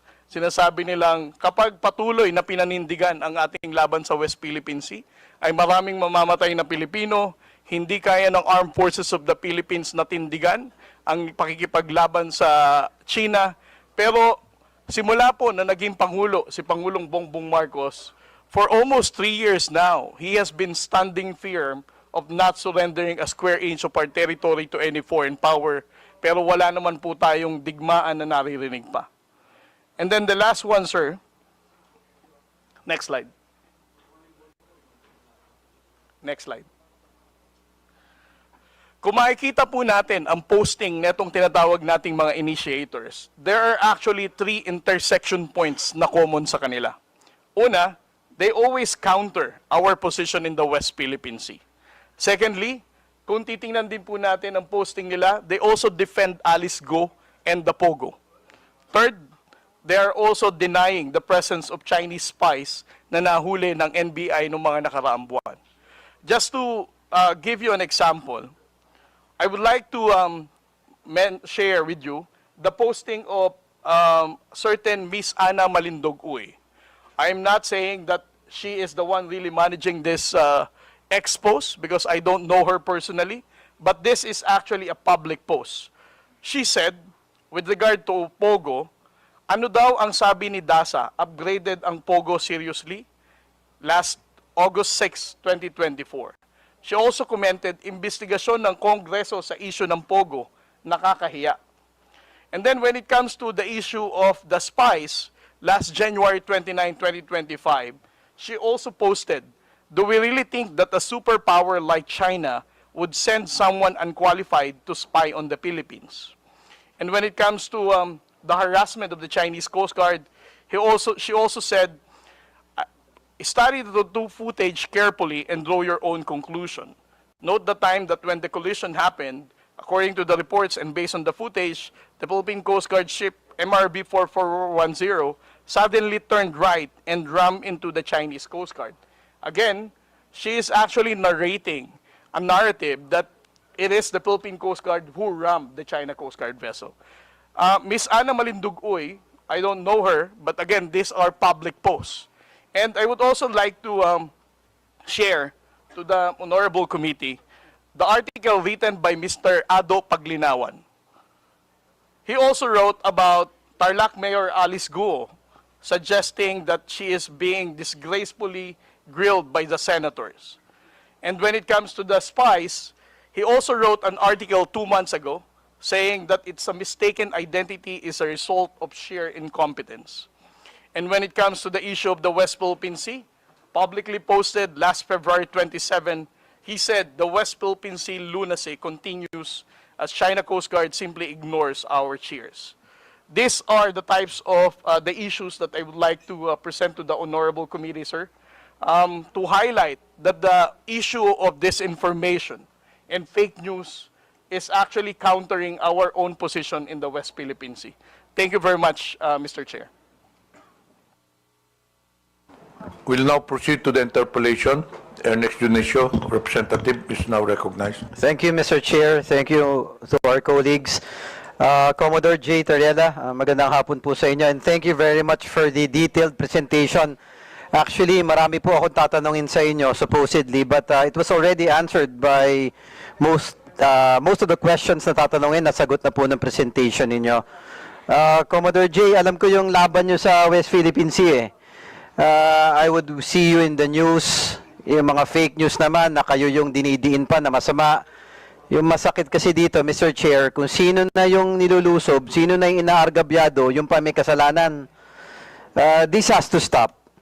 So, Mr. Chair, just like to ask a few more questions kay Commodore J. Commodore J, ito bang ano bang talagang diferensya sa opinion ninyo yung pagkakaiba ng opinion sa fake news? Mr. Chair? Well, para sa akin po, Honorable Congressman, sir, no? Ang usapin po ng West Philippine Sea should not be subjected to your own opinion. Actually, as part of the transparency initiative of the Philippine government, we have been disclosing factual reports, no? Incidents that really happened, supported by photos and videos to show the Filipino people what really transpired. So if you are a blogger or a social media influencer trying to counter such narrative, I think we should understand everybody is entitled for their own opinion, but countering a factual narrative of what really transpired with regard to our own national security is really a concern.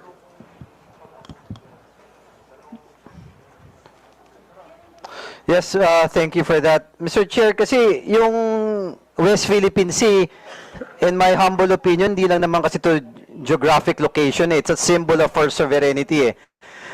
If I remember it correctly, Commodore J, di ba, nung last hearing natin, meron pa nga na nagkiklaim na lumalabas sa mga fake news na yung Palawan pagmamayari ng China. Tama po ba? Yes, sir.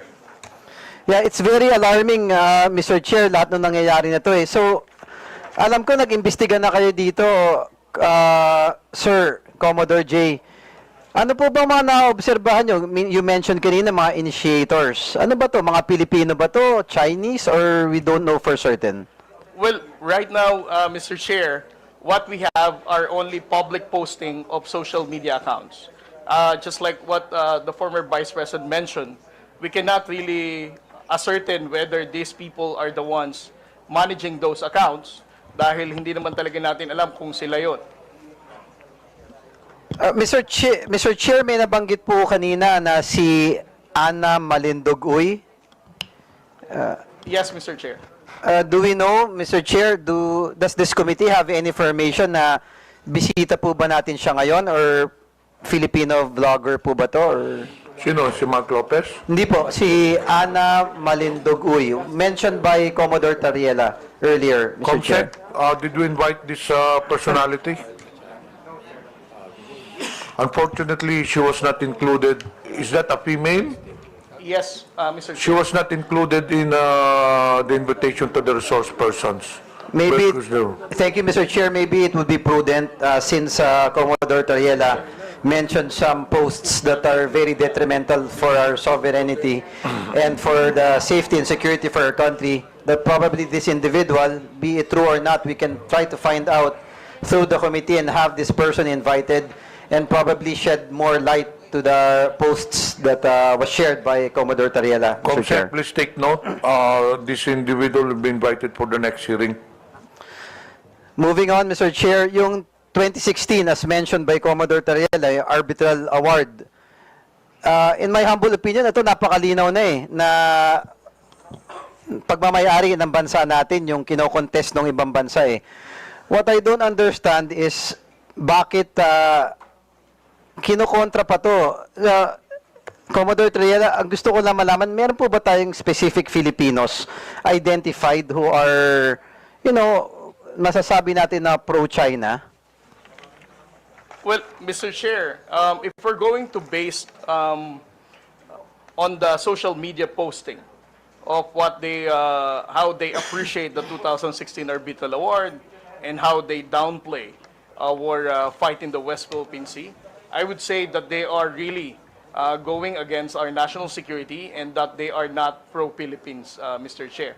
However, I would also like to add that what is difficult for us on the Philippine Coast Guard is that we cannot really identify whether these people who are using such accounts are those actual people named with that social media account, sir. Thank you. Mr. Chair, I'd like to request that all the information that has been presented by Commodore Tariela, also yung mga vloggers na hindi naman natin ma-determine kung tao ba o Pilipino ba, baka makuha natin yung mga handle nila, and maybe NBI or someone from our government can really check. Mr. Chair, this has to stop. We have to find out who these people are. Okay, baka mga Chinese to, o kung hindi man, baka mga Pilipino na napinagkakalulo yung bansa natin. This has to stop. This is the reason why we have this hearing, to shed light and to stop the fake news na nakaka-apekto na sa sovereignty ng ating bansa, Mr. Chair. Also, nakakabagabag kanina yung presentation ni Commodore Tariela na hindi lang pala West Philippine Sea, na nagduduktong-duktong din to dun sa Pogo. O, na dinidepensahan pa nila, na naduduktong pa doon kay Alice Guo, na allegedly, na spy, na, ang narrative nila all about pro-China eh. So, Mr. Chair, na again, kay Commodore Tariela, kung hindi naman kalabisan sa inyo, please give this committee a copy of all the information that has been gathered by, on your side, sa Philippine Coast Guard, and we will try to dig deeper and find out who these people are and put a stop to it. It will also give guidance to us on the laws that we will be making to determine, Mr. Chair. Ito na nga yung pinag-uusapan last hearing tsaka ngayon eh. With what Congressman Rog was saying earlier, na importante talaga na naka-register yung mga tao sa account ng mga social media eh. Anyone can simply make an account, gagawa ng false claims kung ano-ano, tapos ini-influence yung mga Pilipino.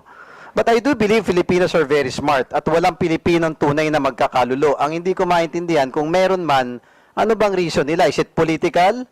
Or is it because of monetary gains? But there should be no Filipino na dapat ipagpapalit mo yung bansa mo para sa mga idol nyong politiko o para lamang sa pera, kapalit ang sovereignty at security ng ating bansa. This has to stop. So again, Mr. Chair, may I manifest that we really have to find out who these people are. We will not stop. The committee will not stop. And again, ako lang, simple manifestation, Mr. Chair. To Filipino vloggers, minsan nakikarried away tayo sa mga nababasa natin o napapanood. Last hearing, tinanong ko yung mga vloggers natin. Sinabi naman nila na walang naniniwala sa kanila na ang Palawan parte ng China. Yun na pinapakalat online eh.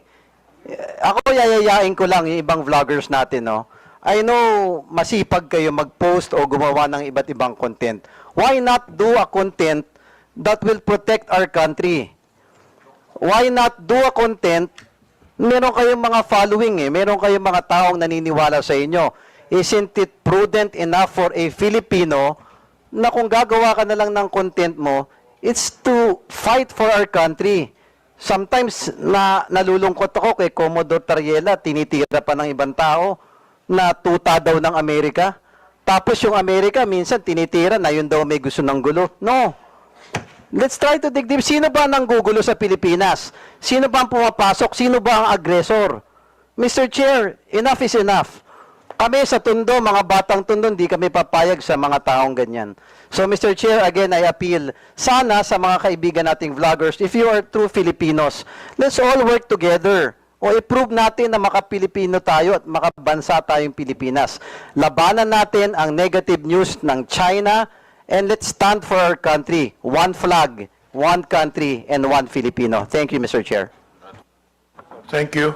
Mr. Chair, Honorable Pamante. gusto ko lang pong tanungin si Commodore Teriela kung sino yung mga vloggers na yan. Can you identify those vloggers now? Isa lang ba o meron pang iba? Can you identify them? Well, Mr. Chair, I cannot attribute it to the person, but what I can quote are the name of their handle account, social media handles. I cannot attribute it to a person, but I can attribute it to a social media account. So, ano mong ibig sabihin? Because, as I said, Mr. Chair, hindi naman natin alam kung sila talaga yung may-ari na account, but alam ko na yung pangalan na account. Like for example, si Mr. Rugando Sasot. We don't know whether it is really him who is managing his social media account. The same thing with Ana Malindog Uy or Ado Paglinawan.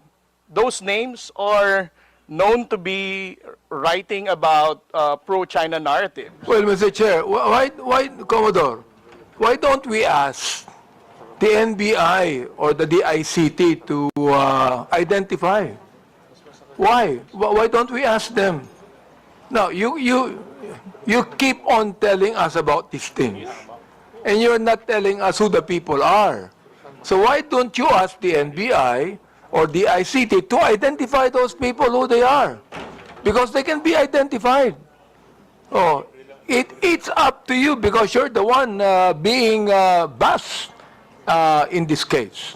Perhaps even your statement here can even be treasonous. Why? Because these are Filipinos who are actually siding with China. Oh, saying things that are against our own sovereignty.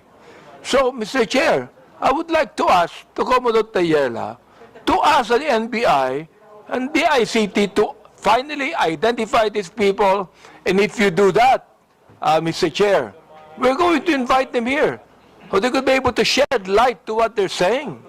And also, let them realize that this committee is now crafting a bill that will regulate these things. Akala ba ng mga vloggers natin, malilibre sila lahat sa mga bagay na yan? No. There should be certain regulations on this, Mr. Chair. Do you know why? Because freedom of expression is not absolute. Are there any further questions with regards to this issue from the members? Mr. Chair, I would like to ask Commodore Tayela if he's willing to ask the NBI and or the ICT or the Department of Justice to finally identify these people. Yes, Mr. Chair, on the part of my office, I will be forwarding the report and the post of those known social media influencers that we have identified that are countering the factual narrative of the Philippine government when it comes to the West Philippine Sea. I believe we have the presence of the NBI resource persons. Andito po bang NBI? Ano mo nga yung anong pwedeng gawin dun? Good afternoon, Mr. Chair. Good afternoon to the members of our Congress. Actually, Mr. Chair, some of the personalities which was mentioned during the lecture of Commodore were already verified by our office. So, ang pagkakaintindi ko po kasi during his explanation is that he cannot attribute yung mga accounts doon sa real identity ng mga may-ari. And we can provide some, but for those other accounts po, totally dummy account po siya. And we cannot identify kung sino yung mga ano po niya, totoong nagmamayari. But for some of the accounts that were mentioned, there are real names and identities that were already identified by the NBI, and we could furnish this committee of those identities. Thank you, Mr. Chair. I suggest, Commodore, you coordinate with the NBI na lang regarding this matter. Yes, Mr. Chair. Are there any further questions regarding this issue? Mr. Chair, Yes. thank you very much. Commodore Tariela. So, kamakailan, nabalitaan po namin at nakita namin sa telebisyon na muling nagkaroon ng enkwentro sa West Philippine Sea. Pwede mo po bang maikwento sa amin ang nangyari? Yes, sir. Mr. Chair? What transpired in the past 2 days, Mr. Chair, is that last April 5, the Philippine Coast Guard monitor the presence of China Coast Guard 3302 at a distance of 82 to 85 nautical miles off the coast of Palawig, Zambales.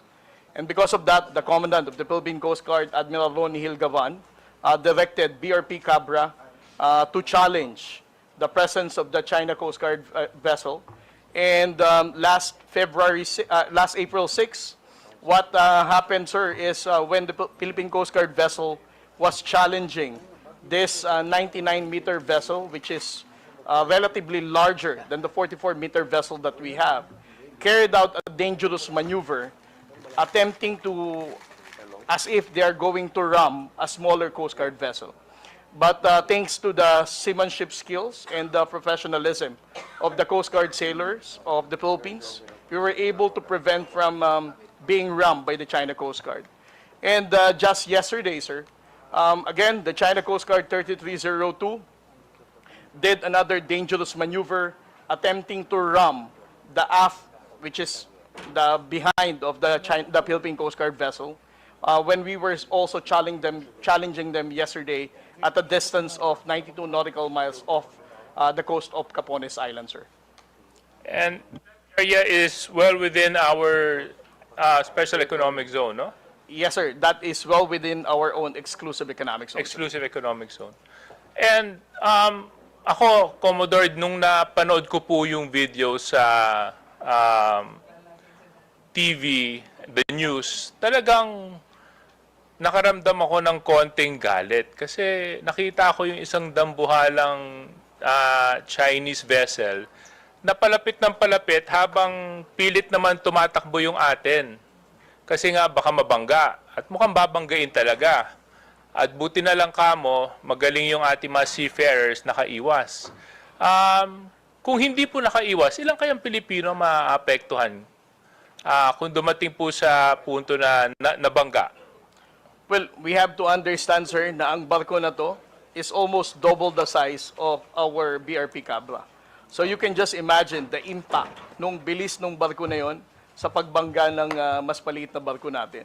Parang to describe it, parang isang Wigo na Toyota na kotse binangga ng isang 6x6 truck.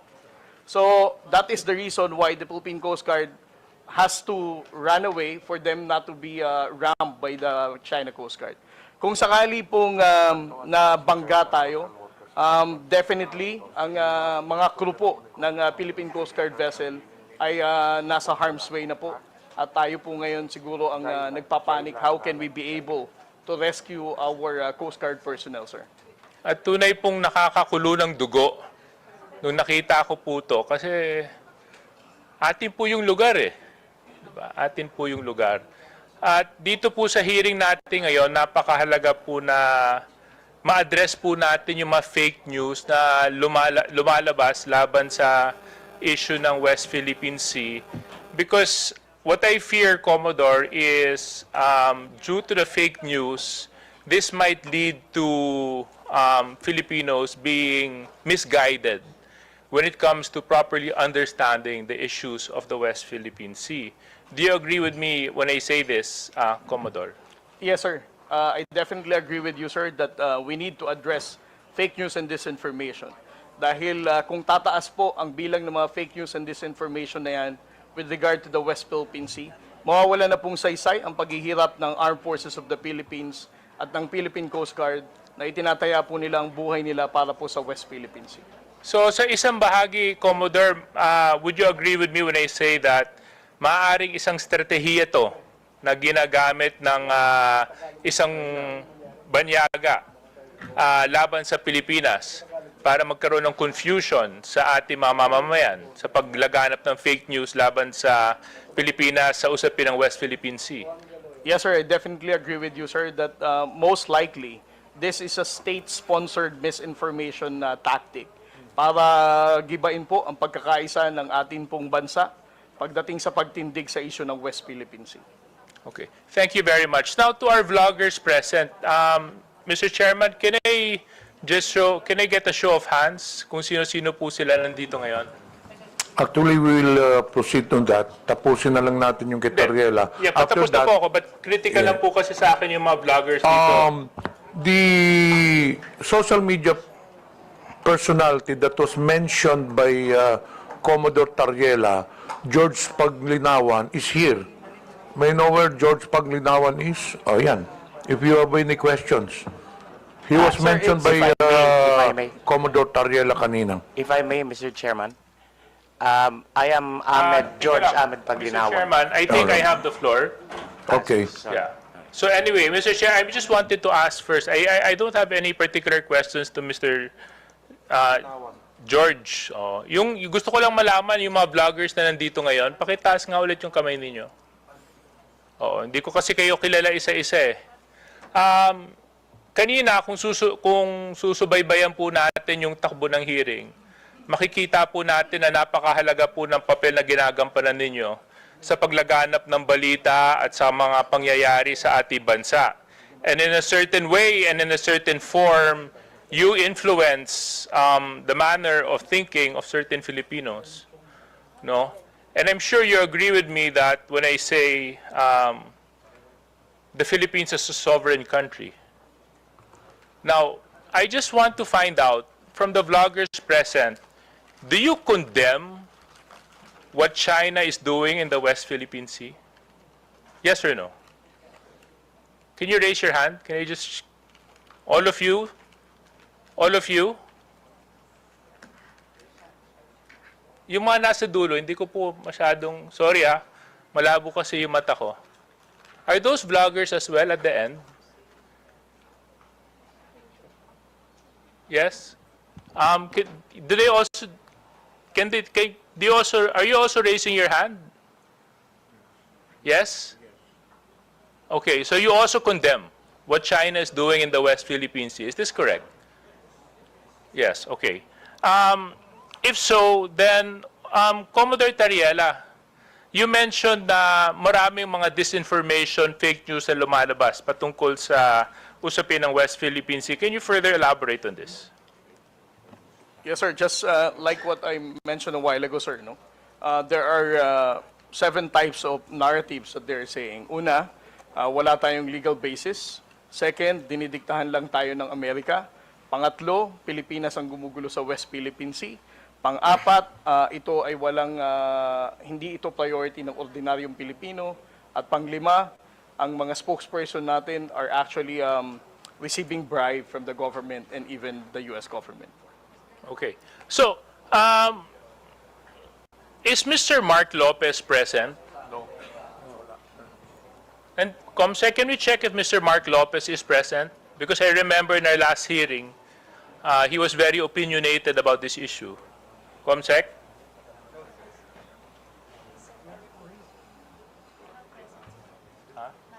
Not present. Okay, not present. So, since he's not present, siguro I'll just reserve my questions for him when he decides to present himself. For the vloggers na nandito, dahil kayo naman, inamin nyo rin na kinukondenan nyo yung ginagawa ng China sa West Philippine Sea. Siguro ipapakiusap ko na lang sa inyo sa pamamagitan ng boses ninyo at sa pamamagitan ng kakayahan ninyo, baka pwede nyo lang suportahan ang Pilipinas. Pwede nyo suportahan ang ating pamahalaan. Pwede nyo ipakita sa pamamagitan ninyo na maski ano man ang hindi natin pinagkakasunduan, Pilipino at dugong Pilipino pa rin ang nangangalaytay sa ating lahat. At yun po ay dapat pinaglalaban natin. I think for our armed forces right now, this is very important that we show that the country is in full support in protecting the rights and the sovereignty of our country. That's all, Mr. Chairman. That's the only questions I have for Commodore Tariela. And baka pwede pong humabol ng isang pakiusap. Alam mo, campaign period ngayon eh. kami mga kandidato nakikiusap. Baka ang pwede ko ipakiusap sa inyo, sana maging boses din po kayo sa Twitter, sa Facebook, sa TikTok, o anumang medium ang ginagamit ninyo, na let's support the Philippines and let's support our claim to the West Philippine Sea. Maraming salamat. Mr. Chair, Yes, Honorable Dante. gusto ko lang pong sabihin kay Commodore Tayel, saka yung NBI, no? Because you mentioned na these are dummy accounts, di ba? Dummy accounts po ito. And you also mentioned that it's possible that they are being used by the Chinese, no? To speak against the West Philippine Sea. So, Mr. Chair, gusto ko lang pong i-manifest dito, kung dummy accounts yan, walang pinagkaiba yan nung panahon ng hapon. Oo, yung makapili na mayroong bayong, mayroong bayong hindi nagpapakilala. Oo, walang pinagkaiba yan sa mga makapili. Kaya yung mga vloggers natin dito, na mga makapili, palagay ko, merong kalalagyan din yan. Siguro, no? NBI. Meron din, ano? Ha? So, it means that you could be able to really identify those makapili today. No, NBI. Kaya, no? Mr. Chair, if I may. Yes. Yes, Your Honor. As long as makumpleto po natin yung mga verification. But still, we depend on the information na kayang ibigay sa atin ni Meta as well as yung kayang ibigay ng mga telco sa atin na information. Kasi ang point po natin dito for purposes of identifying attribution is that we could determine kung sino yung gumawa ng account. Yun po ang ating basis po. Well, the fact na, Mr. Chair, that our bloggers are here with us today, hindi po ito makapili. Mga Pilipino po ito that they're appearing with us today to be able to help us craft a legislation finally, to be able to put a stop to this fake news, especially those people who are using dummy accounts. Finally put a stop to it, Mr. Chair. Yun lang po gusto kong sabihin.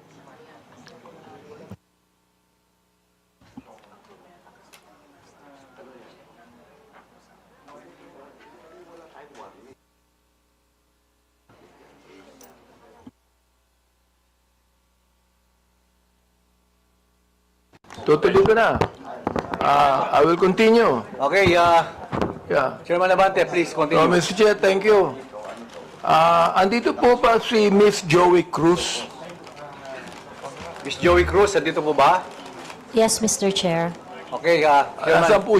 Asan po siya? Ayan. Gusto ko lang po alam nyo, sa totoo lang, marami po akong natatanggap na bashing Hindi ko pinapansin. Hindi ko pinapansin yon. Katulad ni Kabayan, hindi ako naiinsulto, hindi ako nababagabag, hindi ko pinapansin, wala namang katotohanan yun Kaya hindi ko pinapansin yan. Alright. Ngayon, ang gusto ko lang pong sabihin kay Miss Joey Cruz, in one of your blogs in YouTube, you directed this statement sa akin. No? Akin mismo. Unang-una, hindi naman kita kilala. Hindi naman kita kaaway. Wala naman akong ginawang masama sa'yo. Tama ba ako, Mr. Chair? Meron po ba akong ginawang masama sa inyo? There is no personal action. Kaya nga, Mr. Chair, sagutin mo lang ako. Meron po ba akong ginawang masama sa inyo? No Meron ba wala? None, Mr. Wala. Wala akong ginawang masama sa inyo, Pinapatunayan nyo yan, Pangalawa, hindi niyo ako kilala. Tama ba, Miss Joey Cruz? You do not know me personally. Correct, Mr. Chair. And Mr. Chair, I do not even know Miss Joey Cruz personally. Am I right? Correct, Mr. Chair. But, you made that statement against me. O ito, babasahin ko ha. O, ang sabi mo, ganito, kung abante, paswelduhan ka ng taxpayer, gago. Tinawag mo akong tinawag mo akong gago. O, bakit? Ba't mo ginawa sa akin yun? Gusto mo ba akong umiyak ngayon sa'yo? Sabihin ko, ba't mo ginawa sa akin yun? Bakit mo ako tinawag na gago? Bakit po, Mr. Chair? Please, yes. Mr. Chair, and I think it is already established that we do not know each other personally. Ano po yung pakilakas nga po? Hello, Mr. Chair? Mr. Chair? Okay. I think it is already established that we do not know each other personally. Therefore, the statement was said based in a not personal way, but it is an observation of my reaction Mr. Chair, on meron ka pang salita. Your observation is that I'm gago? Is that your observation? This pertains to the public function as I perceive it, Mr. Chair. No, you're public what? Public action, Public Mr. Chair. action. So you mean that is the public that is actually telling me that I'm gago? No, Or Mr. is Chair, it you? the statement Let me came ask from you, me. Mr. Chair, is it you? Yes, Mr. Chair. So you were the one that said that, right? Correct, Mr. Chair. Ayun. Pero hindi mo ko kilala. Wala akong ginawa masama sa'yo. Yes, Mr. Chair. It What is your already right to established. tell me that I'm gago? Because I am a citizen of What the is your Philippines. right to tell me I'm gago? That is part of my freedom of speech, Mr. Oh, Chair. is that right? Yes, Mr. Chair. So your freedom of speech is to tell a person that he is gago? Freedom of speech ba yan? My freedom of speech, part of my freedom Ang of galing speech is mo. to react Ang on the galing mo. action of Ito a pa, public official. sinabi mo ha, in another post, ito sirahin mo. Pero alam mo, kaya tayo nagmi-meeting dito, parami na mention ko ito, no? Pero sa totoo lang, hindi ko pinansin yan, matagal na yan eh. Di ba? Hindi ko pinansin yan. Ito ha, ang sabi mo, you know, Kong Benny Abante, I can find all of this. Isasampal ko ito sa pagmumukha mo. Is that still freedom of speech? Mr. Chair, I am not very familiar. Yes with or that no, post. Mr. Chair? Is that still, you think, freedom of speech? When you said, isasampal ko ito sa pagmumukha mo. Mr. Is Chair, that freedom of speech? yes, Mr. Chair. Ganon. Oo. So, ibig sabihin, ganito, if I tell you right now, sasampaling kita, freedom of speech yan. That's part of your freedom, Mr. Chair. Pag sinampal kita, hindi na freedom of speech yan. Of course, sir, it's overt Hindi action na. already. Yes, Hindi sir. na, no? Yes, sir. Oo, ang galing. Mahusay ito. Oo, magaling ka.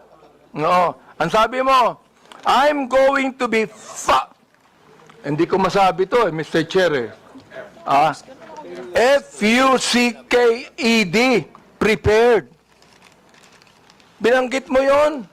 Mr. Chair, Bakit naman? Mr. Chair, Ano may ba I nagawa know kong when kasalanan that post sa'yo? was posted? Mr. Chair, Oh. Mr. Chair, so that I can answer intelligently on the question You of, can, Mr. Chair, may I know you can the date answer of the intelligently, I but cannot what you answer said here, is that intelligent? Let me ask you, Mr. Chair. Nung sinabi mo, you know, Kong Benny Abante, I can find all of this, isasampal ko ito sa pagmumukha mo. Is that intelligent? Mr. Chair, I cannot intelligently answer if I do not know when the post was posted. You don't know, Mr. Yes, Chair? Mr. Chair, I think in a day I post maybe 50, Well, you know, 50 posts in a day. I would like to understand, It Mr. means, Chair. Mr. Chair, that you can post something today and you forget that tomorrow. Am I right? That is correct, Mr. Chair. That's very likely. So, pakiklaro nga, Mr. Chair. Ano yung isasampal mo sa pagmumukha ko? That is why, Mr. Chair, for me to intelligently answer your question, I need to know when it was posted. Well, we are going to get the date when this was said. Thank you, Mr. You would Chair. be able to know. Thank you. Kaya pinapa-confirm ko lang yung statement na yan eh. Oh, is ibig sabihin, do you believe, ito hindi ko na sabihin ang freedom of speech. Do you believe that this falls under protected speech? I'm so sorry, Mr. Chair. May you please repeat Do the you question? believe that this falls under protected speech? Mr. Chair, like I said earlier, I would like to know first the context of the post. But rest assured, Mr. Chair, that when I post in my platform, I make sure that it is a reaction on the news or public action. As a political observer, I always practice. Miss Cruz, is this a political statement? You were saying a political observer. Is this a political statement? Do you believe that using profanities, insults, and malicious accusations online represent fair and respectful, intelligent discourse?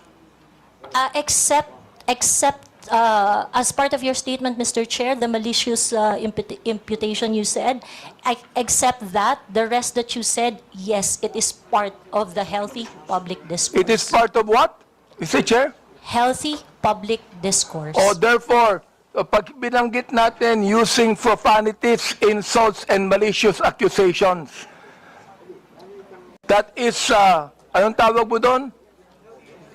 Part of the healthy discourse, Mr. Chair. Healthy discourse. Healthy discourse ba yun? Yung Yes, profanities, Mr. Chair. Yes, Mr. insults, and malicious statements, healthy discourse sa'yo yun.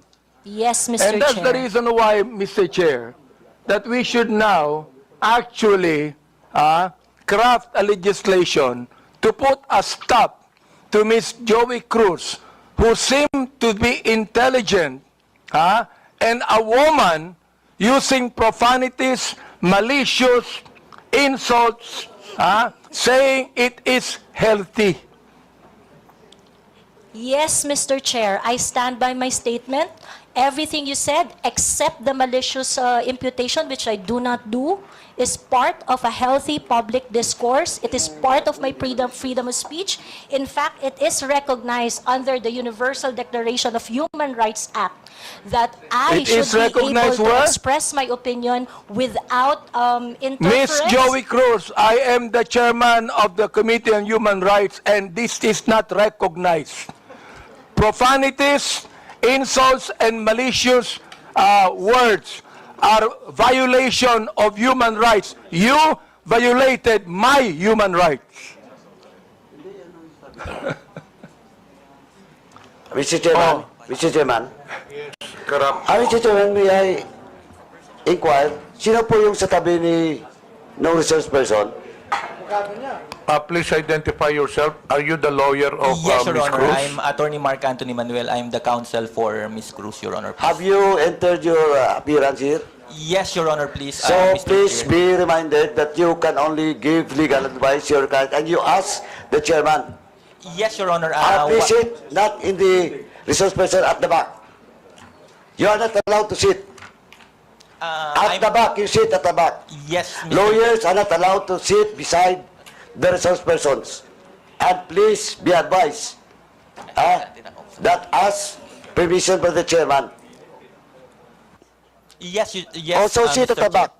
Yes, Mr. Do Chair. not sit beside your client. And rest assured that I am only advising my client as And to then, her so legal ask the rights. chairman the permission before you give the advice. Yes, Mr. Chair. Also sit at the back. Thank you, Mr. Chairman. Thank you, Mr. Chair. Attorney, please comply. Are you through, because No, Mr. Chair, I'm just starting.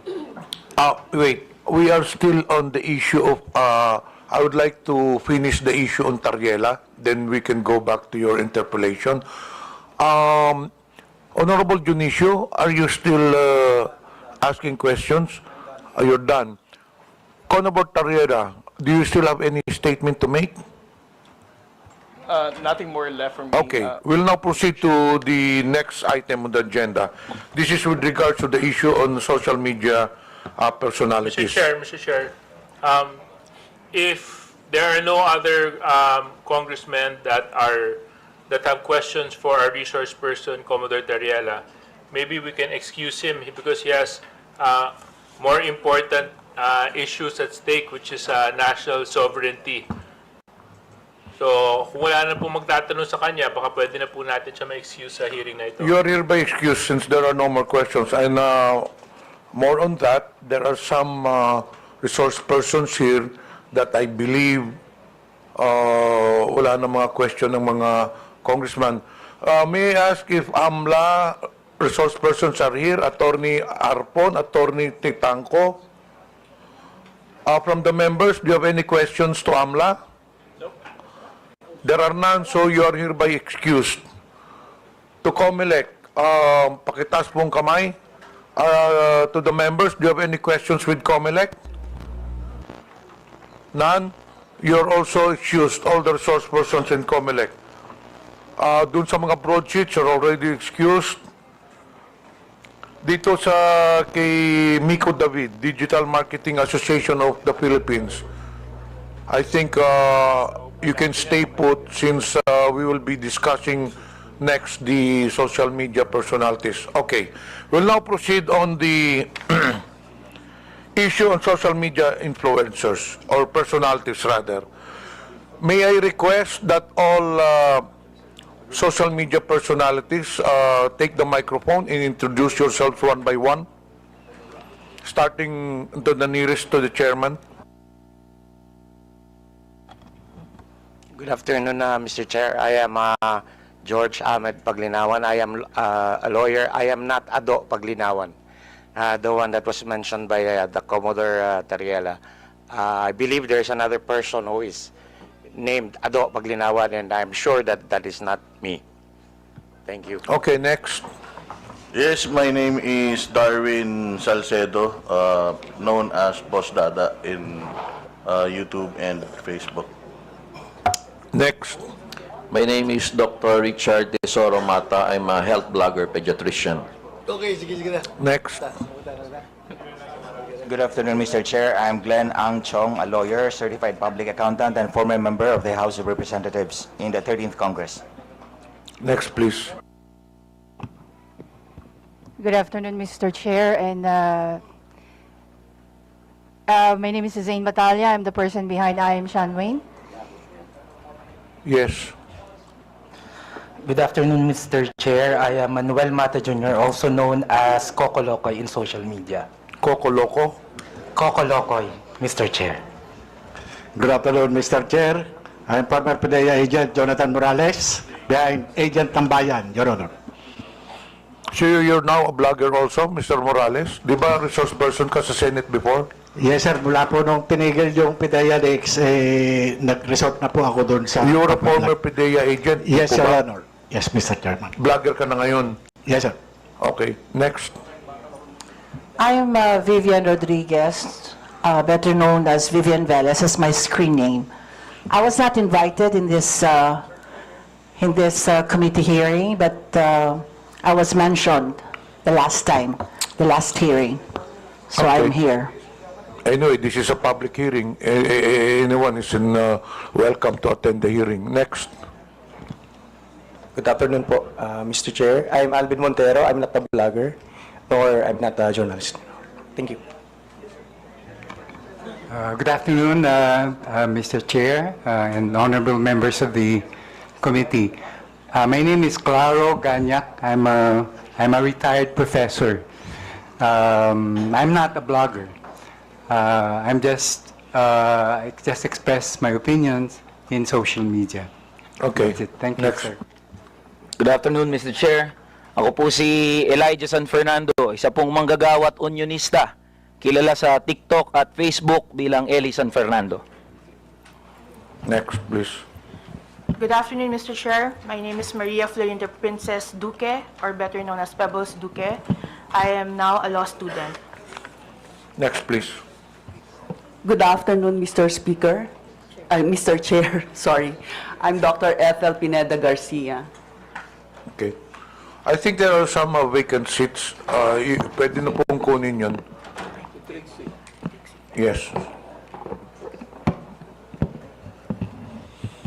I am Trixie Cruz Angeles. I am a lawyer. Next, please. May I continue, Mr. Chair? Wait, meron pa yata dito sa... Kompleto na po ba ang mga social media personalities? Who is Vicente Cunanan? You're also a social media personality? Okay, so you can now proceed with your interpellation. Thank you, Mr. Chair. Again, Ms. Cruz, do you believe that freedom of expression is not absolute? Yes, Mr. Chair. You do? Of I'd course, like Mr. to ask the other bloggers if they also believe that. Yes, Mr. Chair. Do you also believe that? Okay. Sir, Now, there's always a limitation. Ms. Cruz said, yung kanyang statement sa YouTube, no? Na profanities, insults, malicious is a healthy discourse. Gusto kong tanungin yung mga vloggers natin, do you agree with her on that? Yes. That profanities, insults, and malicious accusations is a healthy discourse and a part of the freedom of expression? We would like to ask every blogger to answer me yes or no if they believe in that. Mr. Chair, can I be recognized? Yes. Mr. Chair, no other than the highest court of the land has repeatedly said na hindi po masama ang pagmumura, lalong-lalo na sa mga pampublikong opisyal, especially kung ang pinatutungkulan po ay yung official functions nila.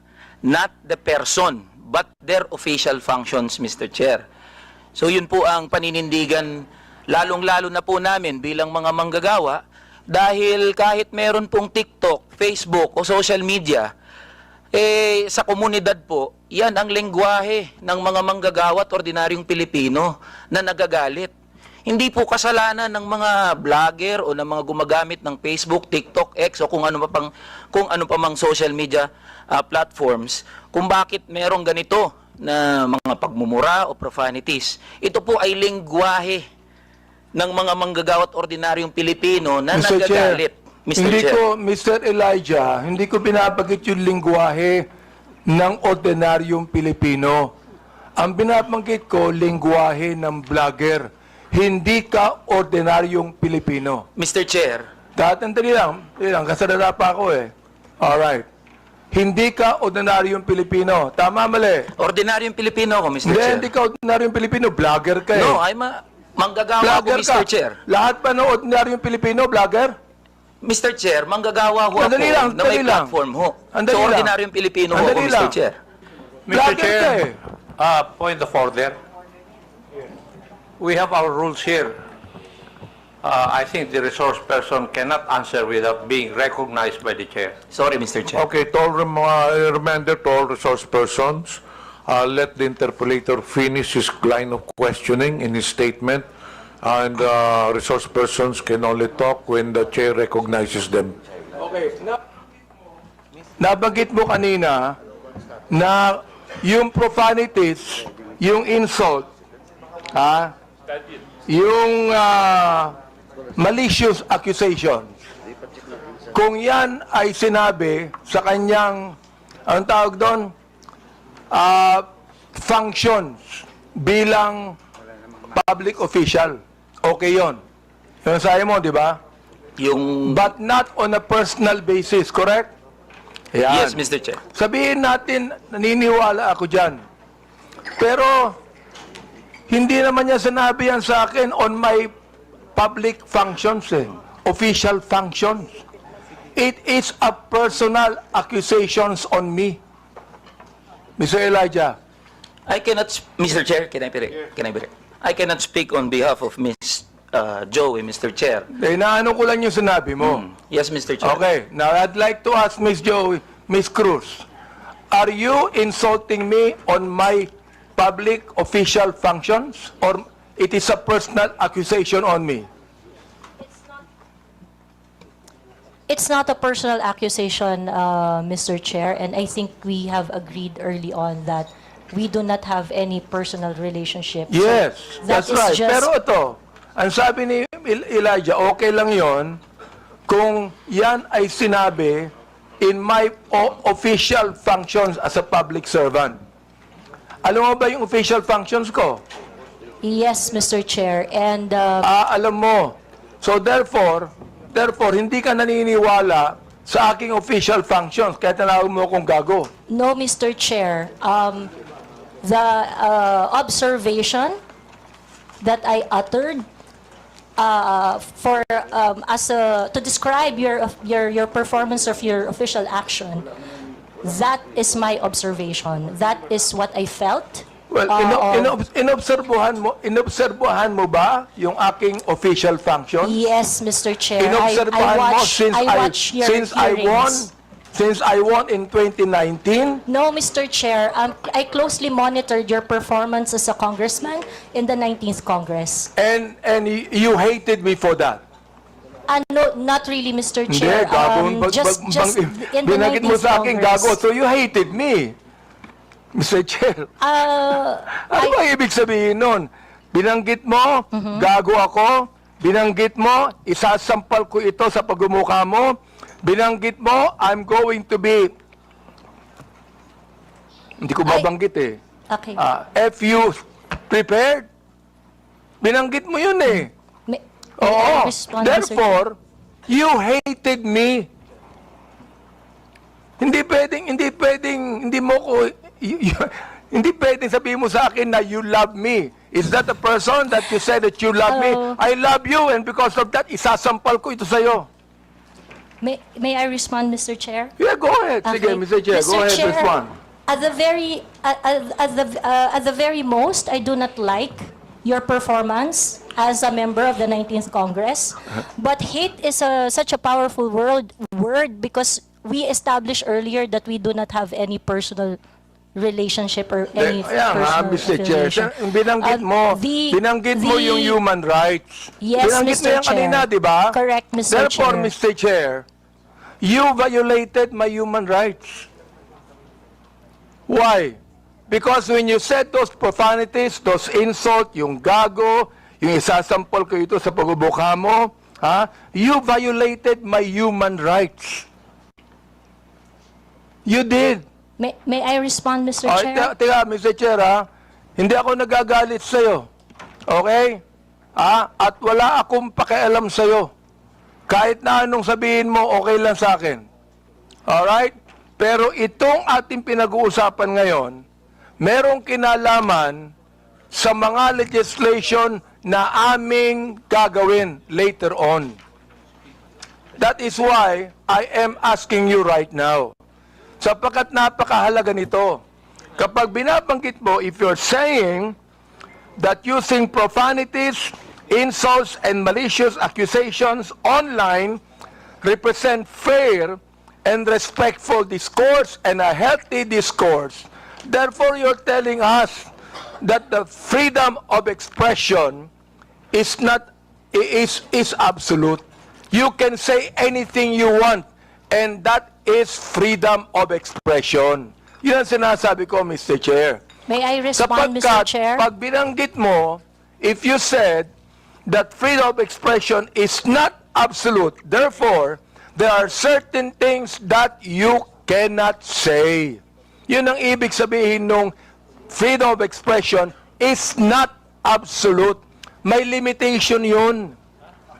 Di ba? Oh. Go ahead. You can answer now. Okay, thank you very much, Mr. Chair. Mr. Chair, in the universal thoughts and ideas, there would always be a limitation. The freedom of speech is not absolute. And the limitation of freedom of speech is well defined. Under the law, under the jurisprudence, there are things that you cannot say. There are things that Mr. Chair, you what cannot... jurisprudence are you talking about? Supreme Court decisions, Your Honor. Can you tell me what law? example of law that limits your Yes. freedom of expression? For Can you example, tell me Mr. the Chair, jurisprudence? yes, Mr. Chair. For example, Mr. Chair, there is, I cannot specify the specific law, Mr. Chair. There but is a law on libel. Yeah, law There on is libel. a law on slander. There is a law. Is it okay, Mr. Chair, if I give my example? Okay, thank you very much. One example, and I think this example is very demonstrative, is very illustrative of the limitation of freedom of speech. Right now, it is election, midterm election, and it is not allowed that people are going to campaign on the day of the election day.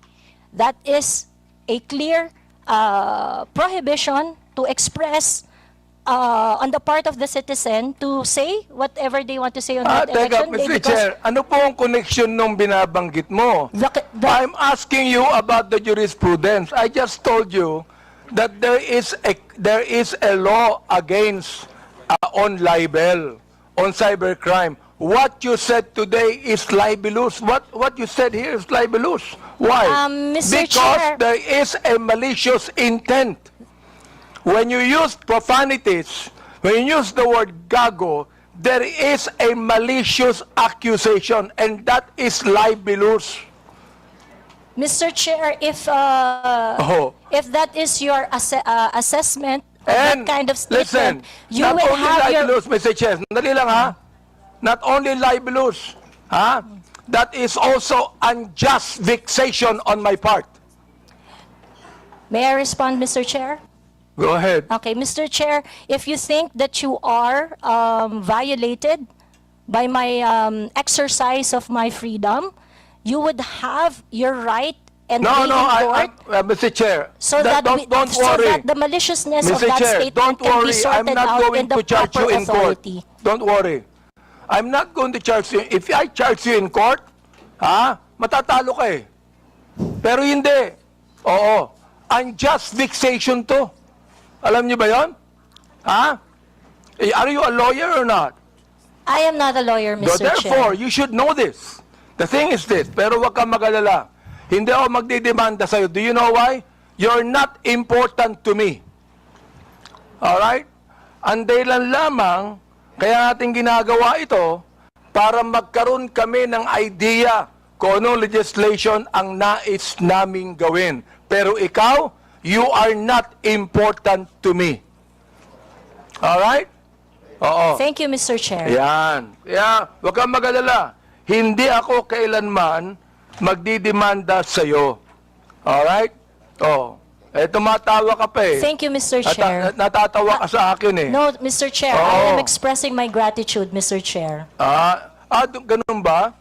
Mr. Chair, tumatawa ka and you're expressing your gratitude by your sarcastic laughter? I am not laughing, Mr. Chair. It's just a natural smile, Mr. So Chair. gusto kong tanungin po, itong ating vloggers na ito, kayo po mga vlogger natin, do you agree with what Miss Joey Cruz said? Every one of you could be able to answer, if you agree. I have a lawyer there. Attorney Trixie.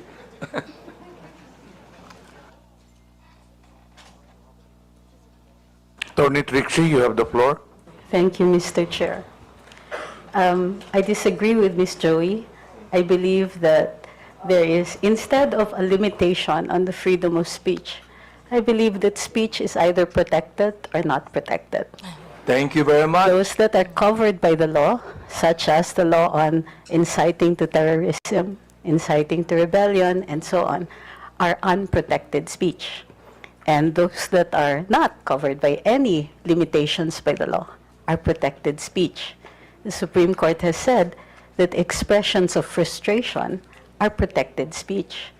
And therefore, although we differ, Ms. Joey and I, on the approach to the problem, we agree on the solution. Okay, let me ask the other bloggers that we have. Each of you could be able to answer and tell me if you agree with Ms. Cruz on that. Your Honor, Mr. Chair, I am Dr. Mata. I'm a bit forgiving on those things sometimes, Mr. Chair, because sometimes people are so expressive that we tend to say things. And I could cite, Mr. Chair, your example on the last hearing. You mentioned something as well.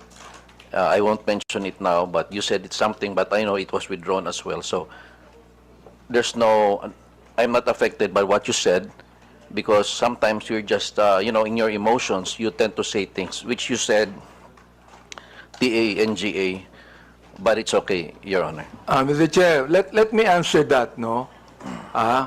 When I say tanga, binalik ko lang sa kanya eh. Siya ang unang nagsabi. Siya ang unang nagsabi. Para bang pinukulo ka ng balisong, nasa lubo yung balisong, binalik mo sa kanya. Kaya ako binanggit. Hindi ako ang unang nagsabi. Ang unang nagsabi, yung vlogger mismo. Ibinalik ko lamang sa kanya. Ngayon, ako ang masama. Samantalang yung vlogger na nagsabing tanga ang gobyerno, hindi masama. Nung ako ang nagsabing tanga, ako naman ngayon na masama. Ano ba talaga, Mr. Chair? Yes. Thank you for your explanation on that, Mr. Chair. Mr. Chair.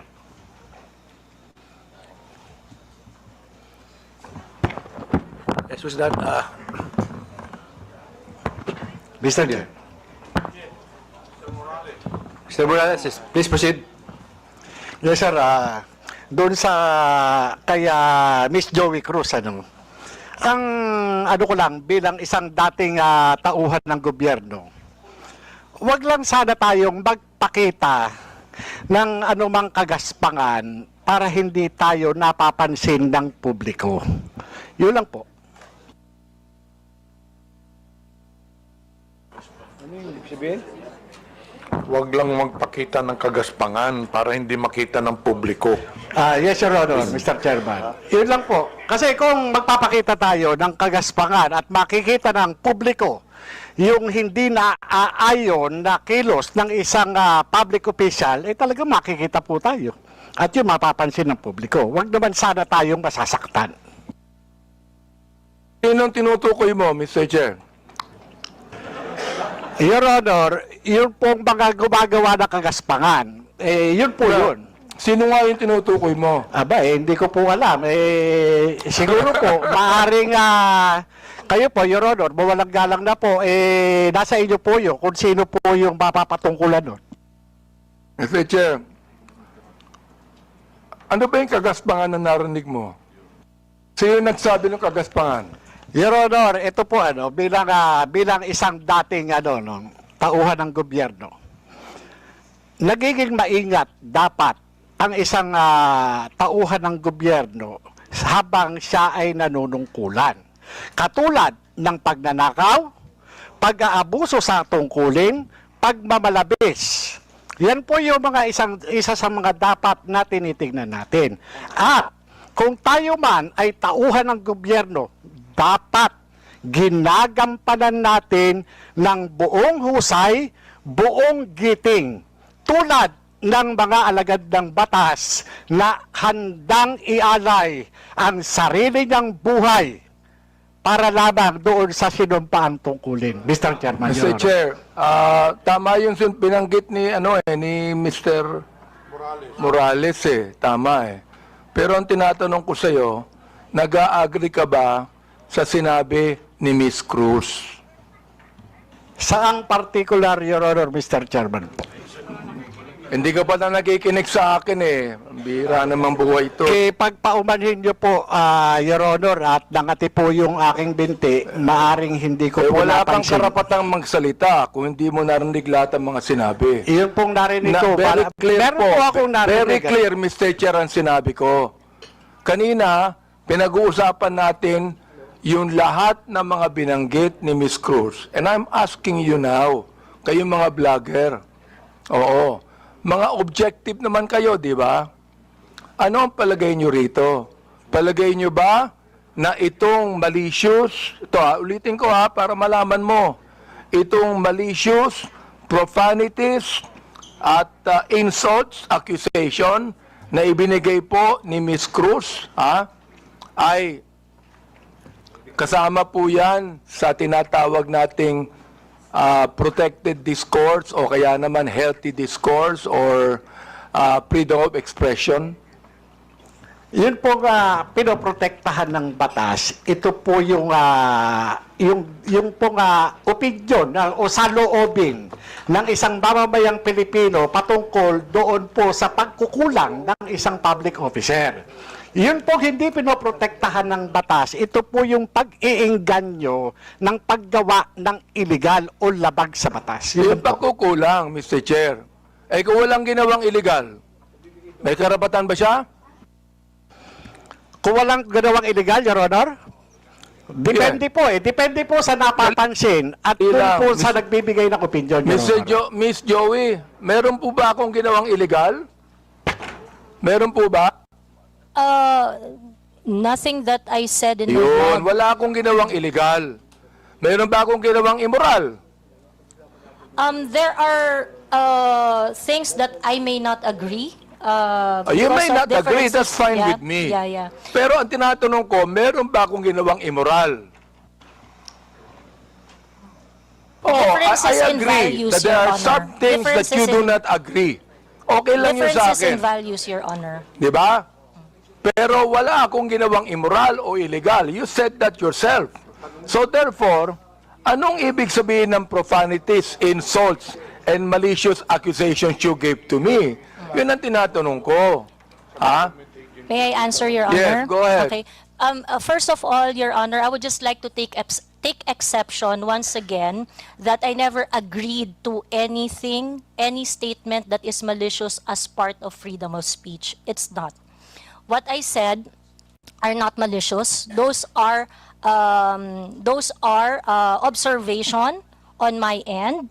And the profanity is part of part of my expression of discontentment, disgust, because my expectation for a public officer is not Therefore, met. Mr. Chair, when you're saying that a public official who is not doing anything illegal or immoral, and you said something malicious, insult and profanities, Again, that is your observation.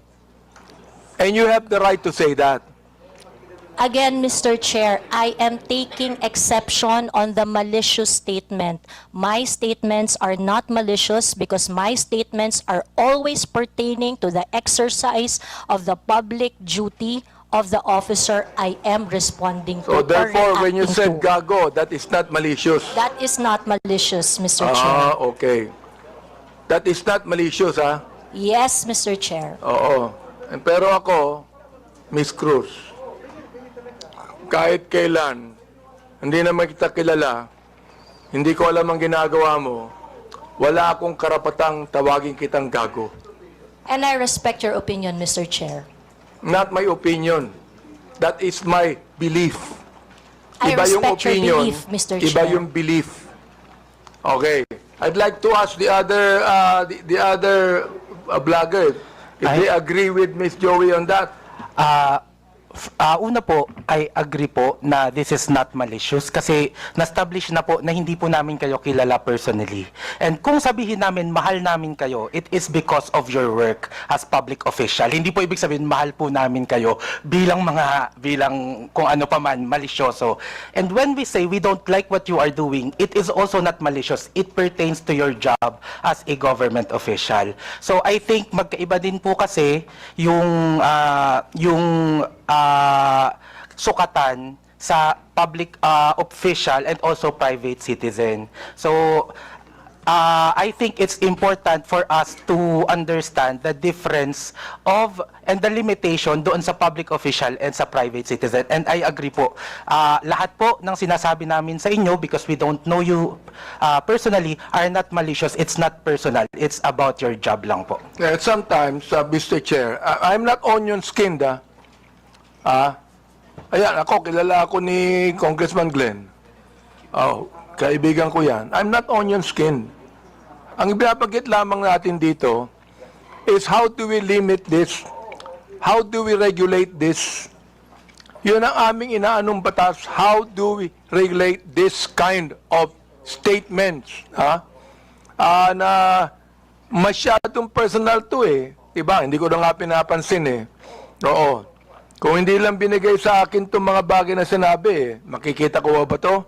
Hindi ko nakita to eh, Miss Joey Cruz eh. I don't even care about that anymore. Hindi ako apektado dito eh. Di ba? And the thing is this, kayo makakatulong sa amin for us to be able to craft a better legislation to what? To tell you that the freedom of expression is not absolute. Yun ang nais naming sabihin dito. Oh, so, yung the rest of the vloggers, if, yes, Attorney Glenn, go ahead. Thank you, Mr. Chair. While we recognize the plenary power of this Congress to enact legislation to limit freedom of speech or expression, I would just like also to exhort the members of Congress, the honorable members of Congress, to remember that the exercise of free speech, public officials should not be onion-skinned. I know hindi po kayo onion-skinned, Congressman, Honorable Dante. Public officials should not be onion-skinned, and that free speech serves as a scalpel that removes the abscesses of officialdom. I quote the jurisprudence. It's a landmark decision of the Supreme Court. So we have to make a tight balance between limiting the freedom of speech and, of course, when it comes to public acts of public officials. Yun na po, Mr. Chair. May we hear the others, Mr. Chair? Go ahead. Yes, Mr. That Chair. handsome man right there. Ako po, Mr. Chair. May I be recognized po? Mr. Chair, sundan ko lang po yung binanggit po ni Attorney Trixie about protected speech. I don't know the specifics of what Miss Joey said. Be that as it may, Mr. Chair, kung yung pong mga binanggit niya ay nakapatungkol po sa official function, then it is warranted. If it pertains to the personal po na buhay, then it is unwarranted. Naiintindihan po namin yung predicament, Mr. Chair, ng mga congressman natin, ng mga public official natin na talagang nasa scrutiny ng taong bayan. Pero hinihingi rin po ng taong bayan, lalong-lalo na ng mga manggagawa, ang pag-intindi po ng ating mga congressmen doon sa kung ano yung nararamdaman at ano yung pakiramdam, emosyon ng mga tao patungkol doon sa function po ng ating mga public official. I believe yung mga binanggit po ni Miss Joey, it is part of protected speech. And I think doon po pwede tayong magkaisa. That's all, Mr. Chair. Meron pa. Yes, Miss, Mr. Chair, good afternoon po. Yung tungkol po sa sinabi ni, pagsasamahin ko na po yung tatlo, ni Ma'am Joey, ni Attorney Trixie, at saka ni Sir Elijah. Kami po na mga content creators, nasa public eye din po kami, gaya po ninyo. So, whatever content or opinions that we also post online, nakaka-receive din po kami ng mga gaya ninyo na masasakit na salita.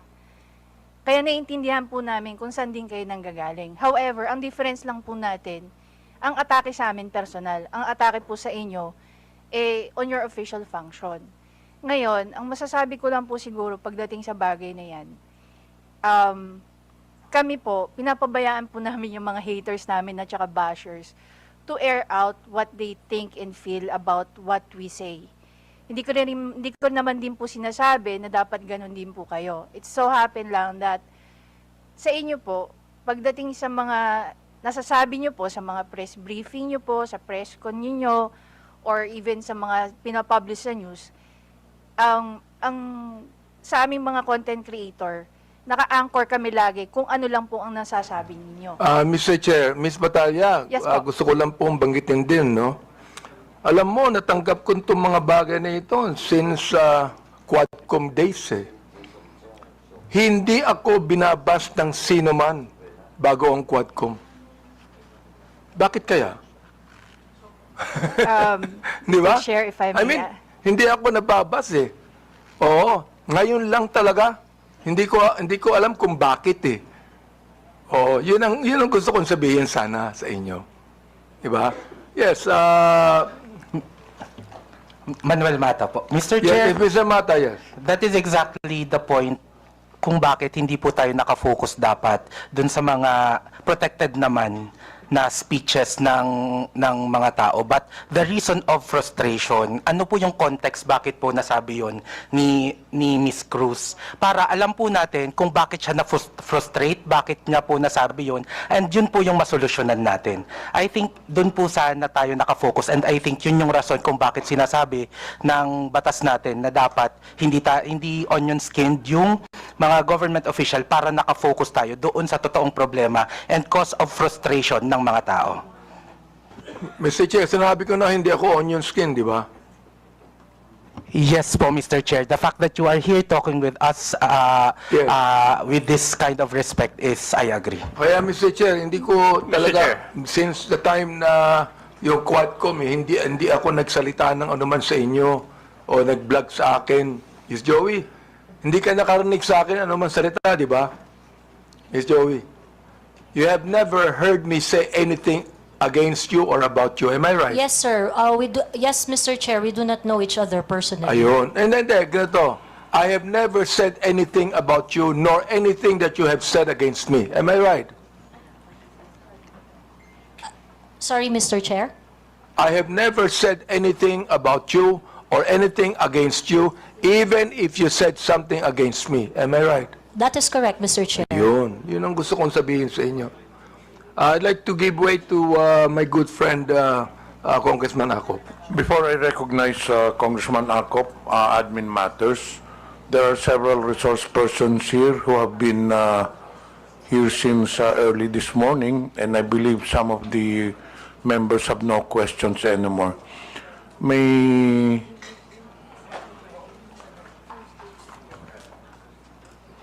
Andito po ba si Attorney Kirsten Bautista?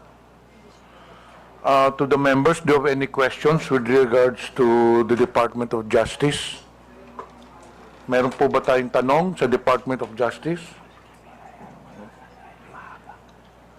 Palagay ko meron po, Mr. Chair. Meron, okay. Sa BIR, may tanong pa po ba tayo? I do have some questions to the BIR, Okay, Mr. later. Chair. Okay. Andito pa po ba ang PIR? Okay. So, hindi pa pwede po kayong umalis. Okay. Sino pa ba ang... Sa NBI, may tanong pa po ba tayo? Do you have any questions sa NBI? Kayo? Baka meron pa, Mr. Chair. Bonus na Okay. ulit. Sa PNP, meron po ba kayong tanong sa PNP? Yes? Okay. What about sa KBP? Kay Attorney Rodolfo Larbar, who is a KBP Legal Counsel, and Attorney Mark Tolentino. Do you have any questions with KBP? But of course, you are free to stay, no? If you want to stay. May tanong po ba tayo sa KBP? Wala? Kung walang tanong sa KBP, then KBP is allowed to be excused. But as I've said, you're free to stay. Sa Digital Marketing Association of the Philippines, kay Mr. Miko David, may tanong pa po ba tayo? Anyway, you can stay, but you're allowed to be excused. Sa Global AI Council, Mr. Antonio Mauricio, andito po ba? Your Honor, umalis na, Your Honor. Okay. Sa Press1.Philippines, andito po ba ang Press1.Philippines? Do you have any questions? Yeah. Meron. Okay. We'll now proceed. What about Scamwatch Pilipinas, Mr. Jocelyn? Wait to Congressman Akop for a while, but I still have last question. Mr. Chair, I just want to ask some clarificatory questions. Please proceed. Kung sino po yung nagsabi na dapat maintindihan po natin yung mga tao na because of their frustration ay nakapagsasabi po ng hindi tama. Gusto ko lang sabihin na yung frustrations wouldn't give you the right to violate the law. Hindi po nakapagbibigay ng karapatan sa isang tao na mag-violate ng law because of his frustrations. Because there are avenues, legal or provided by law, para ma-express nyo yung frustrations ninyo. That is precisely the reason why the freedom of expression is not absolute. Thank you, Mr. Chair. Okay, thank you. Before we proceed, may I know if Ms. Vicente Cunanan has taken her oath? Wala pa. Please rise. Comsec, please administer the oath. Please raise your right hand. Do you swear to tell the truth, the whole truth, and nothing but the truth in this inquiry? Please respond with I do. The oath has been administered, Your Honor. Thank you. Honorable Abante, you have the floor. Mr. Chair, meron po bang ibang vloggers na gustong magsalita tungkol dito? Do you have any statement to the social media personalities regarding the issue on Ms. Cruz? Ms. Cruz, just curious, are you a voter of Honorable Abante? No, So Mr. you're not a Chair. registered voter in the district of Honorable Abante? No, Mr. Chair. And as you have said earlier, you do not know him personally. Yes, Mr. Chair. And he does not know you personally. Correct, Mr. Chair. So, bakit na nyo naisip na atakihin si Honorable Abante? Just curious. Because the action is not really limited. The performance and the performance of Congressman Abante being part of several committees that affects national issues. But why are I you got to know interested him. particularly, specifically to Mr. Honorable Abante, considering that you are not a voter of Honorable Abante? Ano pong interest ninyo? The issues that he tackles in his committee memberships and chairmanships are issues that are affecting the Philippines at large. So in short, you have something against him because you have singled him out. There are 314 congressmen here, pero mukhang ang paborito mo si Honorable Abante. That is incorrect, Your Mr. Chair, Honor, paborito Mr. din niya sa Chair. Ace Barbers. Because there are other congressmen that I give my observations to, and it's not limited to Honorable Congressman Abante. So he is not singled out, Mr. Chair. Mr. Chair, plug-in sinasabi ni Ms. Cruz yung observation. I hope, Ms. Cruz, okay lang yung observation. For example, like, I hate Congressman Abante. Okay yan. I do not like Congressman Abante. Okay yan. I don't agree with Congressman Abante. That's fine. Pero yung tatawagin mo kung gago at isasampal mo sa... Teka, gusto ko nang tanungin. Gusto kong malaman, ano ba isasampal mo sa akin? Sabi mo isasampal ko ito sa bugumukha mo. So pakiklaro nga sa committee ito kung ano yung isasampal mo sa pagmumukha ko? Like I said earlier, Mr. Chair, I would like to know when that was posted. And perhaps, it's very likely, Mr. Chair, That I was posted posted on YouTube. Mr. Chair, it's very likely, Mr. Chair, that I said something like that. We And are that's checking it now. Very likely, the one that is going to be slapped on your face is, it's very likely that I'm referring to facts. Oo It's nga. very likely that I'm referring Mr. to Chair, facts. talagang hindi ko akalain, sasabihin niya sa akin to kung ang, Mr. Chair, kung ang misis ko magsasabi niyan, tanggap ko yan. Pero si Miss Joey, hindi ko naman po siya kilala talaga Ito ito pa, mayroon sasabihin ako sa inyo. Gusto kong tanungin din naman yung ating mga researcher dito ng Press One. So what do you think of Miss Cruz? What do you think of her statements? Everything that she said? Mga researcher po kayo ng Press One. Can you say something about that? Press One, can you please answer? Mr. Chair, we were confined with the facts as researchers. So I think as long as if Miss Joey Cruz is giving her opinions and her opinions alone. No, I think it is beyond our capacity it is beyond our capacity because she is entitled to her own truth. But again, if it's something to do with the known facts, no, I think we can debunk what is being said. Ayun po. Yun po, Mr. Chair. Okay, may I ask Mr. Chair, Mr. De Guzman? Yes, Mr. Chair. Well, in my opinion, Mr. Chair, it's basically as a reputation management practitioner, I think in that aspect, it's not really a matter of freedom of speech, but it's a matter of, number one, respecting for others.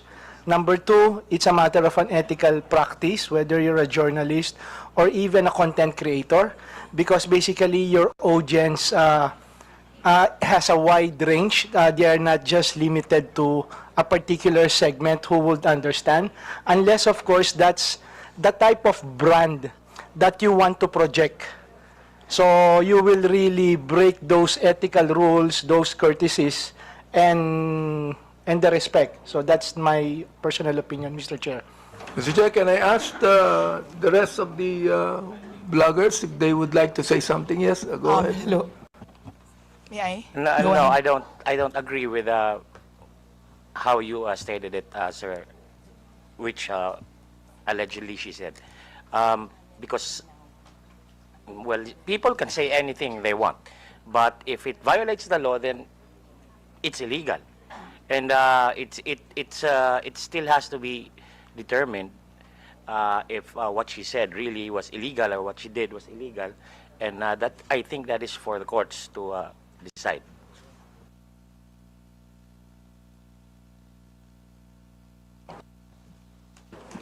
I think we have already heard the other Mr. Chair. bloggers. Those who wish to make a statement, you can do so. But to those who have already made their statement, pwede na siguro yun. Mr. Chair, Permission to speak. gusto ko lang pong sabihin kay Miss Joey, yung batas tungkol sa unjust vexation. Supreme Court has defined unjust vexation as any human conduct without violence that unjustly annoys an innocent person. Yan. Yan ang batas. Oh, the elements of unjust vexation are: there is human conduct that unjustly annoys or irritates another person. Such human conduct was not attended with violence. Such human conduct caused annoyance, irritation, torment, distress, or disturbance to the mind of the person to whom it is directed. An offender acted with criminal intent. That is what unjust vexation is, Miss Cruz. Oh. If I say, Miss Cruz, I was irritated by what you said. I was annoyed by what you said, even without violence. I was distressed with what you said. I became depressed with what you said. Oh, di ba, Miss Cruz? So sabi ko, ganito na lang. Ganito, ha? Let's just be very careful. Okay lang po sa akin. Sabihin mo sa akin, I hate Congressman Abante. I don't like him. I don't agree with him. Fine. Pero yung babanggitin mo dito, ha? Gago ako. Isasampal ko ito sa pagmumukha mo. I'm going to be FUC prepared. Ay nako. Palagay ko, very irritant yon sa pinagsabihan mo. Tama ba ako, Mr. Joey Cruz? May I respond, Mr. Chair? Go ahead, sige. Thank you. Mr. Chair, I understand that it may come across as something that you may not feel comfortable with what I said and things like that. And again, if you feel that you are aggrieved with what I said, I will welcome any action remedies from your end. No, On the other hand, Mr. Chair, You would while welcome what? You would welcome what? Any remedy that you may seek, Mr. Chair. Any against legal me. action, is that what you're saying? That is Mr. correct. Chair? Any remedy, not limited to legal action, No, Mr. Chair. I'm not going to resort to any legal action anymore. Ha? Bakit? Magbabayad ka pa ng abogado mo. Maglilitis pa tayo ng matagal na panahon. That would also be irritant to you. You do not want that to happen to you, am I right? Huwag mo Yes, sabihin Mr. sa akin Chair. that you welcome any legal action. If you, because you enumerated the elements of the Oo. unjust vexation, Siguro, Mr. Chair. ang pinakamagandang sabihin mo sa akin because I'm annoyed, mag-apologize ka sa akin. Kapag ka sinabi mo ito, oo, hindi ba? O ngayon, kung ayaw may mo, I okay lang respond? sa akin. Ayaw mo, okay lang. Walang problema doon, Mr. Chair. Walang problema We can doon. agree ha? on that, Mr. Oo. Chair. Basta makikita nyo na lang na we are going to craft legislation that would actually regulate what our bloggers is trying to say. Let me ask our DOJ people, ano bang palagay nyo? Sinabi ni Miss Joey Cruz. Nandiyan ba po ng DOJ? Mr. Chair, Go ahead. Mr. Chair, right now, the only legislation we have on malicious statements being made is on libel under the revised penal code and on RA 10175 on online libel. All right. Salamat po. Can the NBI also say something about that, Mr. Chair? Yes, Your Honor. Well, Your Honor, for purposes of discussion, we have what we call the doctrine of fair comment. So under the doctrine of fair comment, it means that every discreditable imputation publicly made is deemed false because every man is presumed innocent until his guilt is judicially proved, and every false imputation is deemed malicious. So under this doctrine, as a general rule, when the discreditable imputation is directed against a public person in his public capacity, it is not necessarily actionable. What we are talking here is whether or not it is actionable or not actionable.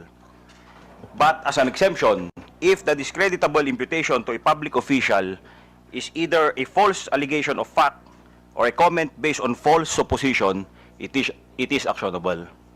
So dito po sa doctrine na to, it's up to the person being attacked whether he wants to file a complaint or not. If he wants to file a complaint, then evidence must be submitted in order for the prosecutors to assess the evidence as well as the court kung sasampa man dito sa korte. Thank you, Mr. NBI. I'd like to also say, sapagkat marami ring bashing ang binigay ni Ms. Cruz kay Congressman Ace Barbers, di ba? Ms. Cruz, marami rin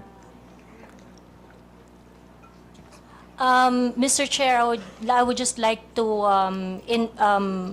inform the court that there is a pending action that I have against Ace Barber. So I would like to invoke the sub judice rule on that matter. Invoke sub judice? Wala namang kasong final. Wala namang kasong final No, Mr. Chair, I filed a libel suit against Congressman Barbers. Kay Ace Barbers. Yes, Mr. Chair.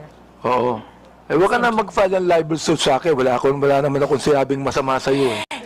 Yeah, we agreed. We did not say anything personally on each other. Okay. Well, in your numerous blogs, Ms. Cruz, you criticize the government and specific personalities. But you have not released any content addressing the West Philippine Sea issue or taking a stand against China's actions. Why is that? It is Something that is beyond my competence, I would Okay. say. It is something that I do not know much. Although I would like to correct you, sir, that you said I did not release any content, but I actually do. In those contents, when I'm going to talk about the West Philippine Sea, the South China Sea, I talk about it in such a way that I try to figure out the issues, the facts, and ask. My platform is very interactive.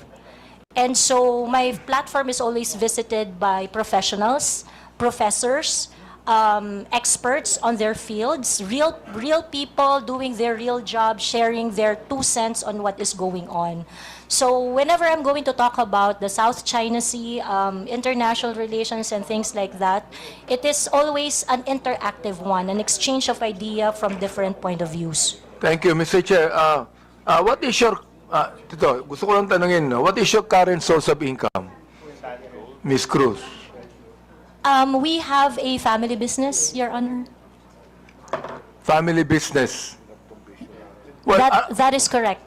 are you monetizing your social media content or receiving compensation for your blogs? Yes, Mr. Chair. You are. Yes, Mr. Chair. So it is also some kind of a business to you. It is really not, Mr. Chair. In fact, if you're going to look at my vlog, it's very unprofessional. I do not have a studio. It is very casual.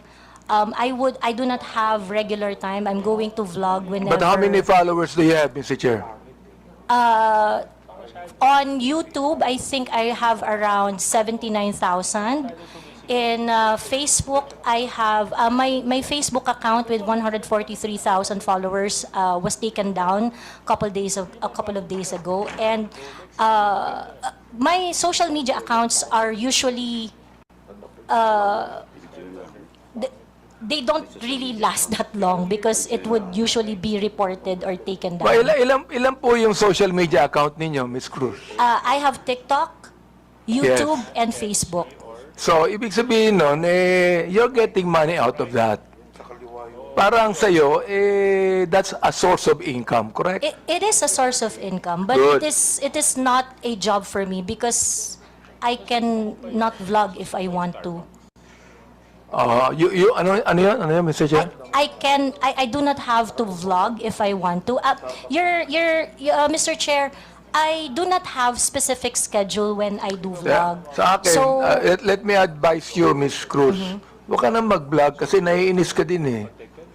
Naiinis ka din, hindi pwedeng hindi ka mainis sa sinasabi mo eh. Di ba? Naiinis ka din. Mr. Chair, Naasar ka din, tama ba ako? Naasar ka rin, nai-stress ka din dun eh. Not really, Mr. Chair, because I'm a very I grew up in a household with very political orientation, so it is something that I really like doing. So Mr. Chair, did you grow up in a household where you curse each other? No. My parents are devout So you Catholic. did I'm the not only grow one who up curse in a household. I am the only one who curse in our household. You are the only one that Yes, curse. Yes, that is correct. Well, you know, you're a grown-up person. Sana tinuruan ko ng bata ka pa ng magulang mo. Ako tinuruan ako ng bata ng magulang ko eh. Nawag akong magmura eh. They did, Your Kaya hindi Honor. ako nagmumura eh, They Mr. Chair. did Dali na, teach me. So, tinuruan They ako did teach ng me magulang that, Your ko Honor. ng bata ako wag magmura eh. Kaya hanggang ngayon, hindi ako nagbumura eh.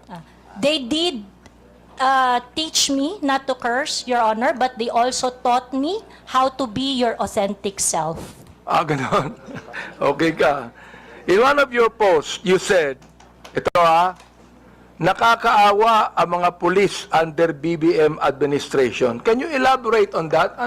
What led you to the conclusion that you said that? That is a series of posts on the memorandum that is circling around saying that policemen would have to react on official PNP pages. And I think it is so unfortunate that apart from the regular duties and responsibilities of a policeman, they are being asked to do such kind of menial task. I think it's something that they do not have to do. I vehemently disagree with that kind of policy, so that's why I felt I commiserate with the policeman. You what? You commiserate. Yes, Your Honor. So when you commiserate, you can tell the policeman, police patola kayo, wala kayong kwenta. Is that how you commiserate? I never said that, Mr. Chair. Nabanggit mo yun eh. Mga pulis, wala kayong nasolve na problema. Nabanggit mo yun. Kaya nga gusto ko nang tanungin, are these statements based on any verified data? Do you have a data on that? If I know the Or time they when are I simply your posted it, personal opinion? Mr. Chair, like I mentioned earlier, so that I can intelligently identify the reaction I posted on my Facebook, ito pong kaibigan ko. I would need to know the Miss time Ako, Miss when I Ako. posted it, so that I would know the exact Miss Cruz, news. Miss Cruz, ito pong kaibigan ko si Congressman Akop, naging general po ng pulis to eh. Oo. Kaya, ano mo, pag you begin to generalize, pangit, hindi ba? Let That me is ask correct. our police people there, what do you think of the statement of Miss Joey Cruz? Thank you, Mr. Chair. Oo. Pulis patola ka ba? No, of course. Hindi. No. Wala Your kang Honor. kwentang pulis, ganun ba yan? No, Mr. Oh, Chair. you tell us about that, Mr. Chair. Well, the data will probably speak for itself that the PNP has done so much. And I think that was the statement of Ms. Cruz, but the numbers will really speak for itself, Mr. Chair. Okay. Now, ito na lang, no? In your other blog, Ms. Joey, or post directed against the Quadcom, mga members tungkol sa pag-iimbestiga over bloggers spreading fake news. Itong Tricom po namin. You dismissed them and said something along the lines of what? Sabi mo, para kayong mga bata,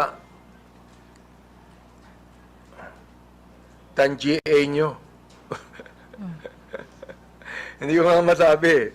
Di ba? Yan ang pag pinapasweldo kayo ng sambayanang Pilipino, pinagputahan ng mga tao, including ng mga vloggers, sagutin nyo mga tanong. Do you confirm this statement? Yes, Mr. Chair. Why did you say that? Because in any rants or bashing or issues I raised in my Facebook, I never really got a response. So pakiklaro a mo nga response. yung sinabi mong pinagputahan ng mga tao. Will you please make it clear to us, anong ibig sabihin nun? Kasi hindi ko alam ibig sabihin nun eh. Yes, I will explain, Mr. Chair. Yes, please. Pinagputahan ng mga tao means pinagtrabahuhan ng manggagawang Pilipino ang nagpapatakbo ng bayang ito, ng kongresong ito.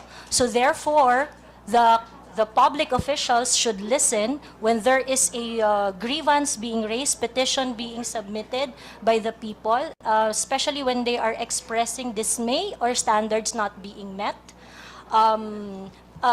Pinagputahan ng tao means pinagtrabahuhan ng matindi ng mga tao. Mr. Chair, yung mga taong nagtrabaho, tinatawag mong PUTA.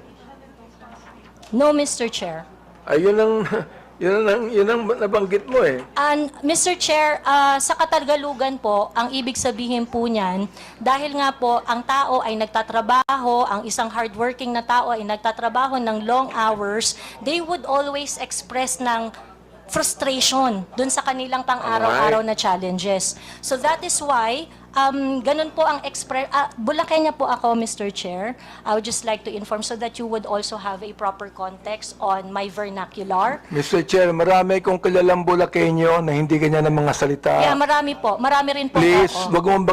wag mong banggitin ang pagiging Bulakenya mo dito. But Baka it is- sabihin po ng mga Bulakenya, lahat yan, ganyan ang salita nila. I am Please, under oath, wag Mr. naman. Chair. It is like that. Mga disente po ang mga Bulakenya. Bulakenya po ako, sir. So I can speak for my people. Isa ka, Mr. Chair, sa Bulakenya hindi disente. Now ito ha. Last question, Mr. Chair. Yes, can you wrap it up? We still have other issues. Given your consistent use of offensive language, not only against me, against others, for example, personal insults, unfounded allegations, you cannot even verify it with your data, Do you believe your actions are still protected under freedom of expression? I take exception, Mr. Chair, Or have on you crossed the line alleging unfounded accusations because... Or have you crossed the line into abuse of your right? I understand my right, Mr. Chair, and I understand that I have no right to abuse my right. Good. So ibig sabihin doon, you have no right to use abusive language against a person you do not even know personally. Using profanity is not necessarily abusive, Mr. Chair.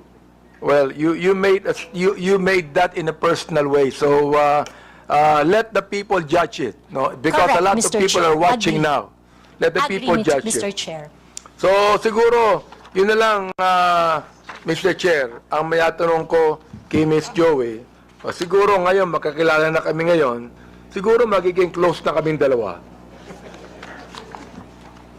Baka kayo ng sunod na love team. Kung ako, please recognize. Thank you, Mr. Chair. May I know if Mr. Vicente Bencalo Conanan is present this afternoon? Yes, she just took her oath. Would he be the same as Miss Pebbles Conanan? Yes Same. po. Your Honor, Yes. Thank you. I have here a sinumpaang salaysay. Paige, could you please present it to her?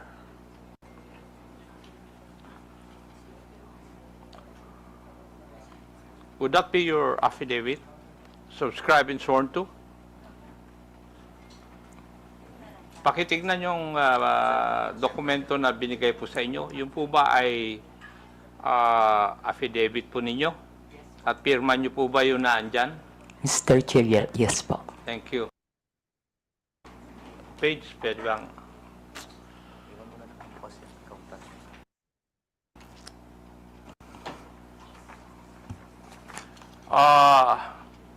Would you mind if I just call you Pebbles in this hearing? Mr. Chair, thank you po. Okay. Hate ko po yung Vicente. Okay. Thank you. Pebbles. Pebbles, tong sinumpaang salaysay mo ba is ginawa mo ba ito ng kusang loob at wala pong pumilit po sa inyo na gawin at pirmahan ito? Yes po, Mr. Chair. Thank you. May I proceed, Mr. Chair? Ikaw po ay isang vlogger, Pebbles. Tama po ba? Yes po, Mr. Chair. At ito po ba ay full-time mong ginagawa o part-time lang? Part-time? Minsan po kasi hindi po ako nag-vlog for a month. So it's not your main source of income? Yes po, kasi hindi po ako monetize. Okay. Hindi monetize. Pero meron po kayong ibang trabaho? Online seller po, Mr. Chair. Okay, online seller. Pag kayo po ay nag-i-engage sa pagbablog, ano po ang pangalan na ginagamit po ninyo? Pebbles po, Mr. Pebbles. Chair. Kasi nga po, hate ko po yung Vicente. Opo. Halata naman dahil ayaw mong gamitin Ano pong social media platforms ang ginagamit po ninyo? Facebook po. Facebook lang? Meron din po akong ex, pero hindi po ako ganong nagpo-post dun. At ilang taon na po kayong nag-vlog? Since 2014 po, Mr. Chair. 2014, that's about 11 years. Opo. Okay. Thank you. Now, dito po sa affidavit po ninyo, meron po kayong binanggit tungkol sa isang Maisog rally sa Hong Kong noong July 2024. No, Mr. Chair. Yung pong Maisog event sa Hong Kong, that was July 7. July 7. July. Ay, wala naman nakalagay dito yung date. Ako lang ang naglagay para malaman ko kung magsasabi ka ng totoo o hindi.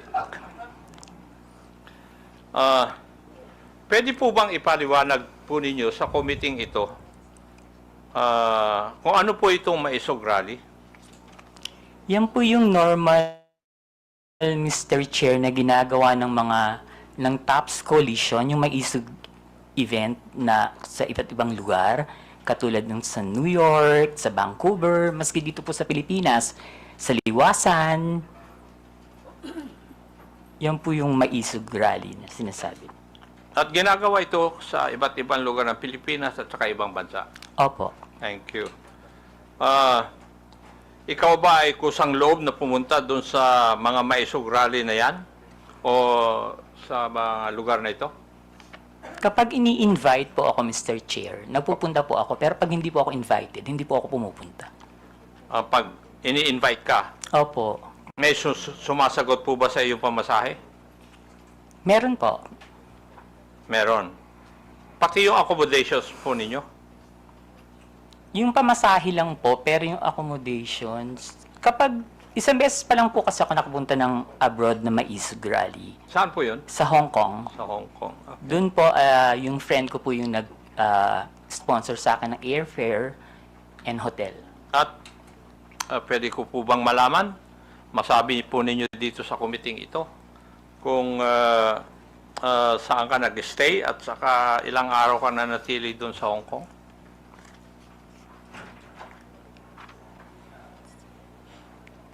July 7 po, ginawa yung event.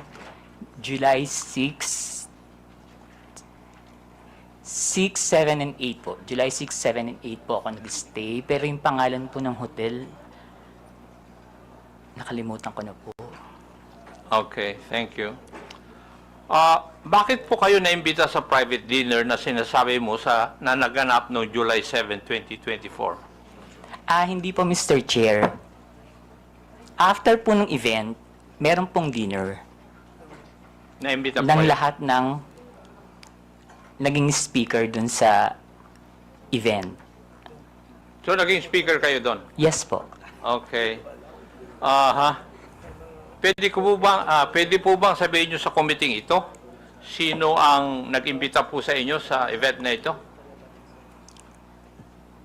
Actually, Mr. Chair, nung pagtapos ng event, tapos nakatayo na po lahat ng mga tao, nagpapapicture yung mga umattend, yung mga followers.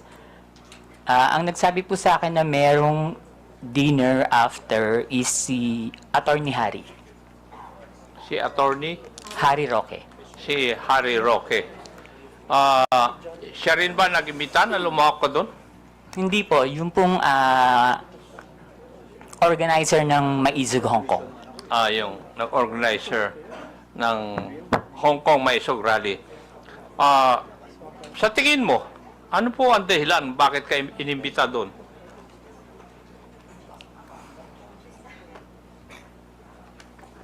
Kapareho rin po nung mga ginagawang rally dito sa Pilipinas na sabihin lahat ng ginagawa ng gobyerno na hindi namin gusto kasi that time kalaban po ako ng gobyerno. Liwanagin po natin yon. Kalaban ka ng gobyerno?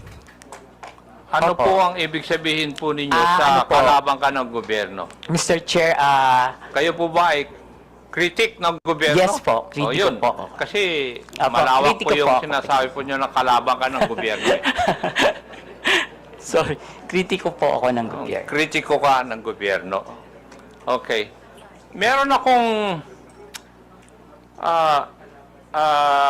meron pong binabanggit sa iyong affidavit na pagkatapos ng nangyaring maisog rally sa Hong Kong, ikaw ay naimbita na dumalo sa isang pribadong dinner kasama ng mga iba pro-Duterte vloggers at personalities. Meron akong ipapakitang litratong ito sa screen. Sagot lang kung pakisabi lang kung ito po ang sinasabi po ninyong dinner na nangyari. Yes po, Mr. Chair. Comsec, please flash the photo on the screen.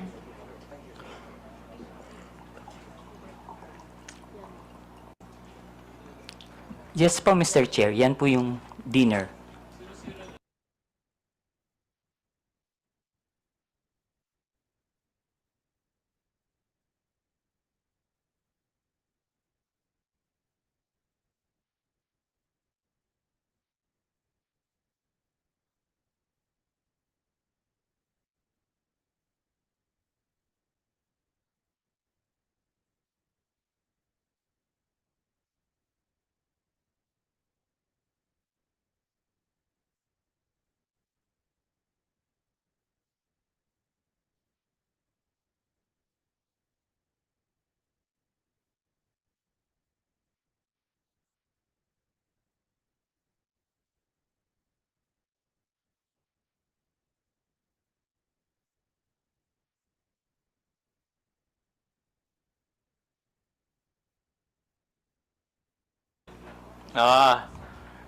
Pwede ba?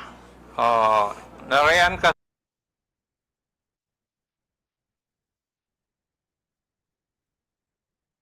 Yes po, Mr. Chair. Try ko po lahat. Yung kakilala ko lang po, ha. Opo. Yung pong nakaupo from left side is si Tio Moreno. Yung nakatayo po na Tio Moreno, yung nakaupo dito sa kaliwa? Dito po. Naka-black? Hindi po yung naka-brown. Naka-t-shirt? Yes po. Ay, ipag doon po kasi ako tumingin. Oh, kasi nasa left sa photo, yes. Okay. And yung nakatayo po na white is si Miss Sas Rogando Sasot. Okay. Ako po yung kasunod. Sumunod po si Miss Joey. Next si Sec Trixie, si Attorney Vic. And then yung nakaupo pong green is si Prof. Ana. Uy. Okay. Yung naka-red, hindi ko po kilala. Yung katabi po ng naka-red, si Attorney Harry Roque. Yung nakatayo pong naka-black, si Daniel Long. Yung naka-green na nakatayo, hindi ko po kilala. Yung katabi ng naka-green, si Pam. Yung katabi ni Pam, hindi ko po kilala. And then yung pong nakaupo sa right, si Mr. Abines. Yung katabi ni Mr. Abines, hindi ko po kilala. Then si Attorney Glenn Chong and si Doc Badoy.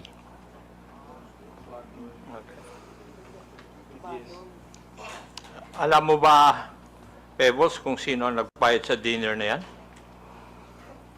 Ang pagkakaalam ko po si Attorney Harry.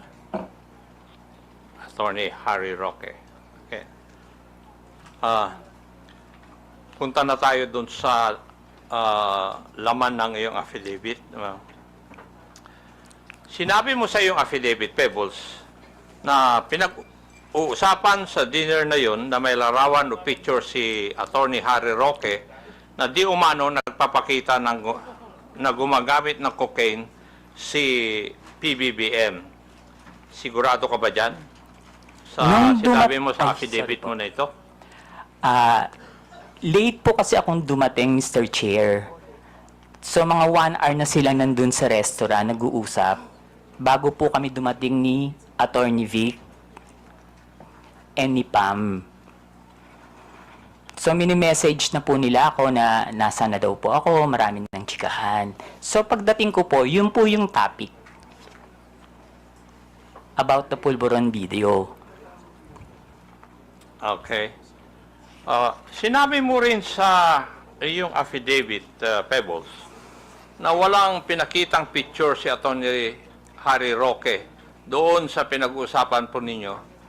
Pero base po sa iyong obserbasyon, mukha bang yung ibang mga kasamaan mo ay alam na ito o first time din nilang narinig ang tungkol sa larawan na yan?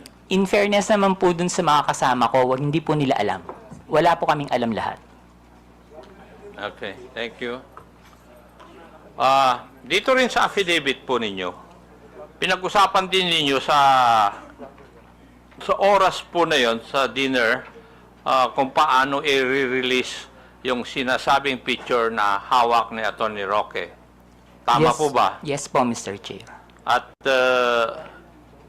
napagkaisahan na mas maigi na yung photo na yon ay parelease sa isang foreign influencer para mas kapani-paniwala.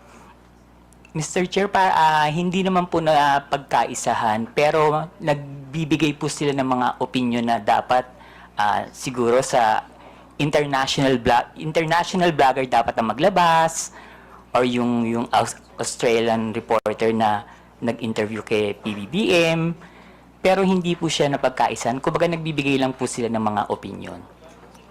Okay, thank you. Pebbles, kung totoo man ang picture, bakit kailangan pa maghanap ng foreign influencer to release the picture?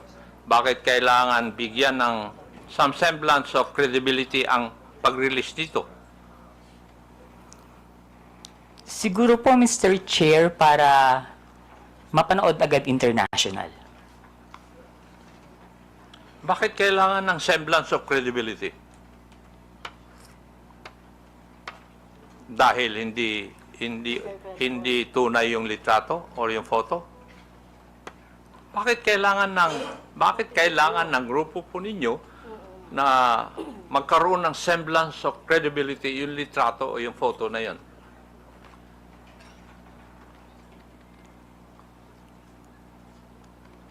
Hindi ko po... Kasi that time po, Mr. Chair, nakikinig lang po ako. Hindi po ako nagbibigay ng opinion na ilabas ng international blogger. Nakikinig lang po ako sa kanila. Wala po akong binigay na opinion na, ay, oo, sige, ilabas mo. Dapat ilabas siya ni ganito. Dapat ilabas siya ni ganyan. Hindi po ba, Pebbles, having in this business for 11 years, kung kailangan bigyan ng credibility sa isang bagay, yun ay dahil yung isang bagay na yun ay alanganin. Yung bang pwedeng hindi totoo? Yes po, Mr. Dahil Chair. kung totoo yun, hindi nyo na kailangan na bigyan ng credence o credibility. Yes po, Mr. Chair. Yes, thank you. Sa iyong obserbasyon, Pebbles, sino ang nangunguna sa diskusyon nung oras po na yun? Mr. Chair, si Atty. Harry Roque po. Si Atty. Harry Roque. Now, pwede ko bang tatanungin, Pebbles, at that time na ikaw ay nag-vlog, ng panahon na yon, ikaw ba ay DGS? Hindi po, Mr. Chair. Ano po kayo? Pro-Philippines. Pro-Philippines. Wala po akong pinapanigan. Wala kayo pinapanigan. Hindi po ako BBM vlogger that time, hindi rin po ako DDS. Pero sa mga vlog ninyo, sumusuporta po kayo sa mga Duterte? Hindi po, Mr. Chair. Hindi. Okay.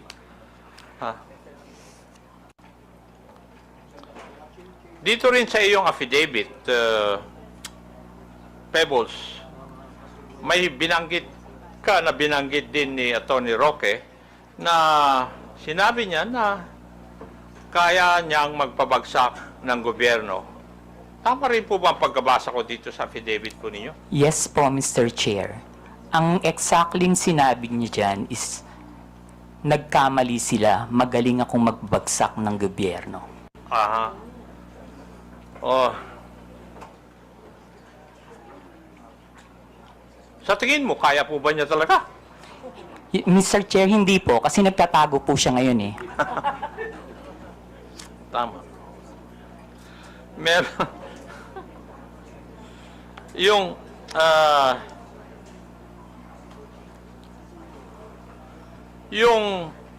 sa iyong interpretasyon, Pebbles, nung gabi na yon, kung ano man ang pinag-usapan nyo doon, specifically yung supposed photo na gumamit ng cocaine si PBBM ay parte ng plano na pabagsakin ng gobyerno ayon kay Harry Roque? Sa palagay ko po, Mr. Chair, party po yun ang plano ng gusto nilang pabagsakin ng presidente. Okay. Meron po bang ibang pinag-usapan pa nung gabi ngayon? Wala na po, Mr. Chair. Wala na. Okay. Now, meron ka rin binanggit dito sa iyong affidavit, yung may rally sa Vancouver, Canada. Dito po yata, inirelease officially yung photo na pinag-usapan ninyo doon sa Hong Kong may rally. Yes po, Mr. Chair.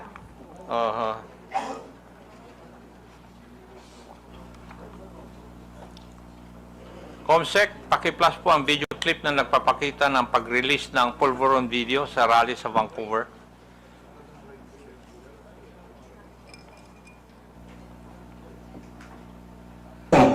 Yan ba'y epekto ng pulburon? Kailangan sumagot siya ng tama, lalong-lalo na mukhang mailalabas na ang pulburon video. Thank you. Pebbles, nandun ka ba sa rally sa Vancouver? Wala po, Mr. Chair. Paano mo, kung wala ka po doon, paano mo nalaman ito? Naka-live po yan, Mr. Chair. Nag-live po sila dyan. May nag-abiso sa'yo na magla-live sila?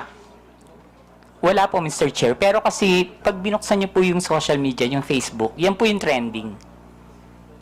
Yun ang trending.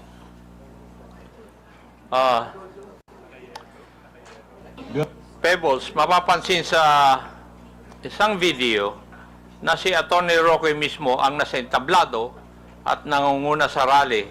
Tama? Yes po, Mr. Chair. Siya rin ang nagbibigay ng pahayag sa harap ng mga tao, kaya masasabi ba natin na aktibo siyang bahagi ng event na ito? Yes po, Mr. Chair. So, malinaw na si Atty. Roque ang isa sa mga pangunahing personalidad sa rally kung saan inilabas ang pulburon video.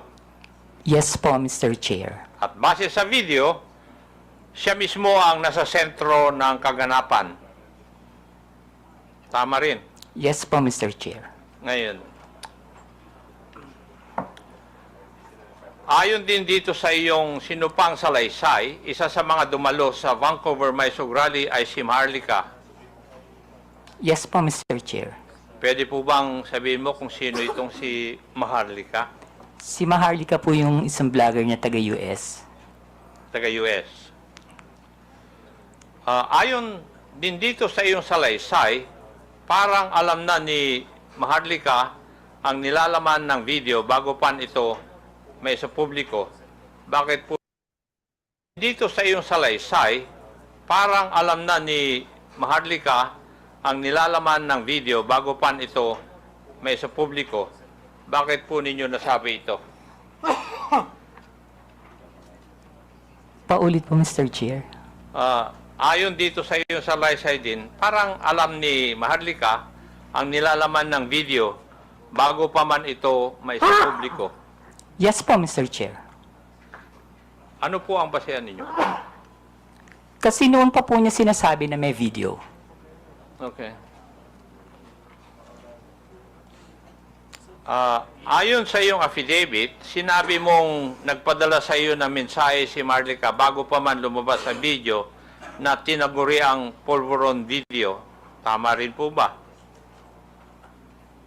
Yes po, Mr. Chair. Ano po yung nilalaman ng mensahe sa iyo? Na may video po at naka-green na damit si PBBM. Okay. At sinabi mo rin sa iyong affidavit, hinikayat ka ni Maharlika, nasakyan mo ang ilalabas na video. Ano po ang ibig sabihin nito sa iyong konteksto? Ang sabi niya po is, sakyan ko na lang.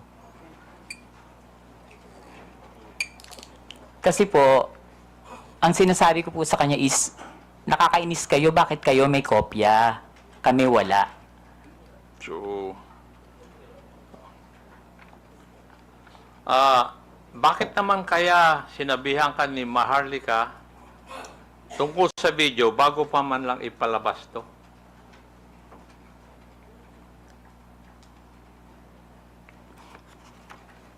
Hindi ko po alam, Mr. Chair. Kasi po, sa totoo lang po, Mr. Chair, si Maharlika, kaibigan ko po yan, pero kahit kaibigan ko siya at meron siya mga issues, hindi po siya nagsasabi sa akin kung sino yung mga puting ahas niya. At hindi rin naman po ako nagtatanong. Okay. Hindi na po ako magtatanong doon. May ipapakita akong video. Paki-plus po yung video na sinubmit ni Pebbles bilang Annex B ng kanyang affidavit. Comsec. Ito po ba yung video na pinag-uusapan po natin na Pebbles? Yes po, Mr. Chair. At yan din ang video na pinadala sa iyo ni Maharlika noong July 22? Yes po, Mr. Chair. Ito rin po ba ang tinaguriang pulburon video? Yes po, Mr. Chair. Pwede po bang ipaliwanag nyo sa akin? Ano po bang sinasabi o nakikita dito sa video na ito? Naggumagamit po ang presidente ng droga. Okay. Meron din dito sa iyong affidavit. Binanggit mo yung isang raw version at yung enhanced version. Pakipaliwanag po sa amin. Ano po ang ibig sabihin nito sa iyong affidavit? Yung raw version po kasi, kapag tiningnan nyo, hindi nyo siya masasabi na kahit na hindi po siya talaga, hindi nyo rin po talaga masasabi na si PBBM. So, in-enhance po nila yung video para mas maging maliwanag at mas makita. Okay. Ang ibig nyo bang sabihin, na-edit yung video? Yes po, Mr. Chair. Version? Maski po yung raw video, hindi po ako naniniwala na si PBBM yan. Ano po yung inyong basihan? Kasi Mr. Chairman, can I... Pwede pakiulit yung sinabi mo kanina, Miss Kunanan? Alin po, Mr. Chair? Yung indisi ano yun? Sino yun? Sa raw at saka enhanced version? Hindi po si PBBM yan. Hindi si? PBBM. Hindi po yan yung presidente. Thank you, Mr. Chairman. Ano po yung basihan po ninyo, Pebbles? Kasi po, Mr. Chair, hindi naman po talaga yun yung mukha ni PBBM. Noon ko po pa kasi siya kilala. And kung yung edad niya that time, kung titingnan po mabuti yung nasa video, kung 30 plus pa lang siya or 40, parang wala pa po yatang cellphone nun. Okay.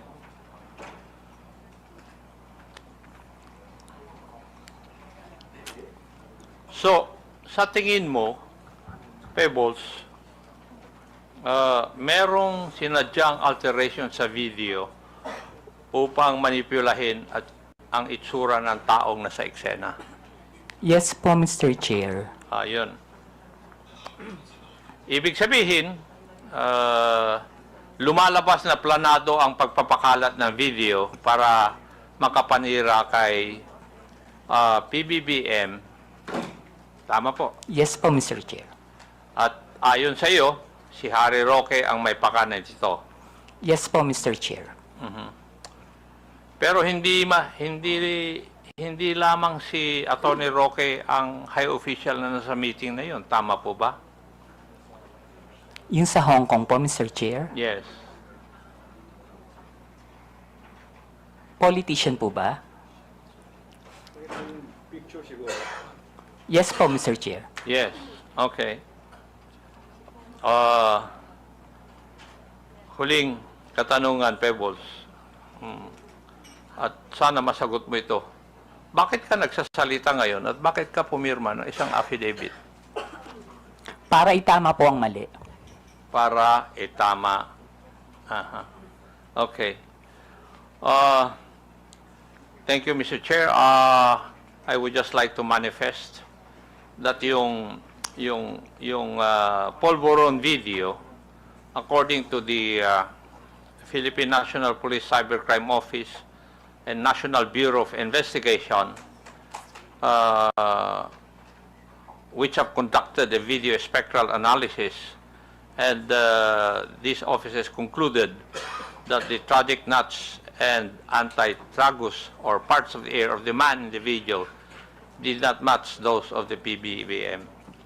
And there were also independent fact-checking organizations which conducted verification, conducting deepfake analysis insofar as the video is concerned, and all confirmed na hindi po si PBBM ang nasa video.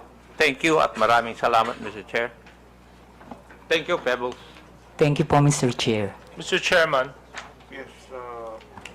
This JJ. yeah, can I have just a few questions to Ms. Pebbles Cunanan? You have the floor. Thank you very much.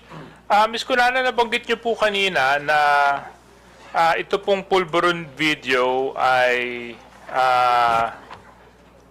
peke. Yes po, Mr. Chair. Paano niyo po masasabi na peke yung video? Halatang ginawa naman po siya, Mr. Chair. Pinalabas nila na malabo yung raw video para lang masabi na kamukha ni PBBM. Tapos, in-enhance po nila and sa kanila in-AI. Okay. So, when you say nila, sino po yung sila? Who do you pertain Alam ko to? naman po, Mr. Chair, na hindi lang si Attorney Harry Roque yung nasa likod ng video na yan. Sino pa kaya, Ms. Pebbles, ang nasa likuran ng video na ito? Hindi ko na po masasabi. Hindi ko po alam. Hindi nyo na po masasabi. But sa palagay nyo po ba, yung mga kasama nyo sa dinner sa Hong Kong ay kasama dun sa pagpapalaganap ng peking video na ito? Hindi po, Mr. Chair. Hindi masasabi. Okay. Hindi po sila kasama. Hindi po sila kasama dun sa paggawa ng video. Okay, kaso lang kasama po sila sa pagpapalaganap at pagkalat ng video. Mr. Chair, meron pong mga DDS vloggers na hindi po nag-share ng video. Okay. And meron din pong nag-share. Meron din po. Karamihan po na nag-share is yung mga vlogger na yung pong yung may mga YouTube, yung mga may revenue makukuha, yung mga small-time vloggers. Okay. Okay. So, kayo, did you share this video? Hindi po, screenshot. Oo. So, Miss Pebbles, no, Miss Pebbles. So, ano sa palagay ninyo ang dahilan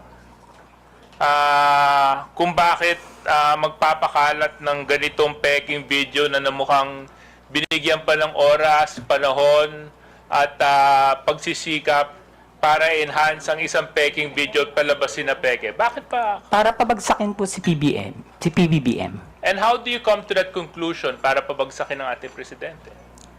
Kasi galit na po sila eh. Galit na sila. Okay. So, Mr. Chairman, this is precisely the reason why we conduct hearings like this, you know. Ito halatang halata peke. But of course, upang mag-instigate ng disgust, mag-instigate ng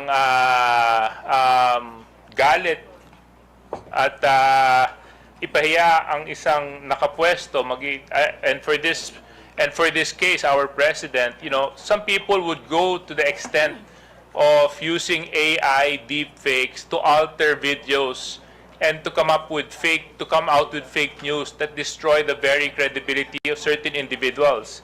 And unfortunately for this case, the individual happens to be our president.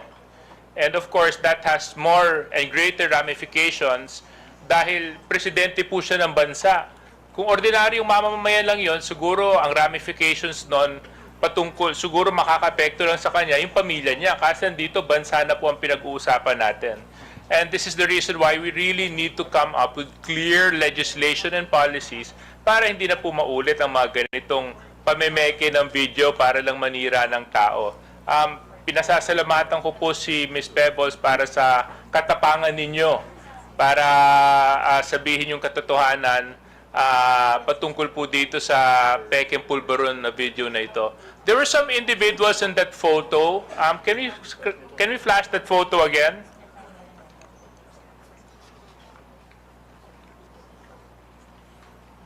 Comsec, yung photo dun sa Chinese restaurant or restaurant sa Hong Kong. Yan. Okay. Miss Pebbles, nabanggit niyo po kanina at ito naman po ay pwede niyo sabihin sa akin o kung sa palagay niyo pong very private yung information, pwede naman pong hindi. You stayed for 3 days in Hong Kong and that trip was sponsored, correct? Yes po, Mr. Chair. Do you mind sharing the details to this committee on who sponsored your trip? My friend po, hindi po siya, involved sa politics. Okay. So basta inilibre ka niya para Opo. pumunta doon sa rally na ito. Okay.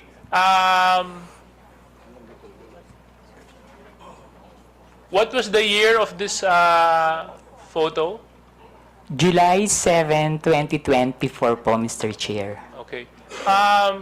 The individual present, sino? Joey? Si Tio Moreno po yung nasa right, kung dyan po niyo po titingnan sa monitor. Siya po yun? Chairman siya ba yun? Opo, si Joey po. Si Miss Ma'am, Joey. Si Miss Joey po yun. Can you confirm if you are this individual in the photo? Yes, sir. Thank you. Yes, sir. Thank you. And then, Attorney Glenn Chong, can you confirm if you are the person in this video and this photo?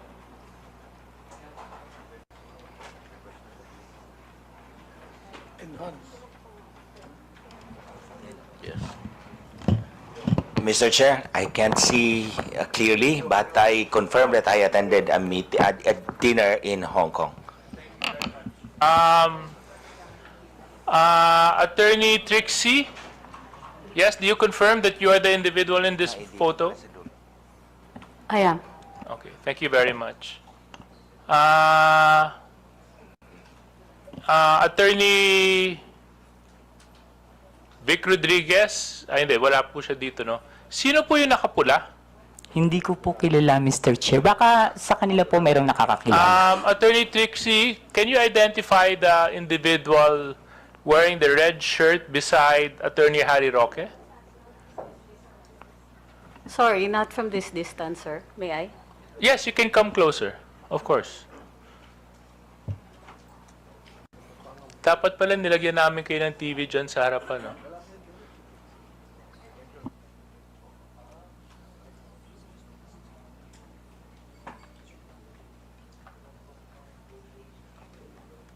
Yung nakapulas eh.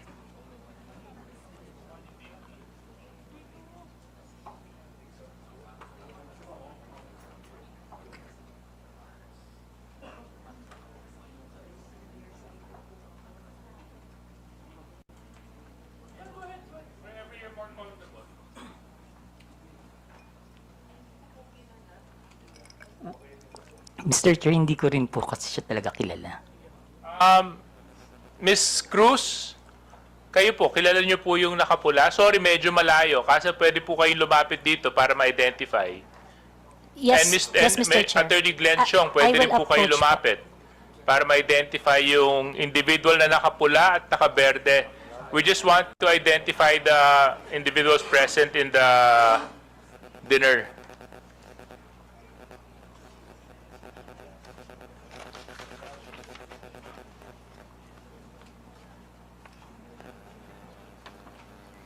Hindi ko rin talaga siya kilala.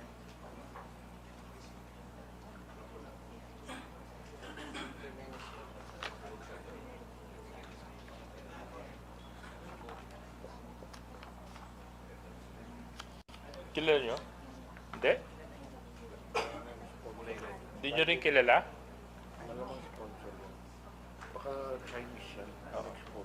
Hindi nyo kilala, ma'am? Yun, yung nakapula.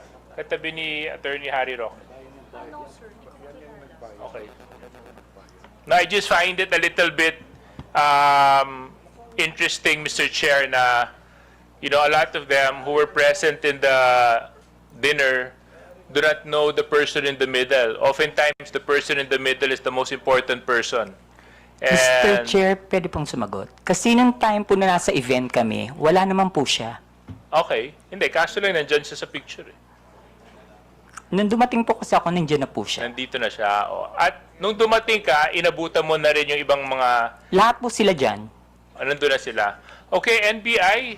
Nandito po yung NBI. Oh, can you please, Comsec, can you please share the photo to the NBI? Maybe NBI can help us identify who these individuals are. So, Pebbles, thank you so much for sharing that. Actually, there's been so much talk about this whole Pulveron video and issue. We all know that it's fake, but it's been circulated. In fact, yun yung dapat kong i-raise dyan sa Meta kanina. Kasi sa totoo lang, yung Meta, isa yan sa mga platforms na nag-share ng fake videos na ito eh. So, dito po sa mga vloggers na nandito, meron ba sa inyo nag-share ng video na ito? Can you raise your hand if you did? Yes, Your Honor. Ako po. Nag-share ako niyan dahil morally convinced ako. Dahil ako yung nag-investiga po. Tinatanong ko lang kung sino sa inyo ang nag-share. Hindi nyo na po kailangan ipaliwanag kung bakit. Gusto ko lang po malaman sa inyo Ako na po nandito. nag-share po. Okay, isa po kayo. Yes, okay, Mr. Morales. Thank you for informing the committee. And who else? Mr. Chair, I shared the video showing the video, not the video itself. You shared the video. The video showing the video, not the video itself. You showed the video showing the video. Yes. Which is pretty much showing the video. But not the video, Your Honor. Okay. Okay, sino pa Thank you, po Mr. sa Chair. inyo?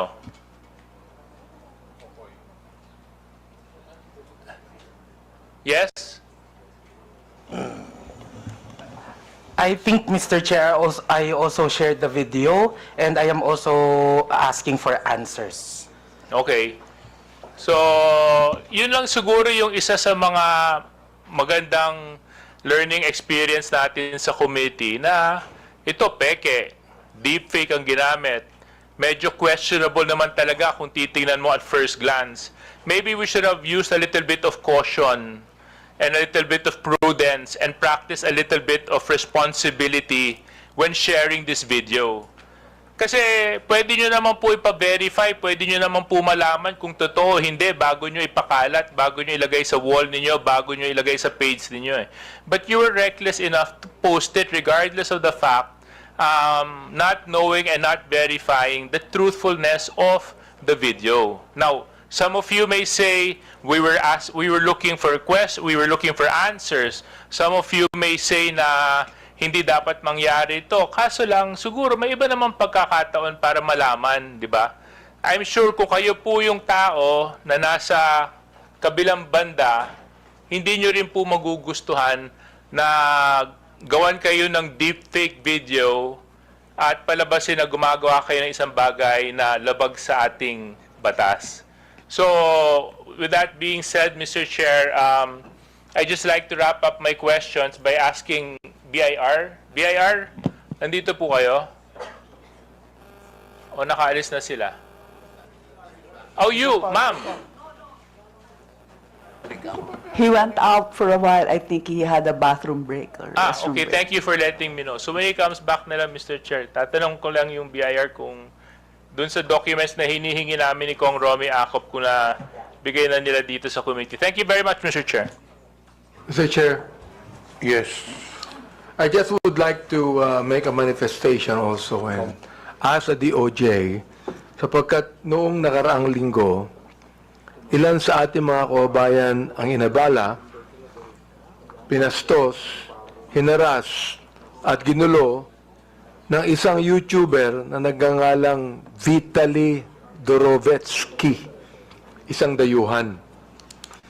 So, meron po tayong news clip dyan na gusto ko sanang ilabas din dito noong mga nangyari noong isang linggo tungkol sa YouTuber na ito na isang foreigner, ano po, sa atin. Vitaly Zodorovetsky, Mr. Vitaly.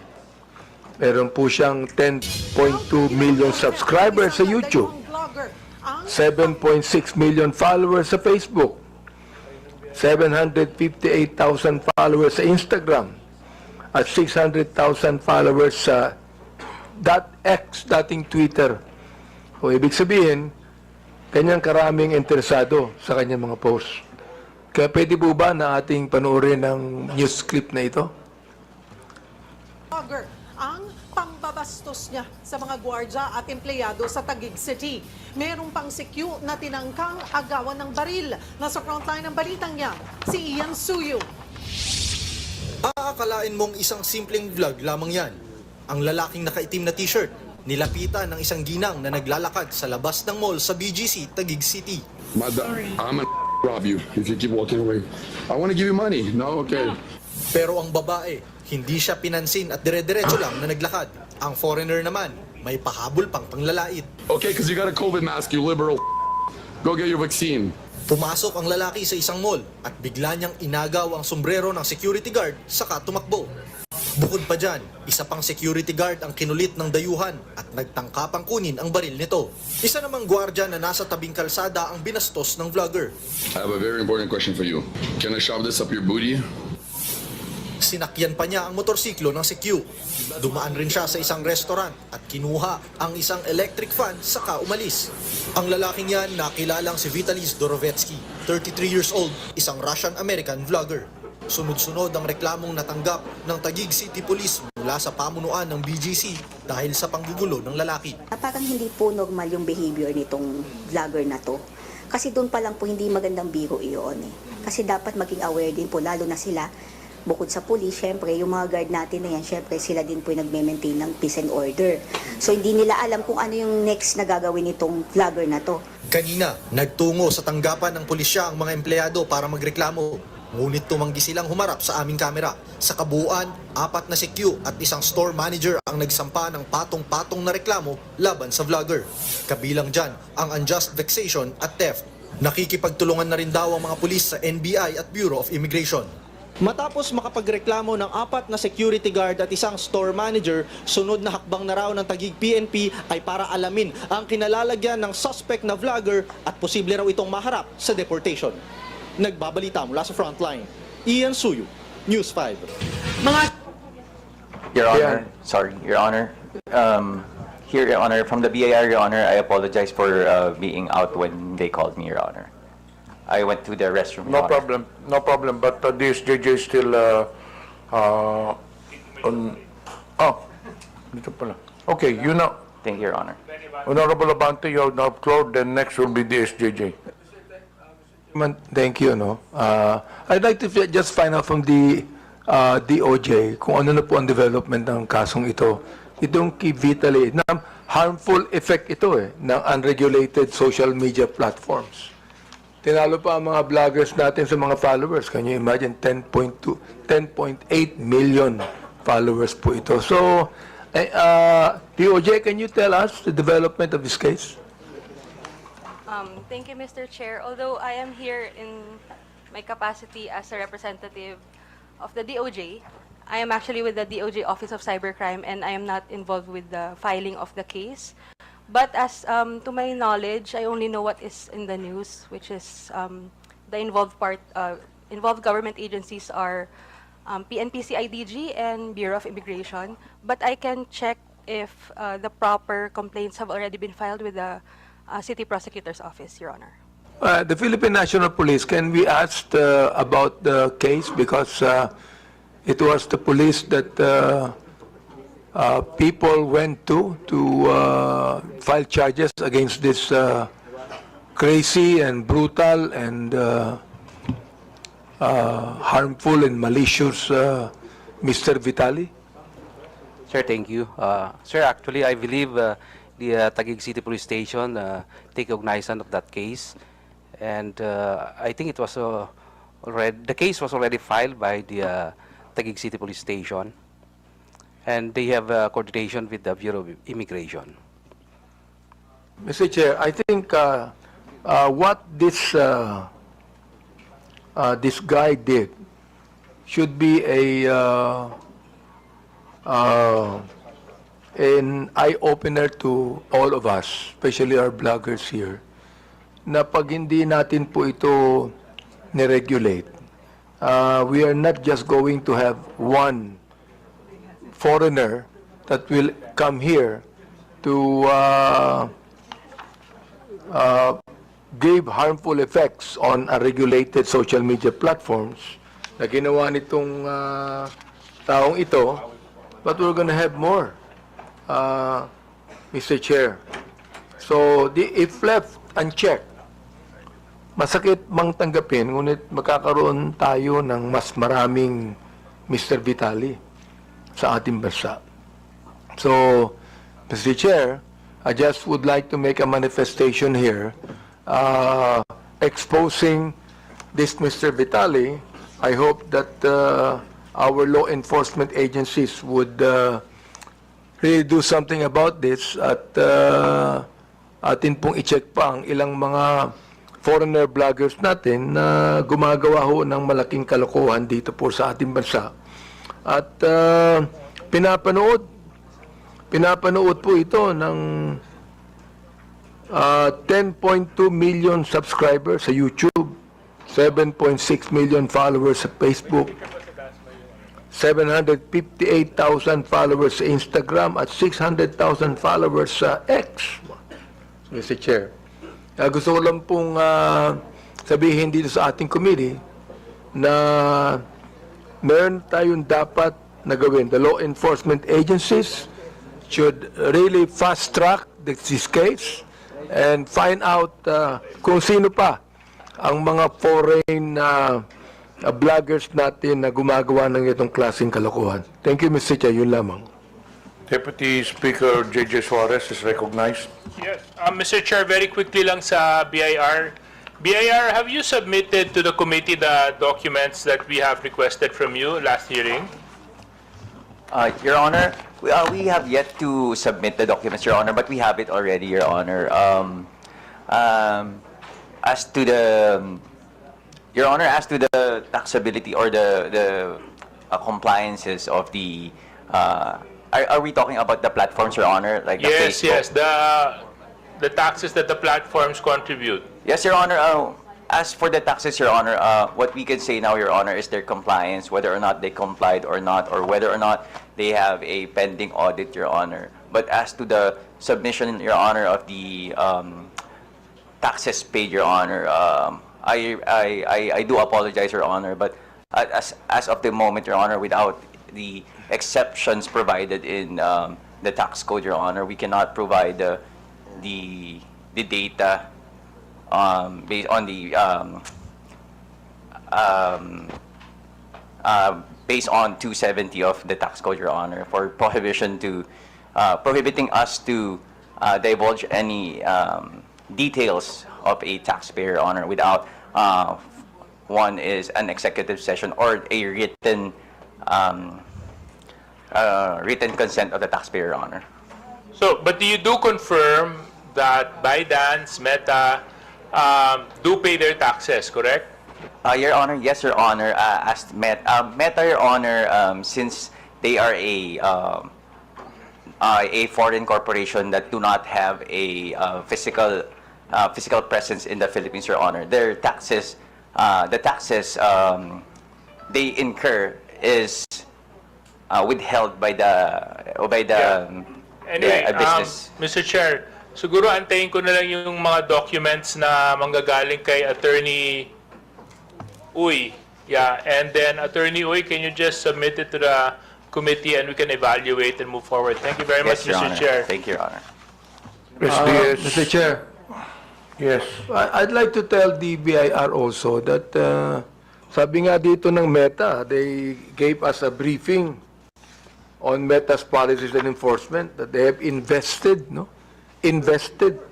Na ibig sabihin, they should be really paying taxes, no? Because they have invested, sabi nila, are estimated to enable 34 billion US dollars in additional GDP and support creation of 380,000 jobs in the country upon completion. So they have the Pacific Light Cable Network, Jupiter Cable System, Apricot Cable System, Bill Frost Cable System. Are these 4 companies in the listings of the BIR? Your Honor, as to the specific corporations that you just mentioned, Your Honor, we will try to look with our system, Your Honor. It is the first time that we heard that names of the corporation, Your Honor. However, Your Honor, as to the counterpart Facebook Philippine representative office, Your Honor, as we check, Your Honor, they do pay their appropriate taxes, Your Honor. Who is that, Mr. Chair? Facebook Philippines representative office. Facebook Philippines. Representative office, Your But Honor. these 4 companies I mentioned, you don't know anything about it? Not yet, Your Honor, but we will look into it, Your Honor. So please submit to us any kind of data that you have. Yes, Your Honor. As far as these 4 companies are concerned, because they gave us a briefing and they made a statement that they have actually invested so much in the Philippines. Yes, Your Now, Honor. we know for a fact that Meta, who should be the regulatory agency for Facebook, is also engaged in business in this country. Because of this, they must pay the right taxes. Yes, Your Honor. We will comply with the request of the committee, Your Honor. Thank you very much. Thank you, Mr. Chair. Senior Deputy Speaker Don Gonzales is recognized. Thank you, Mr. Chairman. I have something, question and issues to DICT. I have some questions. Nandito ba yung mga taga-DICT, Mr. Chairman? Mr. Chairman, nandiyo ba yung DICT? Do we still have DICT? Wala na yata because accordingly they have a coordinating meeting considering that they have a change of leadership sa DICT. Well, Chairman, thank you. Mr. Chairman, salamat. Kung wala na, next hearing na lang po siguro. Maraming salamat, Mr. Chairman. Do you still have questions to the members? If not, we will deliberate on admin matters. During the last hearing, we invited we issued subpoenas to 11 social media personalities. Only 8 appeared. So the subpoena was still in effect, as I have announced during the last hearing. And today, again, there are 3 personalities who did not appear while the subpoena is still in effect. Mr. Alan Troy Sas Rolando Sasot, Ms. Lorraine Marie Tablang Badoy Partosa, and Mr. Jeffrey Almendras Celis. So it's up to this committee to take action on this. Mr. Chairman. Chairman. Yes, Honorable Paduano. Mr. Chairman, on record, I have with me a letter from Ms. Alan Troy Sas Rugando Sasot, and the first and second reply of Ms. Sasot is still the same, no? He is Alan, he siguro. Anyway, she is residing abroad in Beijing, and once again, the reply is still the same. Now, Mr. Chairman, with this, we have invited her, during the first hearing, and this is now the 4th hearing, Mr. Chairman. But, before I move for the status of Ms. Alan Troy Rugando Sasot, Mr. Chairman, may I respectfully move that we will ask the DFA and the Bureau of Immigration for the present status of Ms. Sasot, and for the 2 agencies to report to this committee ASAP, so that we will know what's really the status of Ms. Sasot. And with that, Mr. Chairman, since 4 invitations, and that includes a subpoena at testificandum for Ms. Sasot, may I respectfully move, Mr. Chairman, that we cite in contempt Ms. Sasot in violation of Section 11, Paragraph A of our internal rules, refusal to answer summons without legal excuse. So move, Mr. Chairman. Is there any objection? Is there any second? Second. Is there any objection? There being none, motion is carried. Our second, Mr. Chairman, is a subpoena ad testificandum was also issued to Mr. Celes, Jeffrey Celes, and an invitation, the show cause order, and a subpoena ad testificandum was issued to him, but still he is not present in today's hearing, Mr. Chairman. And before that, Mr. Chairman, I have some information that Mr. Celes has left the country abroad. So once again, Mr. Chairman, I respectfully move that we will direct the Department of Foreign Affairs and the Bureau of Immigration to the status of Mr. Celes. So move, Mr. Chairman. Is there any second? Any second from the members? Second. Second. Any objection? There being none, motion is carried. Now, next, Mr. Chairman, may I respectfully move that in violation of Section 11, Paragraph A, refusal to answer summons without legal excuse, I move that we cite in contempt Mr. Jeffrey Celes. So move, Mr. Chairman. Any second? Any objection? There being none, motion is carried. At lastly, Mr. Chairman, for all those, for the three, the last one is for Ms. Lorraine Marita Blanc Badoy Partosa. We have a letter addressed to this committee with regards to the subpoena ad testificandum that was issued to Ms. Badoy. She's now in Hong Kong, and attached is the travel schedule and ticket. Before I move, Mr. Chairman, I respectfully move that once again, may we ask the Bureau of Immigration to the travel records of Ms. Badoy. So move, Mr. Chairman. Any second? Any objection? There being none, motion is carried. Now, Mr. Chairman, may I respectfully move that we cite in contempt Ms. Badoy Partosa in violation of Section 11, Paragraph A of our internal rules for refusal to answer summons without legal excuse. So move, Mr. Chairman. Any objection? There being none, motion is carried. Now, in the case of Ms. Mary Jane Kiambao Reyes, Mr. Chairman, we have received a copy of her letter. He's now abroad, and for the record, she was present last hearing, Mr. Chairman. And with this, Mr. Chairman, he was just invited into today's hearing, and I think the content of this her excuse letter is valid. So, may I as well invite Ms. Mary Jane Kiambao Reyes for the next hearing, Mr. Chairman. Now, in the case of Mr.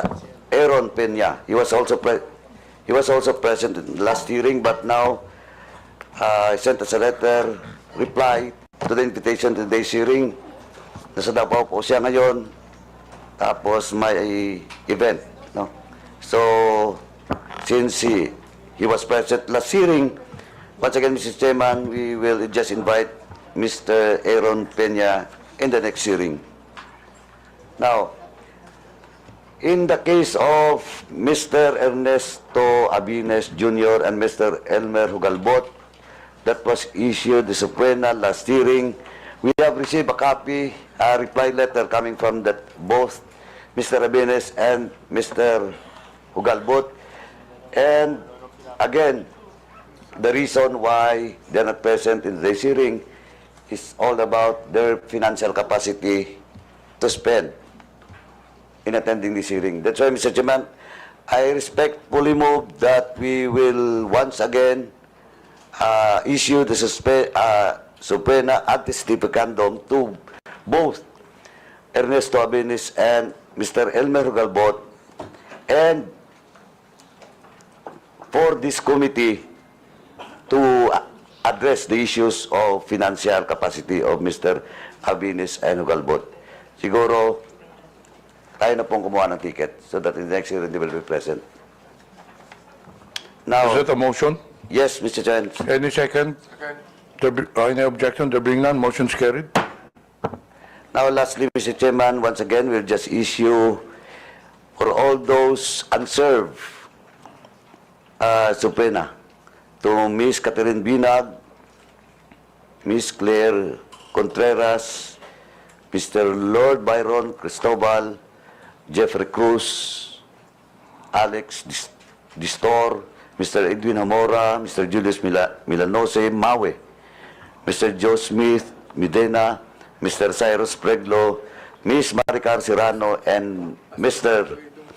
Ramon Jan Balibalos Tan, for once again serve the subpoena ad testificandum because this is still unserved, and for the COMSEC to coordinate with the SAA and SAA to coordinate with the government agency, especially the PNP, for this subpoena ad testificandum for all those mentioned names to be served for the next hearing, Mr. Chairman.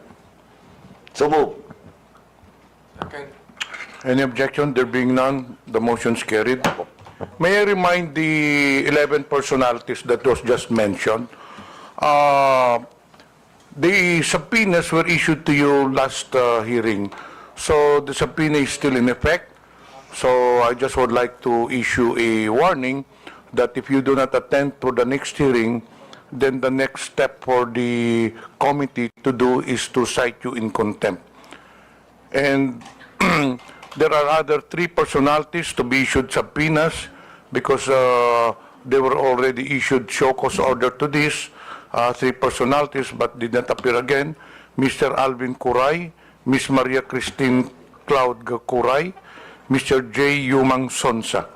Mr. Chairman, I move to issue a subpoena ad testificandum for 3 mentioned names, Mr. Alvin Coray, Ms. Maria Christine Cloud Coray, Mr. J. Yumang Sonsa. So move, Mr. Chairman. Any objection? There be none. Motion's carried. Now, lastly, Mr. Chairman, I'd just like to inform this committee that we have received a copy reply to our invitation for Mr. Mark Anthony Lopez. He was present at the hearing, and he refused to be present today for reason that he has already explained and discussed to us his participation as a blogger. But nonetheless, Mr. Chairman, for me, supposedly, he has all the time in today's hearing to explain why he should not be cited in contempt, because during the last hearing, Mr. Chairman, I already warned all those resource persons that be cautious not to issue statements maligning, attacking the ongoing investigation, Mr. Chairman. And I have a copy of the blog after the hearing, no? While I personally talked to him and warned him about a possible violation, no, for discussing, maligning and attacking this committee hearing. And I'd just like to read in toto, Mr. Chairman, the content of his blog. Point to ponder, and quote, "It was bluntly obvious that there was a concerted effort to humiliate us and bring us down on our knees, and when it was deemed a success yesterday, the enchimadas, Talianistas, Dilawans, Peking Pula, and even mainstream media are gleefully celebrating and pouncing on our forced breakdown and takedown in Tricom hearing. Imagine all that effort, hype, and hysteria dedicated to a puny bunch of bloggers. Ewan ko ha, pero pwede naman kami ignore, di ba? Pwede naman kami baliwalain. After all, if we indeed are fake news purveyors, the best thing they should do is fight us with their own kind of information dissemination. For the admin, let your work, policy direction, and placement speak for itself. And let your social media army hype till kingdom come. Pero kami talaga ang priority at national interest. Mr. Chairman, with this blog made by Mr. Mark Lopez, Mr. Chairman, this is in violation of, once again, Section 11, Paragraph F of our internal rules, undue interference during the proceedings, Mr. Chairman, or committee investigation. So with that, Mr. Chairman, once again, I respectfully move to cite in contempt Mr. Mark Anthony Lopez, for such violation. So move, Mr. Chairman. Any objection? There being none, motion is carried. Now, Mr. Chairman, for the second motion, in the case of Mr. Mark Anthony Lopez, under our rules, in violation of letter F is only maximum of 10 days. So with that, Mr. Chairman, I move that Mr. Mark Anthony Lopez be detained in the premises of the House for 10 days, Mr. Chairman. So move, Mr. Chairman. Any second? Any objection? There being none, motion is carried. While Mr. Jeffrey Celis, Ms. Badoy, and Ms. Sasot violates Section 11, Paragraph A, may I respectfully move that the three mentioned name be detained until the committee hearing will be terminated and be detained in the premises of the House. So move, Mr. Chairman. Any objection? There being none, motion is carried. Any other matters from the members? There being none, any motion to adjourn? Move to adjourn. We would like to thank everyone for attending this hearing. Maraming salamat po sa inyong lahat. Hearing is suspended.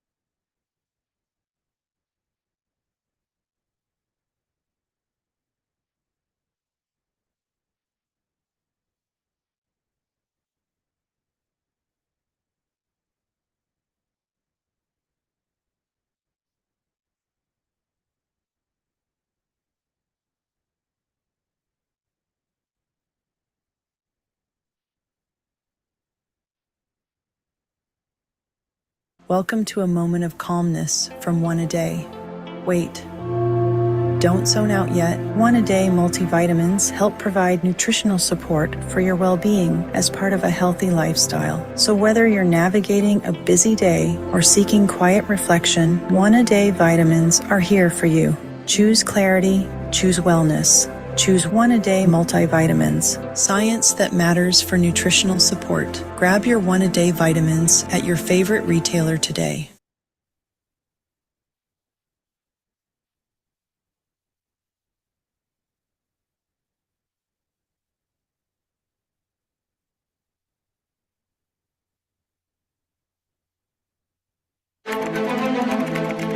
This is the Story Conference Group or the Storycon Group. It is 4 p.m. We're bringing developing news. And the stories behind the headlines. This is StoryCon. I'm Regina Lay. I'm Ed Lingao. Some stories we're watching this Tuesday, April 8th. Former President Duterte's defense court team is now complete, according to his lead counsel, Nicholas Kaufman. 5 lawyers will be defending Duterte on charges of crimes against humanity at the International Criminal Court. Kaufman says at least 2 Filipino lawyers are helping, while French lawyer Dov Jacobs has just been confirmed as associate counsel. Veronica Kitty Duterte has asked the Supreme Court to hold oral arguments on the petition seeking the release of her father from the ICC. She argues that the case raises novel constitutional issues and is of public importance. Kitty's family maintains that the ICC has no jurisdiction over the Philippines.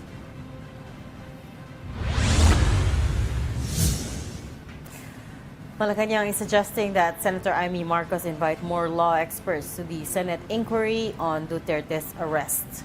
Palace press officer Iiyak Claire Castro said that this would provide a broader perspective and help clarify the matter. The hearing will resume on April 10 and will now be attended by several cabinet secretaries.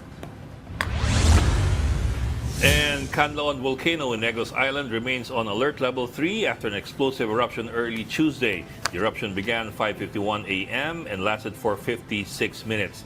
Level 3 indicates magmatic unrest and the evacuation of residents within the 6-kilometer radius of the volcano's summit. And joining us today, buti hindi kayo inabot ng on-air natin. Yung pinag-usapan nyo kanina, medyo bordering on the ano kayo kanina. Kami dalawa. Si Reg, lagi naman bordering sa Reg. Bordering on insurrection and sedition. In unjust vexation, yung uso ngayon. Joke lang yun. Okay, joining us today, Circle's resident political pundit, Papa Raul Llamas. Nax. Hanggang hapon, no? And from our primary seditious ano. Seditious. Ako. Vexatious. For the established order ako eh. Oh, sus. Talaga ba? Parang ako sa iyo. Okay. And from the Philippine Star, Editor-in-Chief, Ami Pamintuan. Hi, Ami. From yellow to white. Happy Tuesday. Happy nga ba? Naman yan. Happy nga ba? Hapon yung yellow. Oo, maliwalas. Oh. Lagi maliwalas si Ami. Oo, hindi ka gaya ni Ronald. Laging gloomy. Gloom and doom. Oh, ngayon ang gloomy si Reg. Oo nga, ako yung gloomy. Ngayon ang gloomy si Reg. Si Miss Regina Lay is on the warpath right now. No, because Ami, there you go. what we were talking about earlier is a different kind of eruption. So nag-erupt na yung Canlaon. But anyways, we're talking about the tariff war. The global system is erupting. Wala na. The international rules-based free trade system that we know of in the past 80 years has been ripped up. It's burned to almost overnight pieces. And you know, it looks like it's escalating. China today said that they will fight this to the end, meaning yung additional 50% tariff. So now nasa 100% tariff na sila. They will fight this to the end. They are prepared for quote-unquote any type of war. So we are in very dangerous times. And my question to these guys kanina is, why aren't we doing anything about it? Like, dami natin ginagawa. Nag-uusap tayo sa Tricom. About? Fake news. Yun nga. Ano yung... Dina-downplay nga kasi ng gobyerno natin. Dina-downplay. Pero nag-issue na naman ngayon. Ngayon, TCCI naman. Yes. Nag-issue ng statement, the biggest business group in the Philippines, yes. Made up of mostly micro and small enterprises, yung pinakamalaki nating grupo. And yun na nga, nagwa-warning sila about the potential adverse impact on our economy. Yung mga tariffs. Sila lang ngayon, gobyerno lang nagda-downplay. Yung head of state nga ng Singapore, nakadalawang address to parliament na eh. Kahit sila yung pinakamaliit ang tama. 10% lang daw. Pero sila yung Pero alam mo naman yung mga yun eh. Ano yun? Immediate ang ano nun. Ang contingency plans nun, sigurado. Yes. Pero sila pa yung naglalabas ng maraming statement. Tapos tayo tahimik lang. It's downplay. It's about being far-sighted, right? And I feel like right now, medyo short-sighted yung response natin because si Special Assistant to the President for Economic Affairs Secretary Frederick Go was quoted as saying, baka silver lining to because we're only 17%, second to the lowest in Southeast Asia. It might convince some manufacturing facilities to move to the Philippines. But it doesn't work like that. Kasi... Di nga tayo makakuha ng manufacturing for the longest time, for decades and Exactly. So, what investor in their right mind will say, oh, let's see who in Southeast Asia has the least tariffs to the U.S., from the U.S., and choose. Pogos will do that. Oh yeah, that's true, no? They're not in their right mind. Hindi naman sila tinatariff kasi. Services yun. Those who look for the glass half full, not half empty. Oh. This is my pet peeve. Halimbawa, for the next 5 to 10 years, wala bibili ng mga condos. Oh, yun na nga. May glut na may key sectors ka ng economy. May oversupply na nga natitrigger na talaga ako. Because I worry about the implications, right? Because when you talk about tariff war, trade war, global trade war, hindi lang naman yung goods ang affected eh. Just because we're not an exporting country doesn't mean the impact will be minimal. It means everything, the supply chains are so interconnected. Everything is so interconnected, right? So it means pag may global slowdown, it will hit the local economy. I-agitate mo pa ng konti. Inaasahan kasi nila, dahil ang main dollar source kasi natin ay migrants, hindi daw maapektuhan. Yun ang pinanggagaling. Yung economy. Ang hindi nila alam, tatamaan din yung labor market. Yun ang hindi nila naunawaan. Silang una binibitawan eh. Oo. We've seen that nung pandemic. Di ba? Nung pandemic, ang daming binitawang OFWs kasi people couldn't afford to hire OFWs anymore. And we're floating around. Let's assume kahit na they were able to hold on to their jobs. The economy is built on two pillars. Remittances, BPO. Yung BPO, ano mangyayari to, right? Let's assume the remittances pillar stays intact. The BPO, syempre, the whole point of these tariffs is to bring the manufacturing and services back to the US, right? At saka itong mga disruptors na ito, katulad ni Trump, ni Oban, ni Erdogan, ni Modi, etc. Itong mga disruptors na ito sa mga malalaking bansa, ang target nila, ang ginagamit nilang kaaway ay migrants.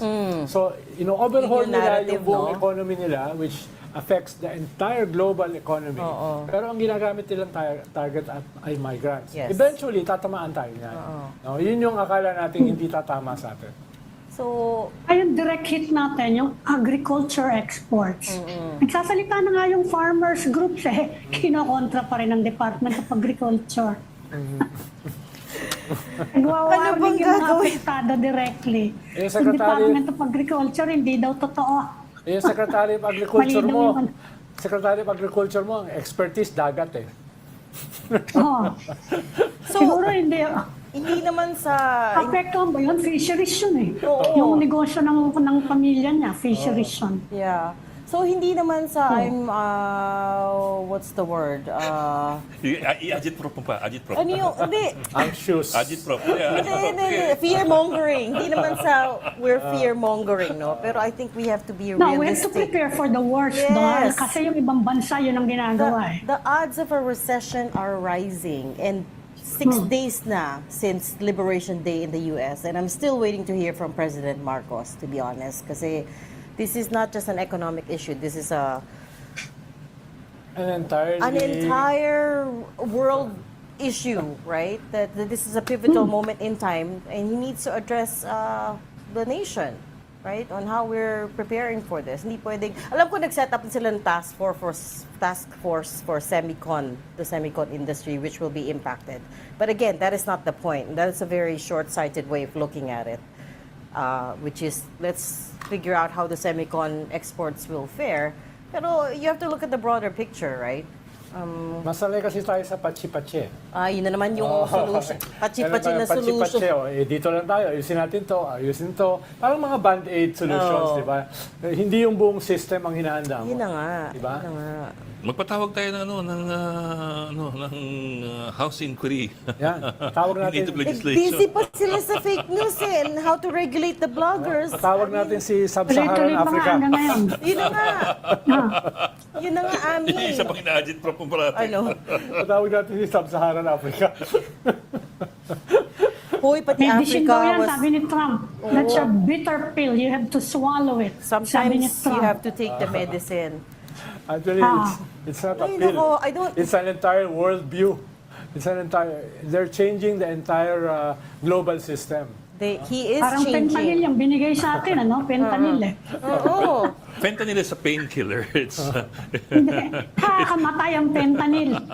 Yung baliktad ng fentanyl. Sana hindi mangyari. Usually kasi kung may mga ganyan disruption, katulad ng 1930s, no, na kung saan yung entire global system, yung classical capitalist system na nakatali sa balance trade, no, at saka sa gold standard, nagbago because of the international depression, di ba? Yun ang nangyari. And eventually, went into war, World War II. Yes. Di ba? Yun ang nangyari. Sana hindi naman mangyari yun. Usually, pag may ganyan disruption kasi, no, ay nagkakaroon din ng hindi lang economic problems. Nagkakaroon ng military engagement. No, because no?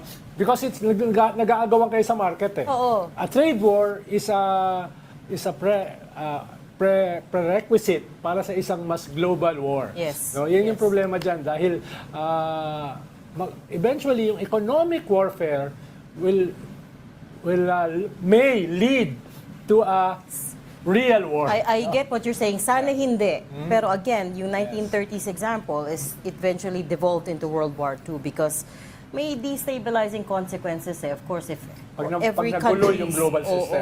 You know, Japan's point of view of the Second World War was that the U.S. fired the first shots with economic sanctions. That's their view, That's their view. which is Of course, it's baliktad debatable. sa- It's debatable, but Yeah. yun nga. But from their point of view, you've been fighting us for so long already. It's just now that we're fighting back with bombs. Actually, nung nangyari yung International Depression ng 1930s, yung recession, no, ay tatlong models. Buhay ka na nun. Ha? Buhay ka na nun. Yung lolo ko. Yung lolo ko.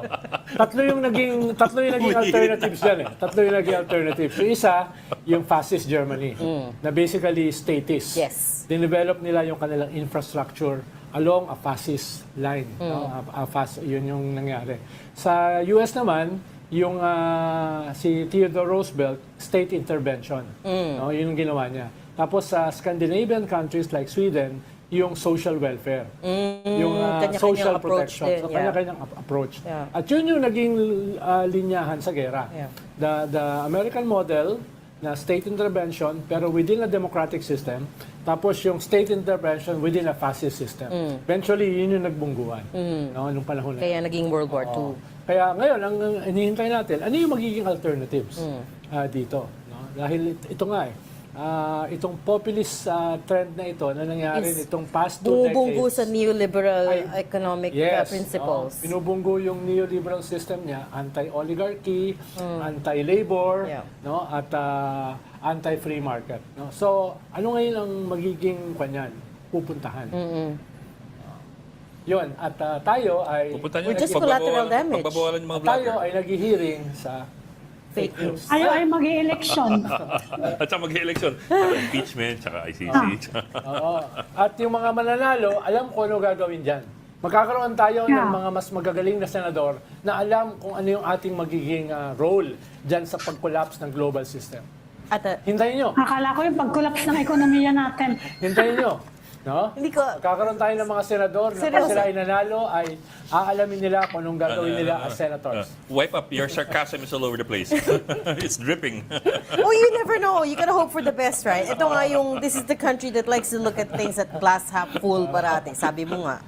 But it does feel more dangerous than the last global trade war. Sinabi natin hindi ako nagsimula niyan. And ang ang nakakatawa, because no one is talking about it. Usually ako nagsisimula no? Ngayon We have to talk about it because it's a serious issue that will impact everyone's lives. Tawagan natin si Kwan, si Sub-Saharan Africa. And I don't understand. At least nagsasalita na ibang grupo outside the government contradicting what the government is saying. Oo, Ami, isa-isa. Pero At mabilis least to. meron ng mga nagsasalita. Hindi to slow burn, Ami. Ito may mga nangyayaring ito. Quick burn ito. No? Kasi yung unang reaction dito nga dinownplay. Yun na nga. Yun yung reaction dito. But what are the Kaya chances that they'll do an about bakit turn? natin dinadownplay? Lahat ng buong mundo nag-aalala tayo, nagda-downplay. What are the chances they'll do? They'll do an about turn. Sino, US? No. The Philippine government, if they're downplaying everything, Okay, silver lining is oh, there. sure. But they can always turn around and say... You have groups saying, no, we have to watch out. But what are the chances that they'll admit na... Of course, sure. You can always admit you got it wrong. Mahirap kasi mag-admit kung hindi mo alam kung anong gagawin. Yeah. There you go. And secondly, the point is, you've already sent a signal that we're a passive player in the global stage, right? You've already sent a signal na, okay, Antay lang kami. We'll take this 17% reciprocal tariff, right? And ang Singapore na 10%. And see it as a silver lining, right? You've already sent the message na even though this is the Philippines' oldest ally, we call it our oldest ally, pero binigyan tayo ng 17% quote-unquote reciprocal tariff, we'll take it cheerfully, right? You've already sent that message. That's the point. It's like, here was a chance for you to step up and say, It's good the premise kasi, of your tariff is wrong. It's not 18%. Actually, it's weird. It's weird 18%. Bakit sila mag-i-impose ng 17% reciprocal tariff when they're earning from us? by more than Yeah. $10 billion. Ibig sabihin sila yung may surplus. Babawas It should daw be the tayo other way ng around. tariff sa Tayo yung kanila naman. deficit eh. So Alam, we should tayo, impose tayo dapat yung mag-i-impose sa US eh. Dahil sila yung nakikinabang sa atin eh. Eh, Diba? bakit mo lang nagsabi niyan? Oh, hindi, Diba? Ano, dali.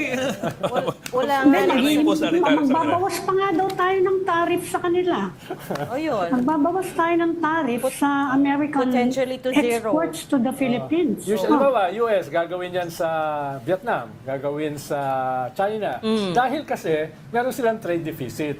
No? Lamang yung China sa kinikita sa trade sa kanila. Eh sa atin, the other way around. Deficit tayo with the US, di ba? Hindi ba? Or surplus? Hindi, sila nakikinabang sa Sila atin. may surplus sa atin? Yeah, by more than Akala 10 ko billion. deficit sila. Hindi. $10 billion ang kanilang ang Surplus kita sa sa Philippines. pagbagsak ng mga produkto nila rito. No? We're importing more than... Hindi pa counting Ang latest word services. ngayon sa Washington, sabi ni Trump, tuloy daw yung tariff, but he is open to negotiations. Negotiations. Which in a way is also his style. Diba? Bibiglay ka It's a ng negotiating tactic. Oh, biglayin ka ng Hindi, ganun. pero Rumble ka. ang problema mo, hindi mo pwedeng ibalik yung genie. Na parang overnight. Dahil pinakawalan mo na eh. Diba? Pinakawalan mo na. Nag-react na lahat eh. Lahat naghahanda na. Tapos across the board. Oo. Hindi mo na pwedeng ibalik eh. Yan ang problema niya. Parang naglabas ka ng atom bomb, tapos sabihin mo na, dapat pala, dapat pala. Yung fallout, no, isasoli mo. Yung radiation na kumalat na. Dapat pala, lang, slingshot. Kumalat na yung radiation eh. Wait, teka, ang reporter natin naghihintay na, si Of that, Maharlika. for the important Sige. hearing. Balik tayo sa basic. No, kung saan kasi dinadala diretso usapan. Wala naman, Punta tayo sa mas mahalaga. just our economic future, pero sige. Pumunta tayo sa mas mahalaga. O sige, Ed. Marian, the House Tri-Committee resumes its fourth hearing on online disinformation today. Marian, anong balita Ano dyan? ba yung highlights at saka controversial sa hearing na yan, Marian? Anong hindi nangyari? Actually, ngayon lang, kakaumpisa lang ng pinaka-ising controversial. So far, buong araw ngayon dito nga sa pagdinig ng House Tri-Committee. So bago ko nga muna umpisahan yun, yung pinag-uusapan ngayon sa Tri-Committee, kanina, first time ever, after 4 times nga na inimbitahan, ngayon lang po may nakadalo na representative ng Meta o yung dating ang tinatawag na Facebook. At ayun nga, kay Southeast Asia Director of Public Policy, Dr. Rafael Sangkay, meron silang 3 hakbang talaga na para itackle o labanan nga yung misinformation. Sinabi nga dyan, tinatanggal daw nila yung mga account at content na lumalabag sa kanilang community standards, lalo na yung mga mapanirang informasyon. Pangalawa, binabawasan din nila yung pagkalat ng low quality content, lalo na yung mga na-fact-check na. At pangatlo, nagbibigay rin sila ng mga informasyon sa netizen sa paggamit nga ng karagdagang konteksto para makatulong sa pagde-decide ano ba yung babasahin, paniniwalaan o pwede i-share na content. At sabi nga ng Meta, nakikipag-partner na rin nga sila sa third-party fact-checker sa bansa na certified ng International Fact-Checking Network gaya ng Rappler, Verifiles at Agence France. Kanina, ginit ng ilang mga kongresista na dapat mayroong local office ang Meta sa bansa. Ayon kay One Rider Party List Representative Roger Gutierrez, hamon kasi nga yung pakikipag-coordinate o yung pagpapaabot ng mga reklamo sa naturang kumpanya dahil nasa US at Singapore nga yung kanilang mga opisina. Kadalasan daw, aabot pa ng 6 na oras o hanggang isang araw bago mabalikan ng Meta yung mga law enforcement agencies kung sakaling may request na kailangan i-take down. Ang problema, sa loob ng ganitong kahabang oras, viral na yung content o post o kumbaga na damage is done na, lalo na nga kung may public presentation yung pinag-uusapan. Pagtatanong naman kanina ni Public Order and Safety Vice Chairperson at Antipolo Representative Romeo Angkop sa Meta, kung may responsibilidad ba ito sa mga content na pinupost ng netizens sa kanilang platform. Sagot ng Meta, responsibilidad lang nila na tiyakin na may balance sa boses at kaligtasan ng netizens. At users pa rin daw talaga may pinaka-responsibility sa kanilang mga pinupost online. Tca-agp ang kawalan ng malinaw na pananagutan ng mga social media platform gaya ng Meta ay isang mahalagang issue dahil nahihirapan nga raw yung mga Pinoy na makakuha ng agarang tugon kapag may nangyayaring pananakit o abuso online. Kaya nga, ay tca-agp baka kailangan ng pag-aralan yung posibilidad na obligahin yung mga social media platform na magpa-accredit o magparehistro para matiyak nga may madaling makakausap na kinutawan mula sa kumpanya. Dito nga ni Agop, issue raw ito ng pananagutan, hindi lamang ng regulasyon, kundi protection na rin daw para sa sambayan ng Pilipino. At ito nga, mainit-init pa, kakaumpisa lang ngayon, umupo dito nga, sa hearing ang isang Pebos Kunanan. Ano siya, vlogger daw na kasama doon sa isang dinner meeting noong maisog rally sa Hong Kong. Naalala niyo yung kumalat na polvoron video kung saan nakita umano na gumagamit ng illegal na droga o cocaine nga sa dating Pangulong Bongbong Marcos. Kumalala niyo yung video na yun? Oh, yeah. Yes, yun yung pinag-uusapan ngayon. Nag-testify ngayon, ongoing, itong si Pebos Kunanan. At dun sa kanyang sinumpaang salaysay, sinabi niya, binanggit niya, na ang nag-sponsor o yung nagpakain nga ng dinner na mag-isog rally sa Hong Kong noong July 7, 2024, last year, ay si Attorney Harry Roque. Kasama nga doon sa meeting na yon yung iba pang mga personalidad, kaya nila Attorney Glenn Chong, Attorney Trixie Cruz Angeles, Dr. Lorraine Badoy, may picture to Castro Gando Sastro at Miss Joy De Vibre. At yung iba nga nandito, no, sa pagdinig. Dito, sinabi nga nitong Pebos Kunanan na ito, na doon nag-umpisa kung yung video daw na yon may role yun. Tapos pagdating ng Vancouver rally, ng Maisog rally, kung maalala nyo, July 2024, kung ipinakita nga sa publiko ni Attorney Harry Roque, yung sa unang pagkakataon, yung polvoron video, sinabi pa niya, sabi daw to ni Attorney Harry Roque, magaling ako magpabagsak ng gobyerno. Ito yung sinabi niya doon sa meeting. Sabi niya, if I were quote, basta sa pagkakaitidaw niya, dahil yun sa mga pinag-usapan ng gabi yun, ipapapakalat ng video kung saan niya gumamit di umano ng cocaine, PM, ay sinasabi raw Attorney Harry Roque na pagpapabagsak ng gobyerno. At meron daw yung dalawang kopya, yung isang raw, yung isa naman, yung enhanced na tinatawag niya, yung edited or inaugment daw na video para pagmukahin isang ulong BBM daw mismo, yung nasa ako'y nandun mismo sa video. Yun yung kasalukuyan ngayon gumugulong, no? Dito nga sa interpellation ni Congressman Romeo Ako. Okay. So yung hearing dun umiikot, but were they able to determine kung ano yung veracity ng video na yan before they even showed it dun sa Hong Kong dinner? I mean, kasi yung iba dun sa dinner nandun lang sa dinner. It's not their fault that they were there. It's not doesn't necessarily mean that they did anything wrong. Pero yun nga when they showed that video, ito yung pinapakita ngayon, was there any talk as to how they were able to check the veracity? Actually ngayon, lumabas lang tayo saglit pero tinignan ko ulit kung ano yung nagpe-play. Parang ang piniplay na nila ngayon enhanced video daw. Para mas maliwanag at mas mapakita raw na si Pangulong Bongbong Marcos daw yung kumbaga gumagamit ng cocaine umano. Well, just to be clear, yung video yun na nobody knows, nobody has been able to check, I think, kung gaano katotoo yun. Verify it. At mukhang hindi siya nagkaroon ng traction. Oo. Parang 2 araw lang, tapos wala na. No? Ibig sabihin, wala siyang impact. Kasi yung itsura parang yun. Wala masyadong maniwala. No? Whether totoo yan o hindi ay is another thing. Pero wala, it fell flat. Actually, bang maalala niya, kinwestiyon din nga yung timing niya dahil inilabas yan. Parang, I think a day before SONA, no, yung State of the Nation address ni Pangulong Bongbong Marcos. Kung maalala ninyo. Kaya medyo, yes, talagang medyo pinagdudahan din or yun nga, yung timing. Pero ako parang what's the point of that? I mean, what's the whole point? I mean, if there was anything done illegally, then they should just simply go after that person. They don't have to go to Congress for something like this. I mean, diba, if somebody wants to file a case, then somebody should file a case. I mean, what's Congress's deal here? What are they trying to do?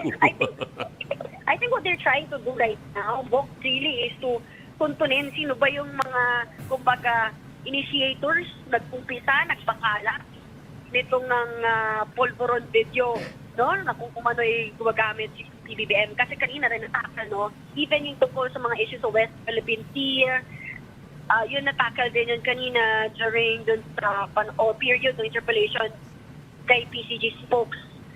Yeah. We remember that from the last time din naman But even then, that was also a question na parang, so what What's Congress trying to prove? What is prove there? Oo nga. Mas ano pa sa akin yung sasabi ni Harry na magaling siya magpabagsak ng gobyerno. Parang, how often does he... How often does he try? Okay. Okay. We'll let you go and go. We'll let you go back to the hearing. Dignify mo si ex-human rights lawyer. Thank you, Thank you, News 5 Marian. correspondent Salamat, Marian. Marian. Thank you, Marian. Mas yung pa nag-strike sa akin na You're watching- magaling supposedly, sinabi raw ni, allegedly, sinabi ng witness sa Kongreso na yun ang sinabi ni Mukhang ni capable Harry. naman siya. Dahil pag believe ka sa sarili mo, talagang ang dami mong pwede pabagsakin na gobyerno. Pero allegedly. You're watching Storycon on One News. We just need to take a very quick break. We'll be right back. Tuloy Stay na with us. pagbabagsak, hindi na amin. This is the Story Conference Group or the Storycon Group.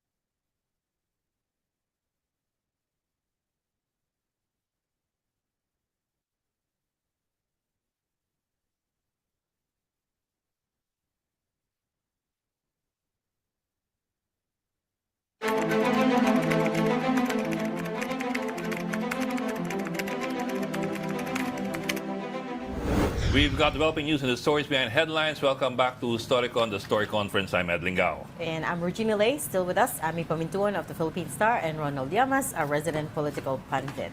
Let's bring in our guest for today, retired Rear Admiral Romel Judong. Sir, magandang hapon, Admiral Ong, and welcome back to Storycon. Hi, Admiral. Ay, sir, baka nakamute po. Sir, can you hear us, sir? Admiral Ong? Baka nakamute lang po. Yes. Nagsalita na siya. Ha? Nagsalita na siya? Baka hinahak ng China. Sir, can you hear us, sir? Admiral. Uy, baka may Admiral, maniwala can you hear sa'yo. us? Yes, sir. Okay na.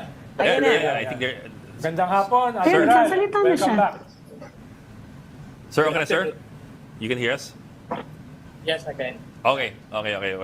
Sir, itong mga hinuli ng China, it turns out that they were also they were scholars of China. Scholars of China. Students. So Ibig sabihin, sobrang galing natin. Binabayaran ng China yung mga mag-iispiya sa kanila. No? Masyado tayong sophisticated. so we're trying to figure out is this for real? I mean how parang it almost sounds like Sa experience Saturday nyo, Night Live. Admiral, ano bang tingin nyo rito? Gaslighting ba ito? Ito ba ay tunay na espionage operation? No? Or is it a tit-for-tat thing? Okay, I was watching your interview yesterday. So, yung punot-dulo niyan, yung sister city arrangement between Yes, sir. Chinese China and provinces or cities Yes, at sir. saka yung ating provinces and cities. Yun yung loop. So, kung ibabalik natin yung argument sa China, scholars nila to That means they underwent a vetting process Yes, before sir. they were even sent to China before nung nag-scholarship sila. So yung history nung tatlo na yan, kabisado nila. So, yun yung butas nung nila nung allegation na spy yan.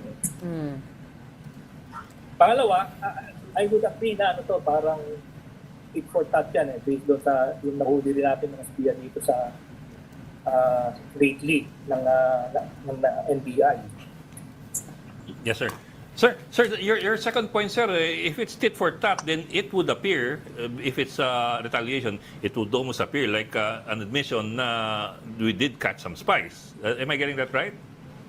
Well, basta tingnan niyo balikan niyo yung statement ng Chinese embassy mismo.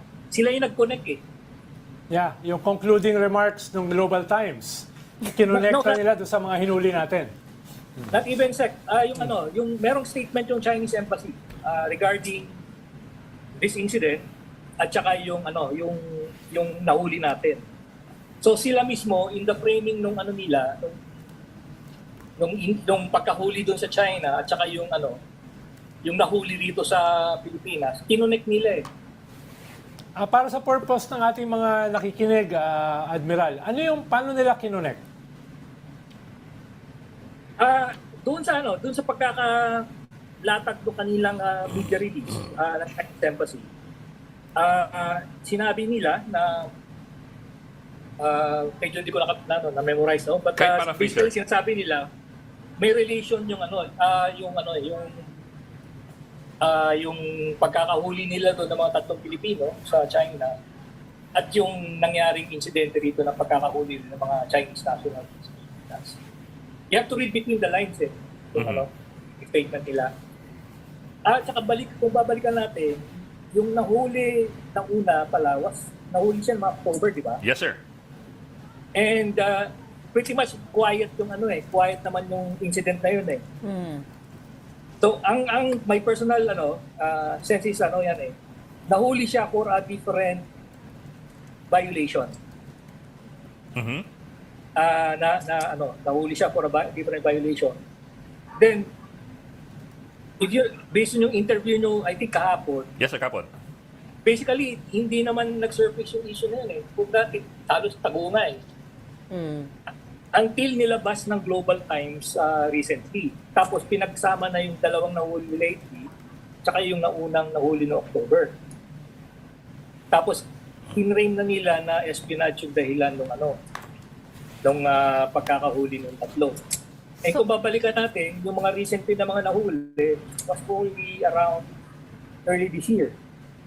Yes, sir. Mga February. Okay. So kung titingnan natin konteksto, halos parallel o pareho doon sa ginawa nila sa Canada at saka sa US. Yung sa Canada, if you remember, merong nahuli yung anak nung CEO ng Huawei. Then ang ginawa ng China, meron silang inaresto I think 2-3 Canadians. Tapos charge din nila ng espionage. Okay, so sila yung naging bargaining chip para may balik sa kanila yung anak ng CEO ng Huawei. So kaya nga tawag natin dito, most likely, hostage diplomacy yan. So kukuha sila ng leverage,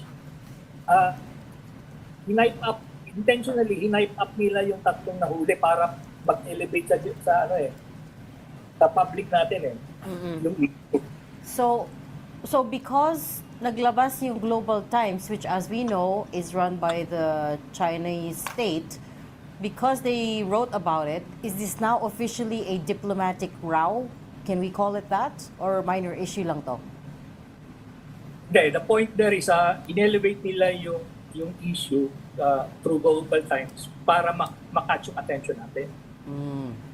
Otherwise, meron ba tayong spy program? Alam ko nung World War II, meron tayong mga espiya sa mga Hapon. Saka yung counter-terrorism natin, pero local yun, domestic. Meron ba tayong history na nag-i-spy tayo sa ibang bansa? Kasi it needs special training. It needs very specialized training. And kailangan yung objective mo malinaw na malinaw. How to go about it.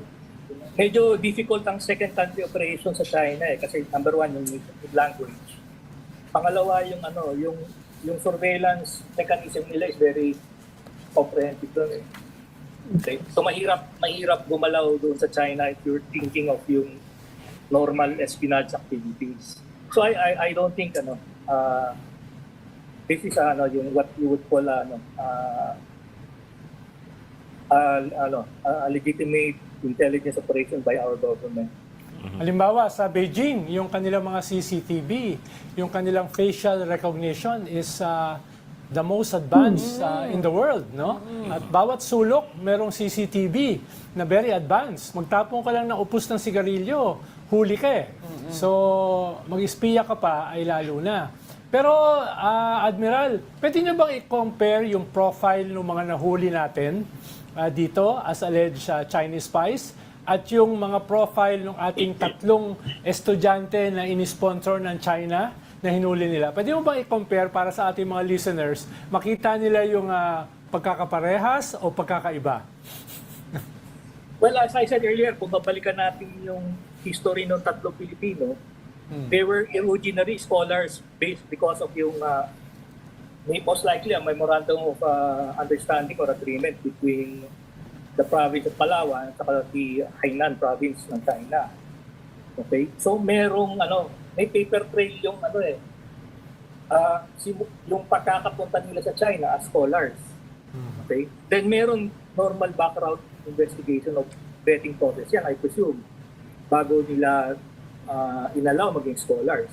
Nakabalik na yan ng Pilipinas, then nag-apply, I believe, ulit sa China for work. Trabaho. Ibig sabihin, yung paper trail nila back and forth, from scholars, bumalik ng Pilipinas, then going back to China as migrant workers, hindi mo makakaila yung history ng tao. So traceable yun .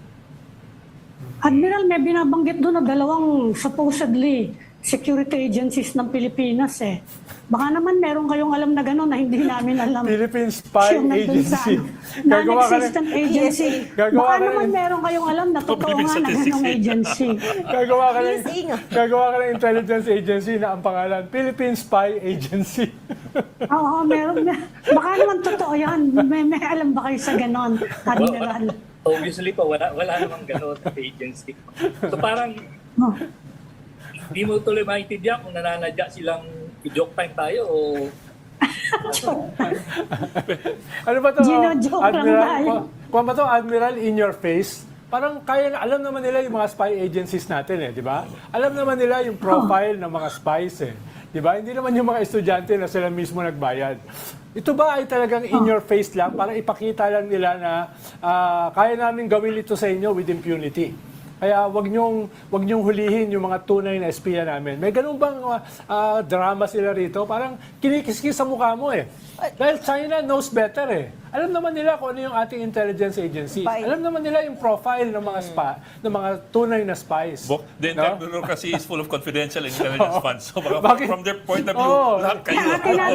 Si Pambayan, at least kung magpapadala man tayo ng spy, papangalanganan natin na piatos. O kaya papangalanan natin ng ewan. Tempura. Ewan. But by the way, tunay na spies, quote-unquote, because also they're denying it, di ba? Yung mga nahuli dito, hindi naman daw spies, nagtatrabaho lang negosyante daw yan. Oo, exactly. So, we also don't know. Pero sabi nga ni Admiral, go ahead, Admiral. Well, number one, yung first question, kunin niyo yung subliminal message. Ang sinasabi niya, ang vulnerability niyo, yung migrant workers niyo, doon ako baba. Yes. Yun yung message niya actually. Ingat Kaya kayo. nga, kumbaga, very blatant and very almost illogical yung charge Ang sinasabi niya actually, if you read between the lines, is kaya ko kayong balikan, ang pagbalik ko, migrant workers ko ang titirahin ko. Okay. And magbilang-bilang na tayo kung ilan yung migrant workers natin doon kasi yun talaga vulnerability natin. Okay. Admiral, anong dapat gawin ng ating gobyerno in the light of this developments? Kailangan ba natin i-review yung ating mga sister city projects? Medyo marami yan, lalo na ng panahon ng previous government. Ano yung mga kailangan nating ayusin para ma-mitigate yung ganyang klaseng mga threats? But also in the short term, paano matutulungan tong tatlong to that are detained? Well, yung tatlo muna, no? There is a protocol for that naman by our department, I believe by the Department of Foreign Affairs who dealing with incidents like this. Okay? So let's let the DFA do its work in terms of I believe it falls under, I may not be sure, I'm not correct, if I'm correct, but it falls under consular services na looking at, or yung Department of Migrant Workers natin can look at it as well. Para desecuritize yung issue. Okay. On the other question about the sister city, we've done a study of that sa school. Ang problema kasi natin dito sa history ng sister city arrangement o sister provinces, number one, yung history niya, very minimal yung oversight by, let's say, DFA or DILG dito sa activities na to. So, parang anong nangyari dito, we are allowing local government units to conduct their own foreign policy initiative without adult supervision by the national government agencies like DILG and DFA. Pangalawa, ang kasulatan lang kumbaga nagsusupervise dito sa arrangement na to, isang memorandum from the DILG, which I think it should be elevated to something much higher na type of document para at least magkaroon ng interagency oversight over this type of activities. Kasi tumatawid siya minsan, particularly if yung arrangement is cultural exchange o minsan scholarship program, tumatawid yan sa trabaho ng education. Then minsan pumapasok yan sa trabaho ng DFA, papasok din yan sa trabaho ng DLG. And obviously, ang pinaka-overlay dyan, security consideration. So, hindi, Pero Admiral, kasi yung sistemang yan, alam ko, simula nung pagkatagal-tagal na, for decades now, matagal na existing yung sinasabi nyo na LGUs, working for sister city or sister province relationships. Ngayon lang naman kasi tayo nagka-problema. Dati naman kasi lahat kaibigan natin. It's a pretty benign arrangement. Sino ba naman mag-aakala na magkakaroon ng ganyang problema? So you are supporting, and meron ngayon mga calls actually, mostly from security officials, na i-review nga yung sistemang yan, sister city arrangement. Pero, paano naman yun? China lang ang epektado actually. That's Are we correct. going to make gagawa tayo ng ano ba, na national Ng policy blanket, na blanket actually policy. ang target lang is China? Hindi naman. Tama ka rin Ami doon, no, na hindi lang naman China, may sister city arrangement tayo. Meron din sa US. Meron din sa... Napakarami, ayos pati sa Europe eh. Oh. Yeah. So, tama ka naman doon. So, maybe, kailangan lang talaga i-review yung particular, yung sa China lang. Kasi babalik pa rin yan sa kung titingnan nyo. We had problems with Pogo before. Ang atake niya through economic investment kasi nakapackage yung economic. Then we have this sister city arrangement. Ang atake niya, socio-cultural. Okay? And yung sa dagat, yung sa West Philippines, ibang atake naman yun. So, kung makikita nyo, multi-front yung approach nila sa Pilipinas kung paano tayo i-influensyahan. So itong na to, itong incident involving yung tatlong Pilipino, it's just one aspect of it. Diba? Admiral, may precedent na ba na ganito na yung isang bansa may nahuling alleged spies natin, tapos may nahuli tayong alleged spies nila, tapos magkaroon ng spy swap? I was gonna say prisoner swap ba to?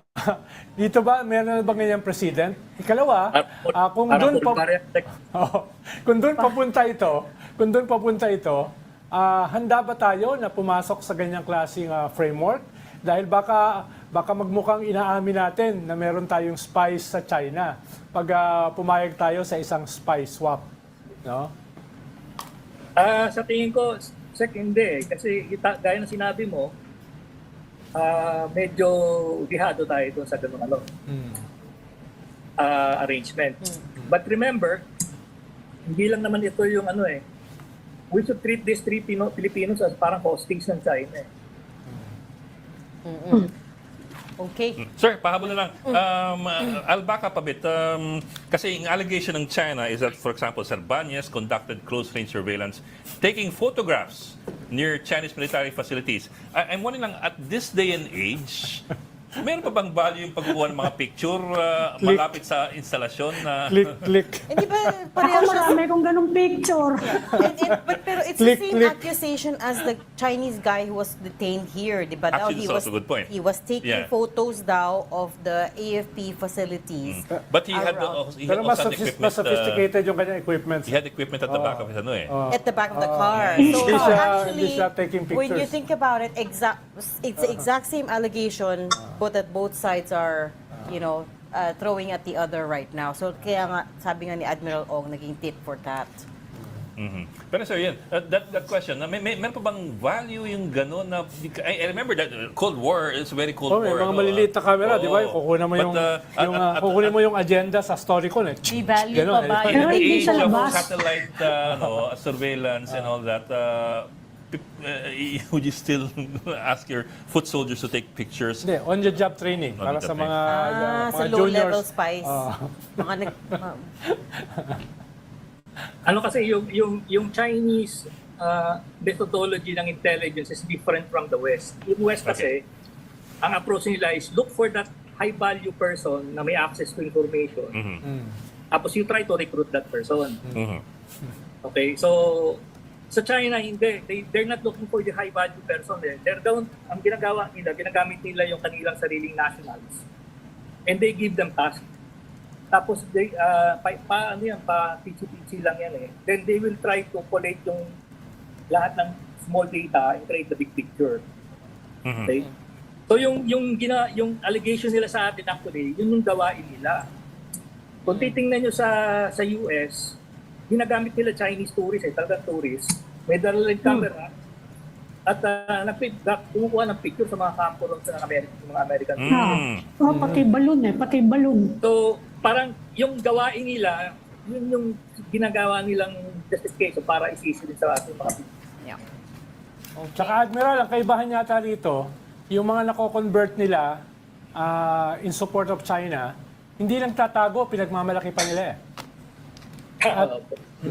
Nagte-testify pa nga sila sa Congress at tinaamin nila na nag-train sila para maging vloggers mismo sa China. So medyo iba eh. Medyo Tumalon na yung issue. Medyo iba. Iba na yun. Ibang hearing na Related yun. actually, related yun. Related. Usually spies nagtatago eh. Dito hindi, nakalantad eh. Oo nga eh. Pero that was the one-off trip daw, sabi nila, to China. To train on digital, ano yun? Digital storytelling. Maraming ganong program ang Chinese government. Marami sila. Kaya wag ka pupunta sa China, baka mapagbintangan ka. Ready? Okay. On that note, we will leave that conversation. Thank you so much for joining StoryCon again, retired Rear Admiral Romel Jude Ong. Thank you, sir. Thank you, sir. Salamat, Thank you, Admiral. Oh, galit pa ba si Reg? Oo, may tariff pa rin eh. May tariff war pa Medyo rin. na-divert ang kaunti sa China. Medyo na-divert ang kaunti.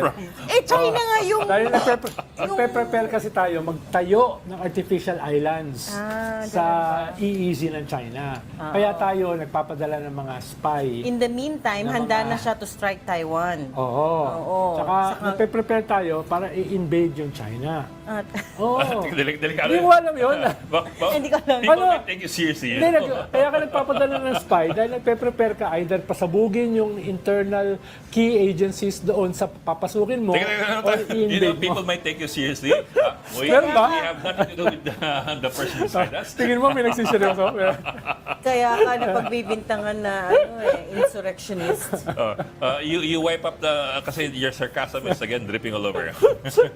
Talagang, yun yung pinakamahalaga. Philippine Spy Agency. Kung magtatayo ka lang ng spy agency, ganun ang pangalan.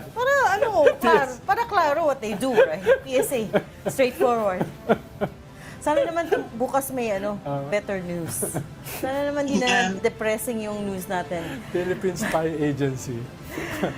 But we will leave that there. Thank you so much for joining StoryCon today. Aming Pamituan, Editor-in-Chief of the Philippine Star, Ronald Llamas, our resident political spy. Join us again tomorrow, 4 p.m. for StoryCon. I'm Regina Lay. I'm Ed Lingao. We are One News, all sides, all the time. This is the Story Conference Group or the StoryCon Group.